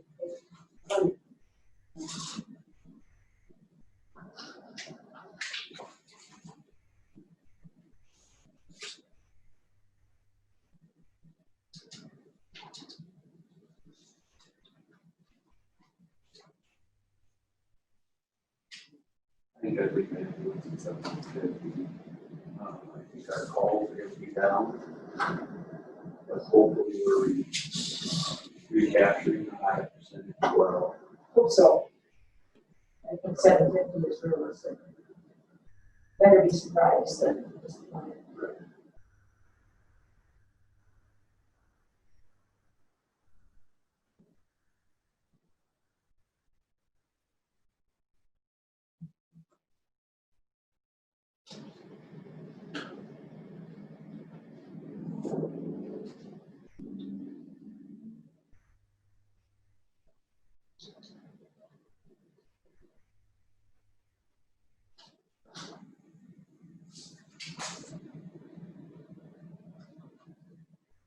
So any questions on that page, which essentially gets us to total revenues of 9.5 million?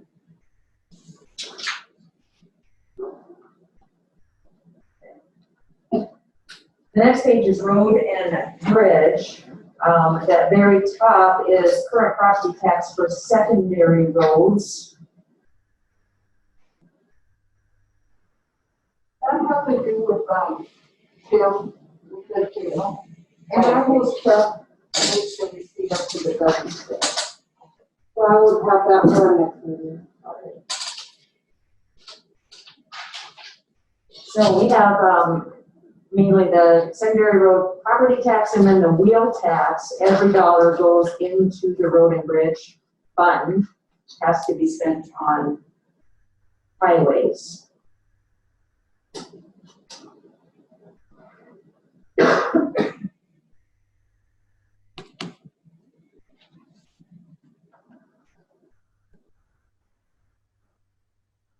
A lot of highway permits. What was that, Dan? A lot of highway permit, dollars last year, $9,831.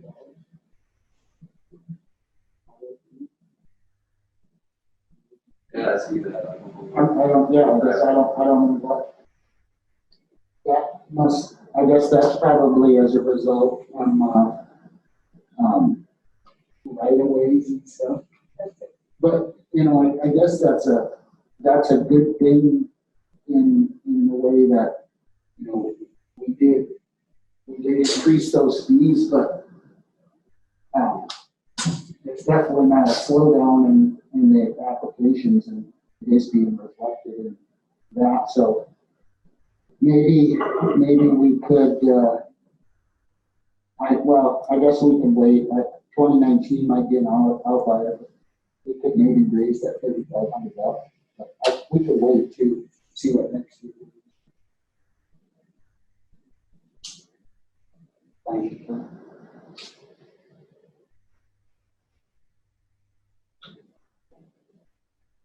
So any changes there?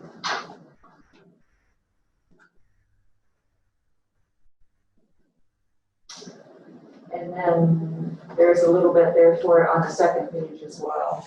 The interest, some minor things. My only concern maybe would be over vehicle licenses. Those are down. I suspect they're gonna be down this year.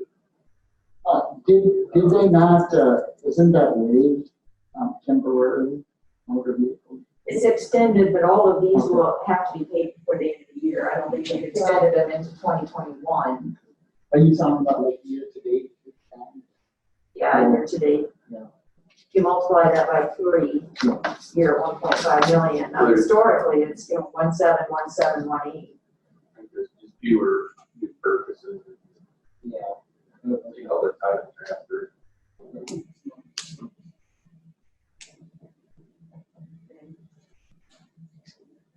Feel strong enough to want to change. I don't know, leave it for now. So overall, just under $3 million. So any difference between this money and the budget we finalized for highway will be supplemented, will be transferred from the general fund. Yeah. So next is the E911 fund.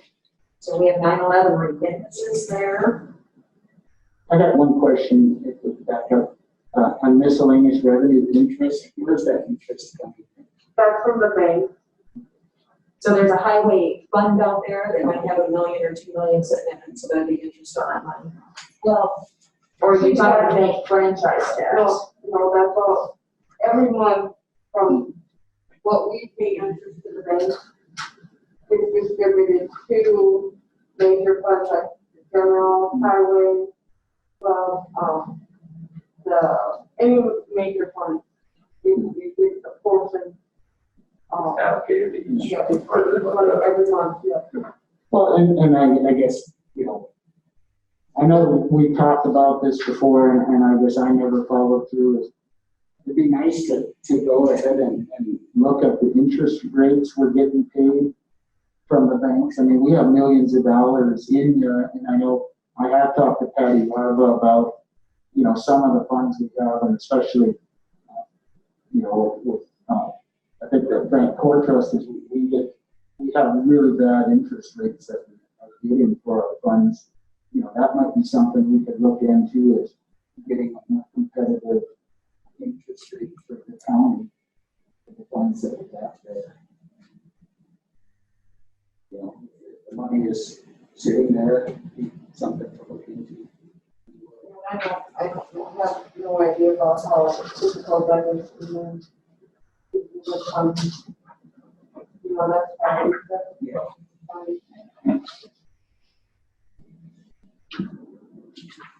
So we had 911 fund. Any concern on 911 fund? Next is emergency management.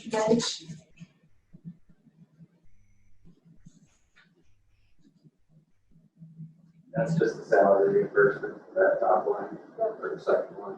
And I can't put, he gets grants through the year, but I can't put it on the budget because it's not for sure. Right. Yeah. So that's why his revenue is pretty good. Varies a lot because of that. When you solely rely on grant. So after emergency management, we have domestic abuse, which marriage licenses, divorce fees, some court fees go into that. It actually looks pretty consistent over the years. Not a huge fluctuation. And then we have the county building fund, and that's the current property tax that has been proposed to be moved back to $60,000. There you get, those extra, back taxes, that's, when you get to these lower funds, like the originals are very high, you're not gonna get the back taxes. Like, general, 1% of the general funds. And then we have historical preservation, which is set by the flat tax levy and 24/7 sobriety.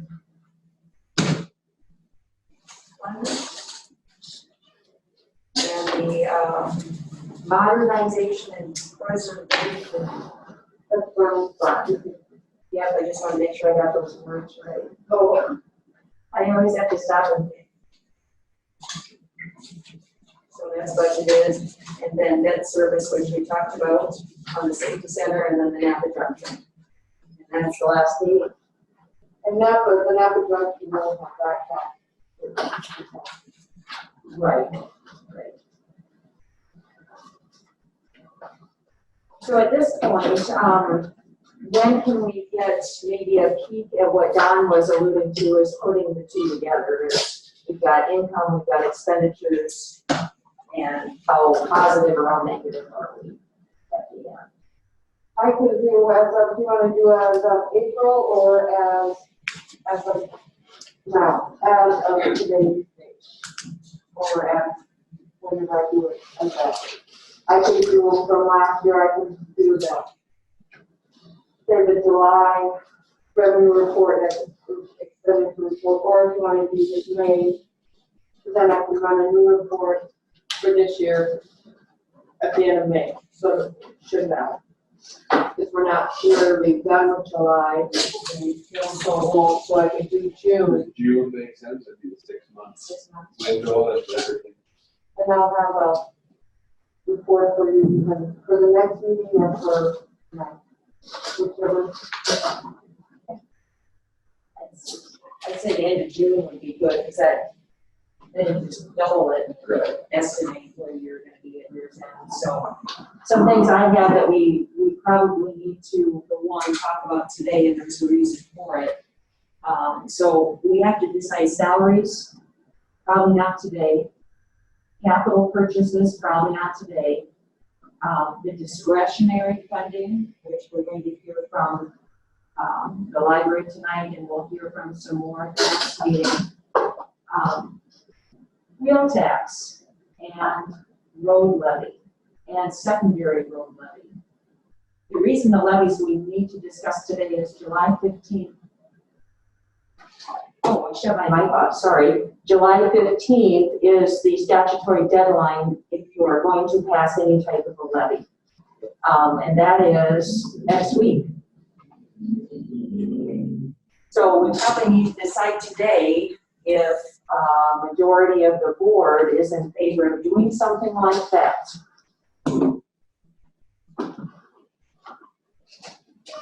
Because it is the setup. I support just talking the wheel tax, we're at $4, I support $5, capped at 20, we're $4, capped at 16 right now. I think that going to $5 is a big score, if I remember right. It does. So average home has, say, 2 vehicles, there's an $8 increase, but it improves the big score, so. Think about it. It's gonna be important if we're gonna get funding for the injured reviews. That, wheel tax, is that by the 16th or? No. The statute on that is once you pass it, you have to publish it, and then there's certain time for folks to appeal it or put it to a vote. I did not see a July 15th deadline on the wheel tax. I will share with you, when you look at the counties across the state, and there are 66, 23 of them have a $60 wheel tax maximum. So they are $5, and they are applying it to the maximum wheels, because state law says you can't go over 60. If you look at the big counties, so Beetle County is $8 maximum, Brown County is 16, Cottington is 8, Davison is 60, Hughes is 60, Lincoln is 60, Minnehaha 16, Pennington is 0. If you look at our neighboring counties, Bon Homme is 60, Hutchinson is 60, Turner is 60, Clay is 16, Union is 48. And we are currently at 16. We do $4 for 4 wheels. So just a little background, that's all on the state's website. If you want the link, I'll send it to you there. So I have talked to several farmers out there who have asked to either do, 1, borrow money, 2, do a tax levy, or 3, increase the wheel tax. I have not talked, no one has approached me and said, don't do it, we think our roads are good. I think folks are to the point where they understand something needs to be done, and they see really good efforts on our highway department right now to get a good plan in place for things. But again, the only thing we really, I think, need to decide today is if we are going to go for a road levy because of the deadline.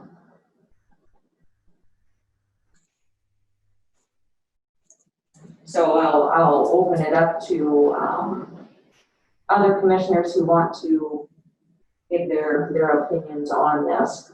Right now, we do have a secondary a road levy on the townships we oversee at 50,000. It's been there for as long as Patty can remember.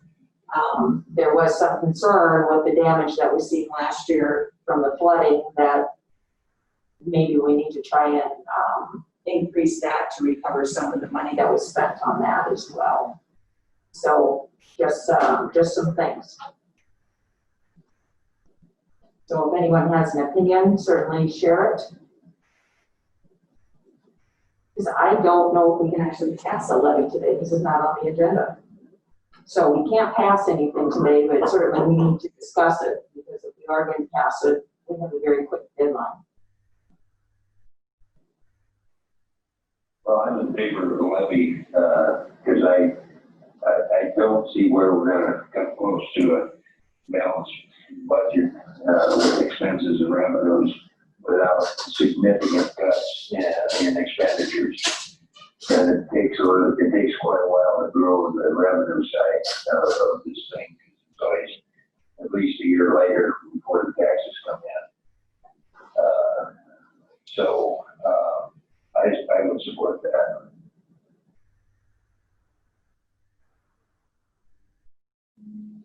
Dan?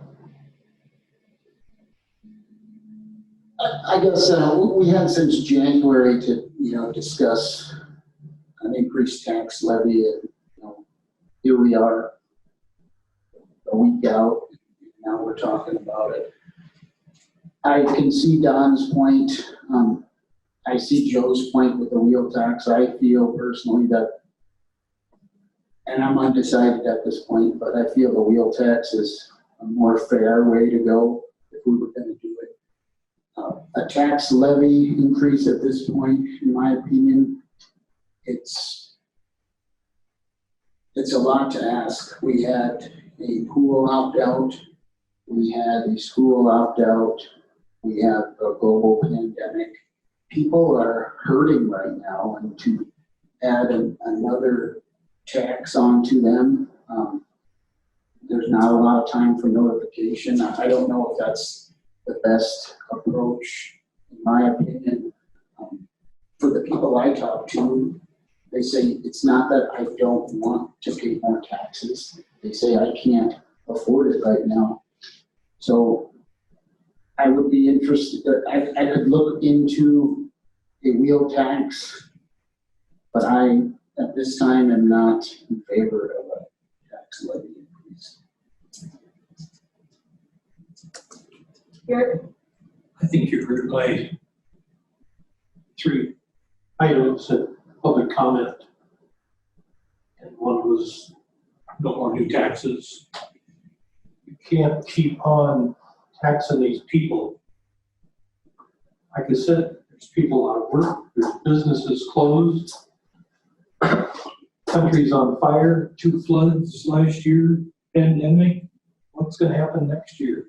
You've never heard of saving for a rainy day. I know we need this, we need that.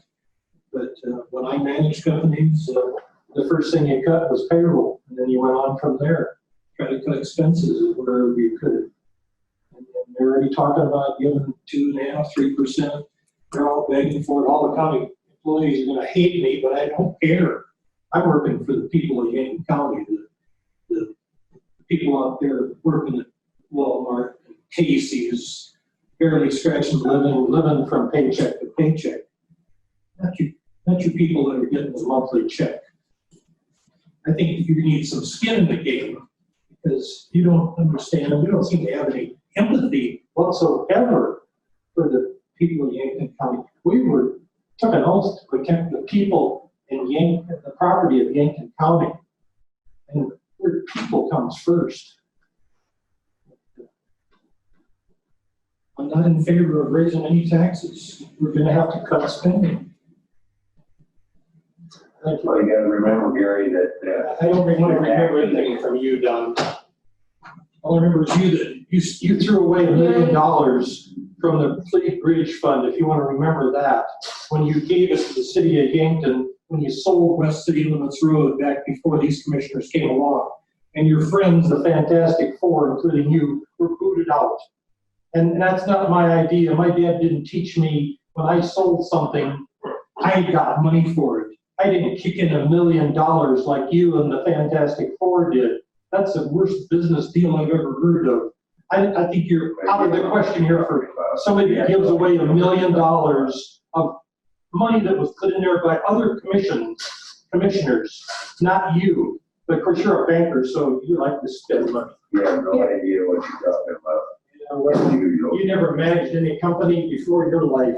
You were just an employee. Gary, we respectfully listen. I'm not respectfully to somebody that throws away $1 million of county money when they sell something. That doesn't make any sense whatsoever. Of course, a rocket scientist like you, it probably does, but you didn't manage any companies. I worked for a company for 25 years. You haven't even been in a workforce for 25 years. You got 7 jobs already. Don't tell me what I know and I don't know. Back to the budget.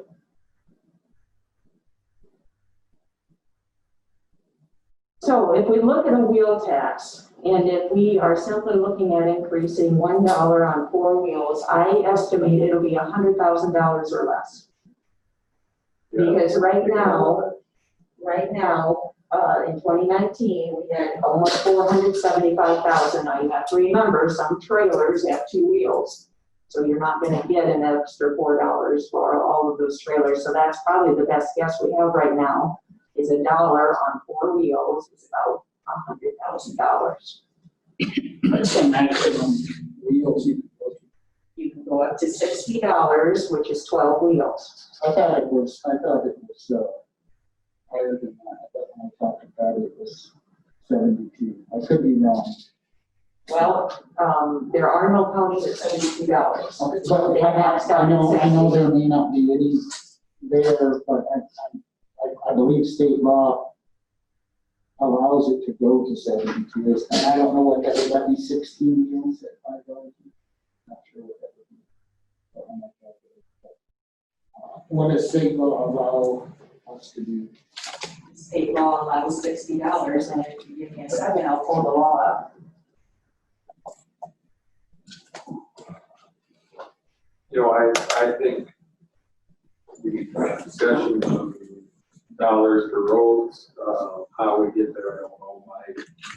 My preference would be simply go to the wheel tax, $5 to support our big scores, the appreciable amount of dollars towards the roads would be, I would like to see it, you know, specific road levy for specific projects. I can appreciate the timeline we're in, the environment we're in, so it maybe is not going to happen now, but I get asked by quite a few people that say, when are you going to put a road levy on? My roads are crumbling and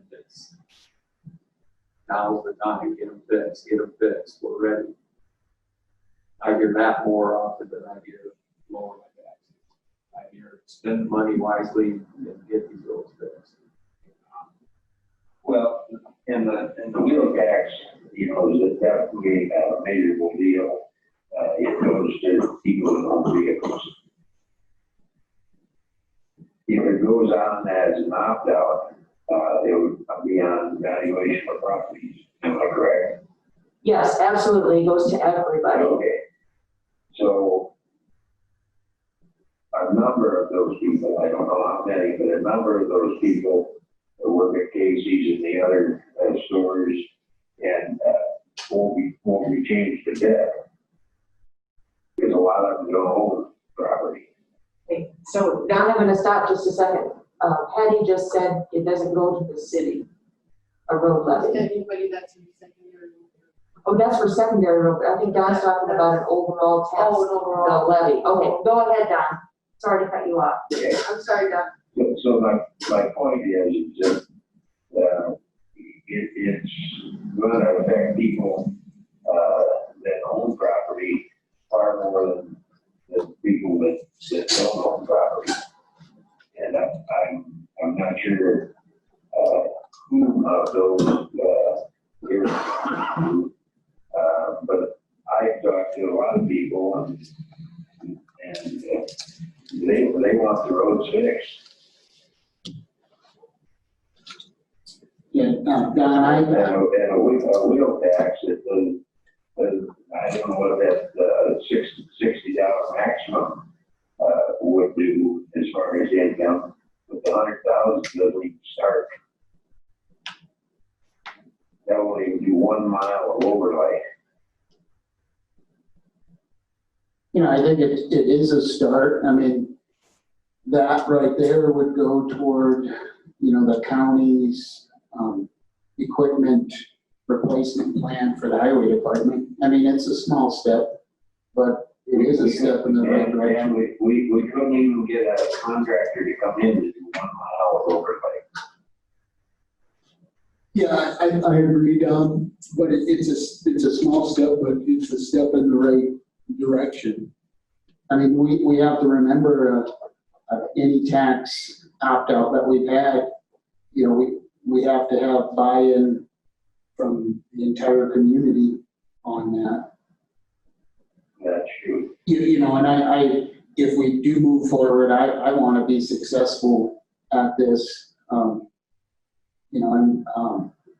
And it does affect people who don't own property. I had to recently raise some rent on one of my properties when we got the pool opt out and then the school board opt out. I had to raise rent. And so those who do rent and don't own property, they are going to be affected by this as well, because when taxes go up, those costs are transferred to the tenants that do rent, so in an indirect way.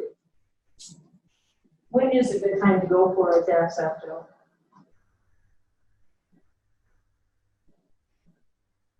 Is there ever a good time? There's not much of a good time. I mean, 3 years ago, 2 years ago, 1 year ago. It may be a great time 2 weeks from now when we have this next meeting, if our expenditures exceed our revenues by a considerable amount. We don't know that right now today.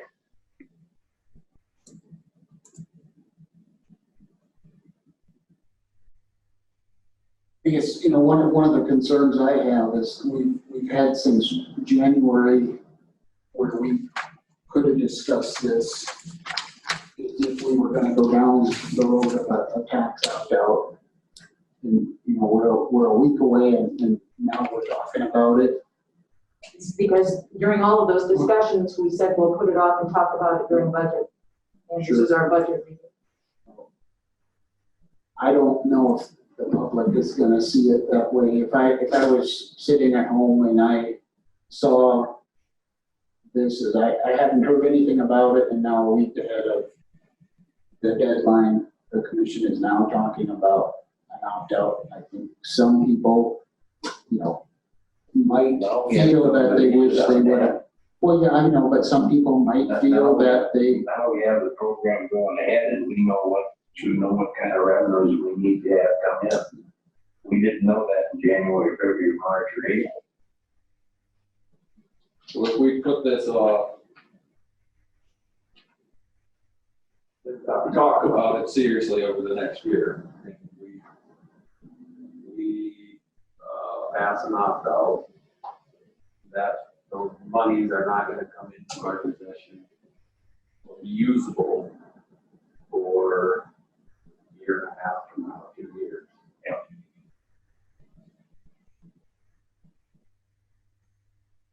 I mean, I fully understand that it would have been a lot better to, but I didn't bring it up, you didn't bring it up, we've been talking about it though, and so, I guess it's not how I would like to do it, but I could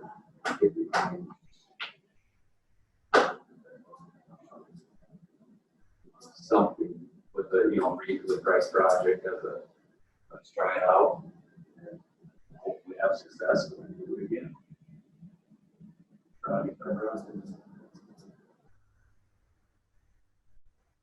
Yeah, so if we do go forward with a tax levy, I would support it for only 1 year. And at the end of the 1 year, then it would have to be renewed every year. And I think that's a few years ago when it was tried the first time at the 0.9, the maximum levy, and there was no sunset clause, and it failed miserably. Those were the big concerns of it. It was maximum, it had no sunset, and there was no plan for spending the money. When it came around the next time, it did have a sunset clause of 5 years, I think. And they went for, I think, half of the levy, which at that time it was 0.9 available, and I think it went for 0.45. I'm really struggling to remember that. And it was pretty close at the ballot, and it failed. Now, since our county is over $2 billion in valuation, the maximum levy we can implement is 0.6. I would not support a maximum levy of 0.6.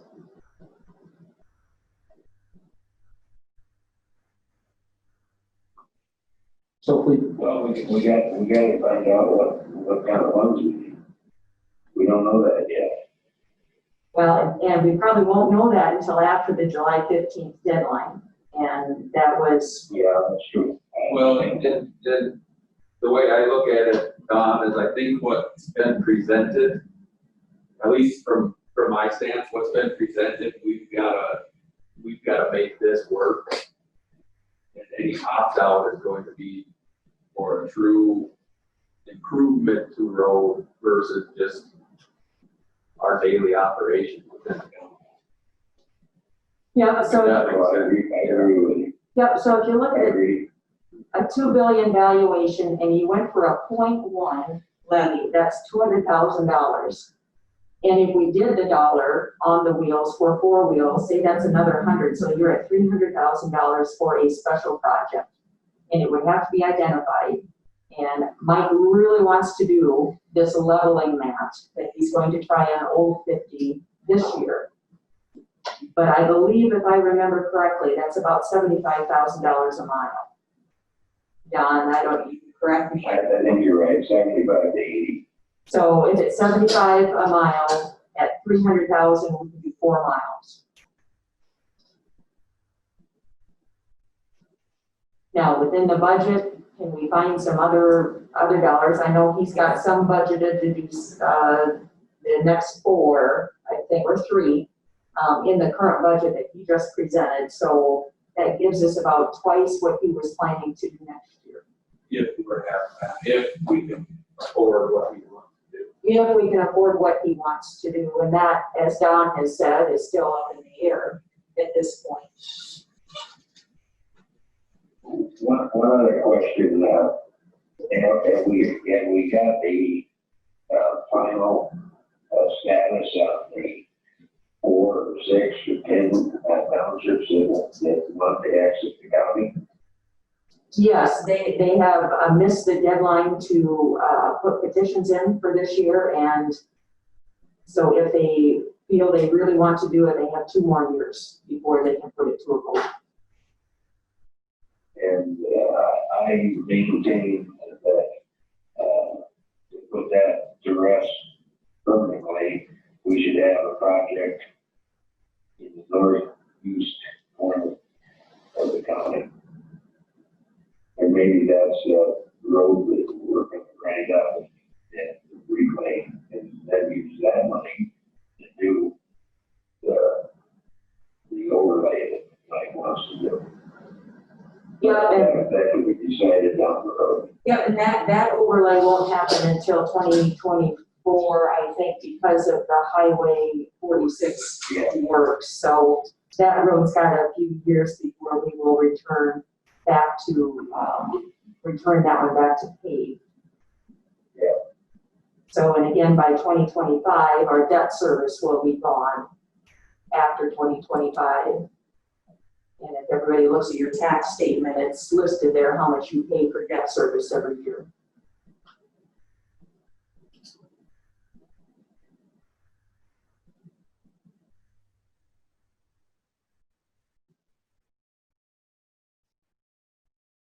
So if we have 3 commissioners sitting here that are in favor of some level of a road tax levy, we probably need to schedule a meeting to get that done, or to further discuss it, or to make an official vote on it. I feel we need to make a decision at what that levy is today, how long it will be for, and some type of project it's associated with. Well, I agree with the 1 year, time frame. Yeah, I would be supportive of a 1 year time frame, not maximum levy. Like I say, more of a smaller project. It's feet wet on some of this. Mike's idea on just the one thing that's always, I always envisioned as a possible opt-out project. I know 301, 303 was drowned and we designated that as a C road, but it's never sat right with me yet.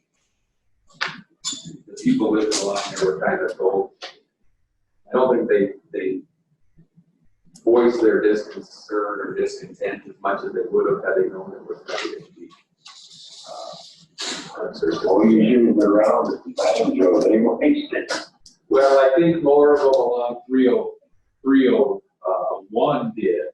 And then once that was drowned and redone, I think people on 303 did not say quite as much. And I'm not suggesting it becomes A road or B road, but at some point I would, if we look at opt-out, I would not mind seeing that as a project to just get it chip sealed to keep the dust out.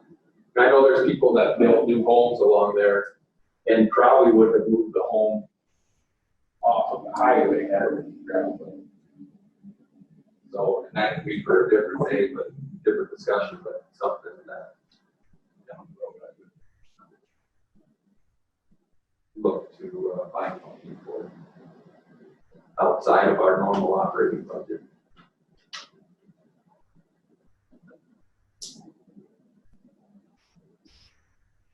I'm a proponent of following kind of what Don had said, and I do feel the roads on the northeast part of the county have been overlooked for many years.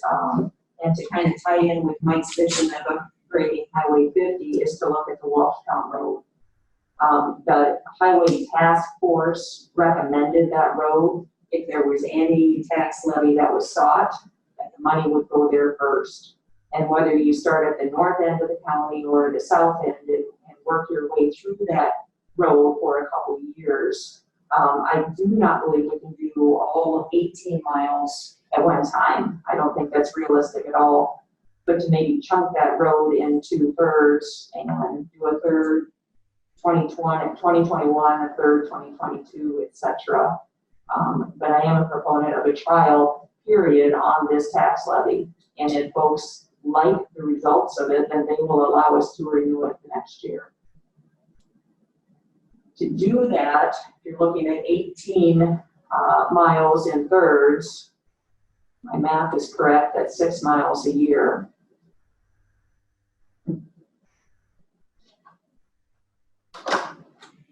And 6, 3, so that's about $450,000 that would be needed to do that project. If you took $100,000 for wheel tax, that leaves you with $350,000 you would need from a special tax levy if this project sits out by itself.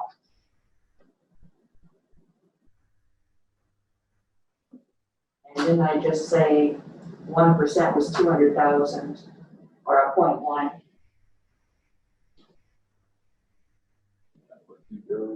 Is 200, and so to get 350, is that 0.175? Is my head math right? I better do that on the calculator, I get a little tired.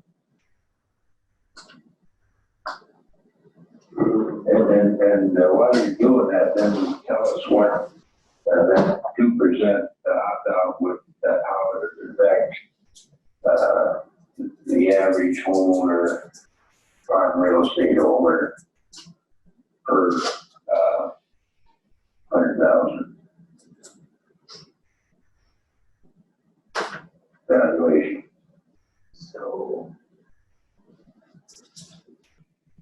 So $17.50 per 100,000.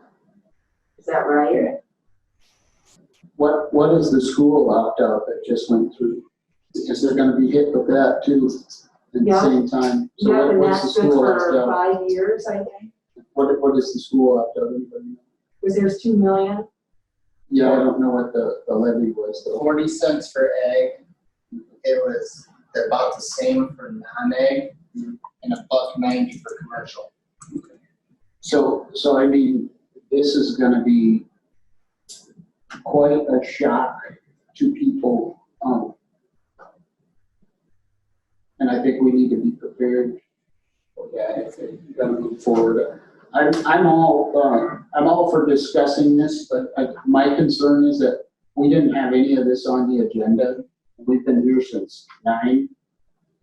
Do we want to add this to the agenda at the next meeting for discussion? I think that might be more appropriate. And just my issue is that we're discussing this and it is not on the agenda. Anywhere I know we're not going to take action on it, but still. It's too late, isn't it? Well, we could have added at the beginning for a discussion, I suppose. Doesn't it have to be done by the 15th, didn't you say, Jerry? Yes. Or you could call a special meeting and we could, I think that would be more appropriate.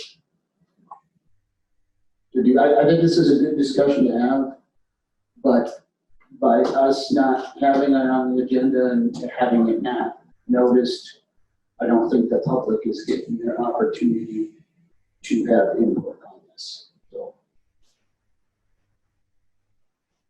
there's no reason we couldn't schedule a special meeting to discuss it. Probably even this week, definitely next week. So I am gone next week. And I'm unavailable Friday.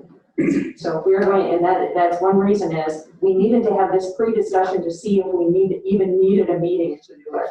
Because if there was only one person in support of it, there's no sense in scheduling a special meeting. And this is part of the budget discussion.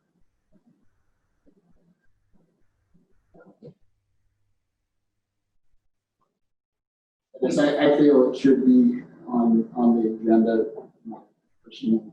We discussed the commissioners and the revenue, and that wasn't on the agenda. And this is part of the revenue. So this is budget discussion. I guess I see no reason why we can't discuss it at a budget meeting.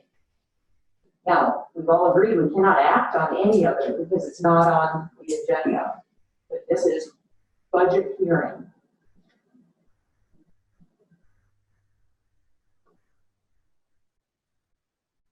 And have you been listening to the numbers I've been reading off? Yep, I just came down. Am I darn close? 2019 was 2,028,500 taxable. Yep. Okay. And it should be a little bit more in 2020. So if we use 2 billion, that's darn close. So if you looked at the historic preservation, which is a 0.05 tax levy, that's about 100,000. So a 0.1 would be the 200,000.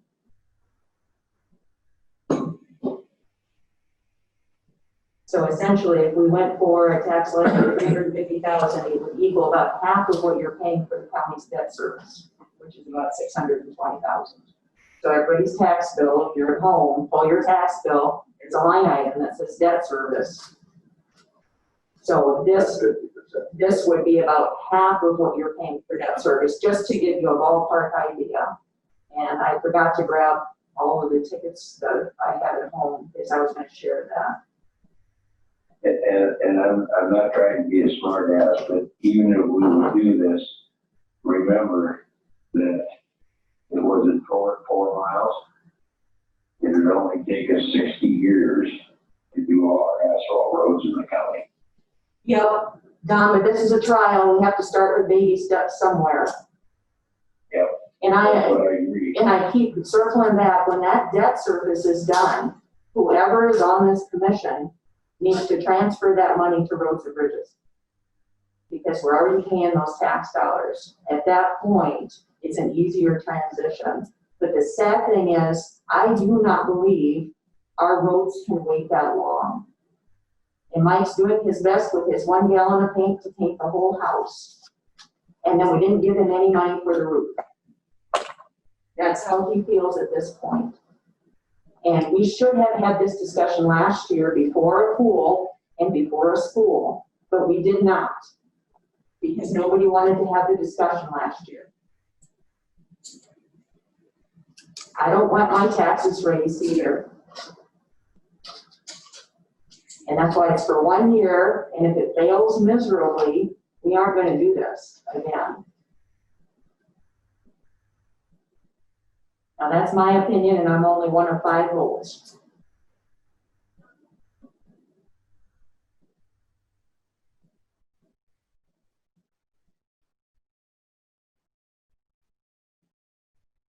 To try to get behind that. I mean, I agree. I don't think the intent is to spring anything on people, but we're to that point where we need to make a decision, I think.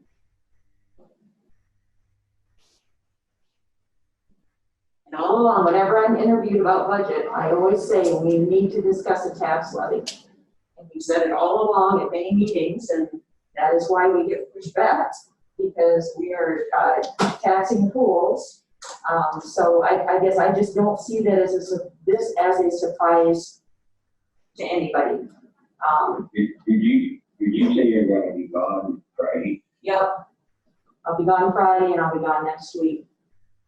So if we're gonna have a meeting, we have to have it Thursday. I'm gonna be out of town, I'm gonna change your meeting. Yeah. Can you call in? We try, but it'll be at 10. See what You can call in at, you can call in at 10 or? It starts at 10, so. Okay. From here on, and I'll see if I can call.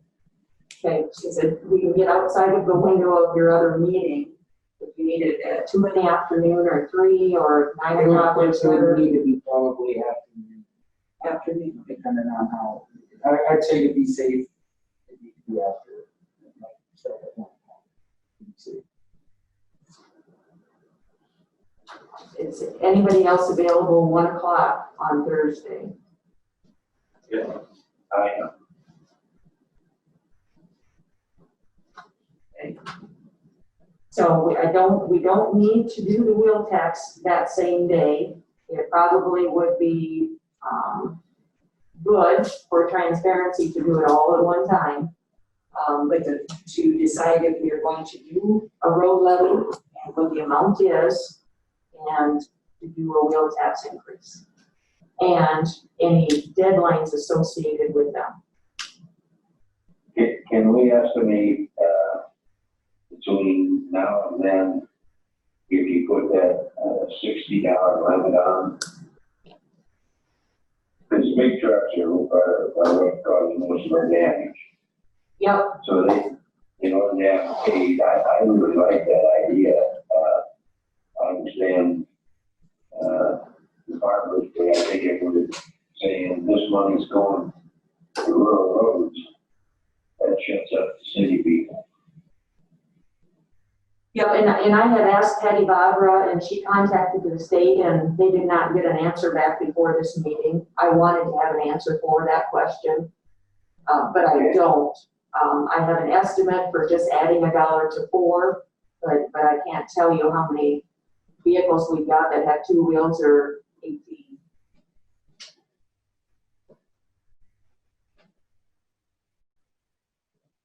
So do we need to schedule another budget meeting beyond this Thursday at 1 o'clock just to decide the road levy? Well, when's the deadline to have it submitted? What's Patty's? We've got a September adoption, is that right, Patty? I have to advertise in August. I have to advertise the provisional, the first 2 weeks in August. And then the hearing will be in September. And that'll be the approval also. Because we have to approve it by October 1st. And we, our meeting in October is October 6th. So we probably. I'd like that. Yeah. I'd like to have a meeting where we can look at what the annual projection of expenses and revenues are. All tied together, yep. So that either needs to occur still in July or some meeting in August that we can pick a special day to sit down and go through, and we need to finalize discretionary spending and salaries and capital purchases at that meeting. I think we need to wait until we get our portions of the city, you know, especially for the center and the library and those, because that's really gonna. The city will be at the July 21st meeting. Okay, so we're looking at probably the first part of August. But I have to have the provisional published the first 2 weeks. First 2 weeks. So the, Well, just tell them we need a presentation by the 15th of July. They want money, they'll do it.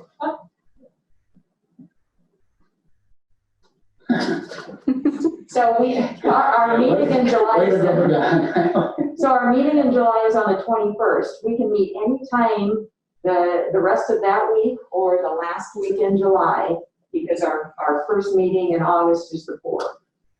And you've got to advertise that first week in August. So we can target a meeting in the last week in July.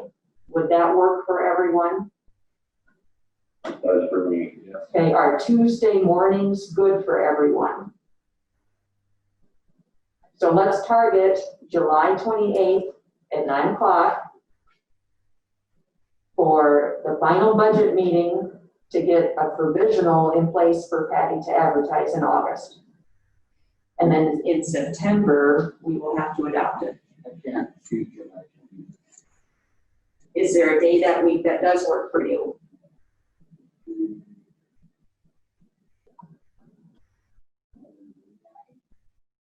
What day is it, Sherry? 29th is a Wednesday.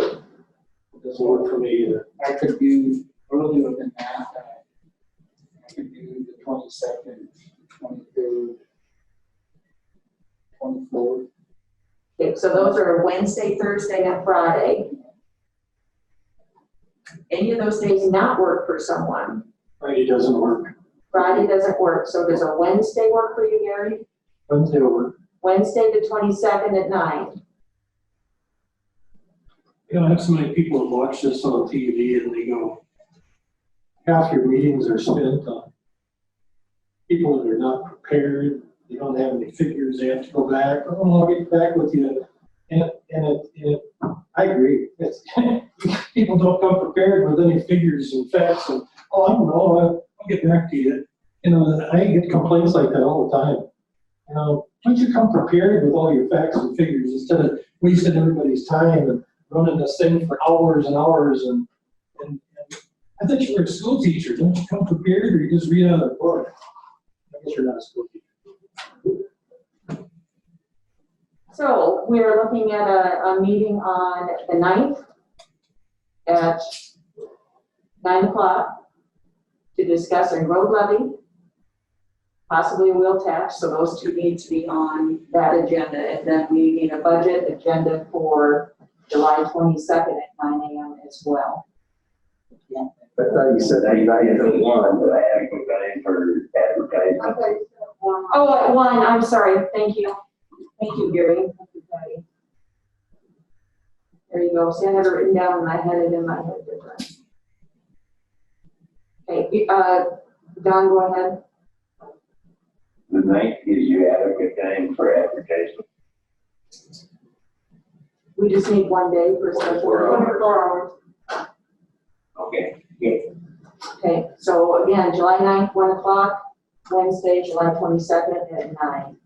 And, 1 o'clock, that's, you want your tax, and the levy also, Yeah, road levy. road levy also. Also.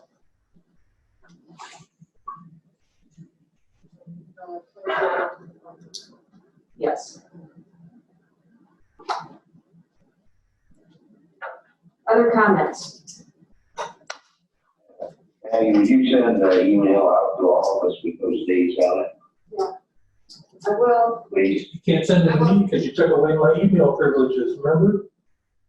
Put it in the mail. Personal day.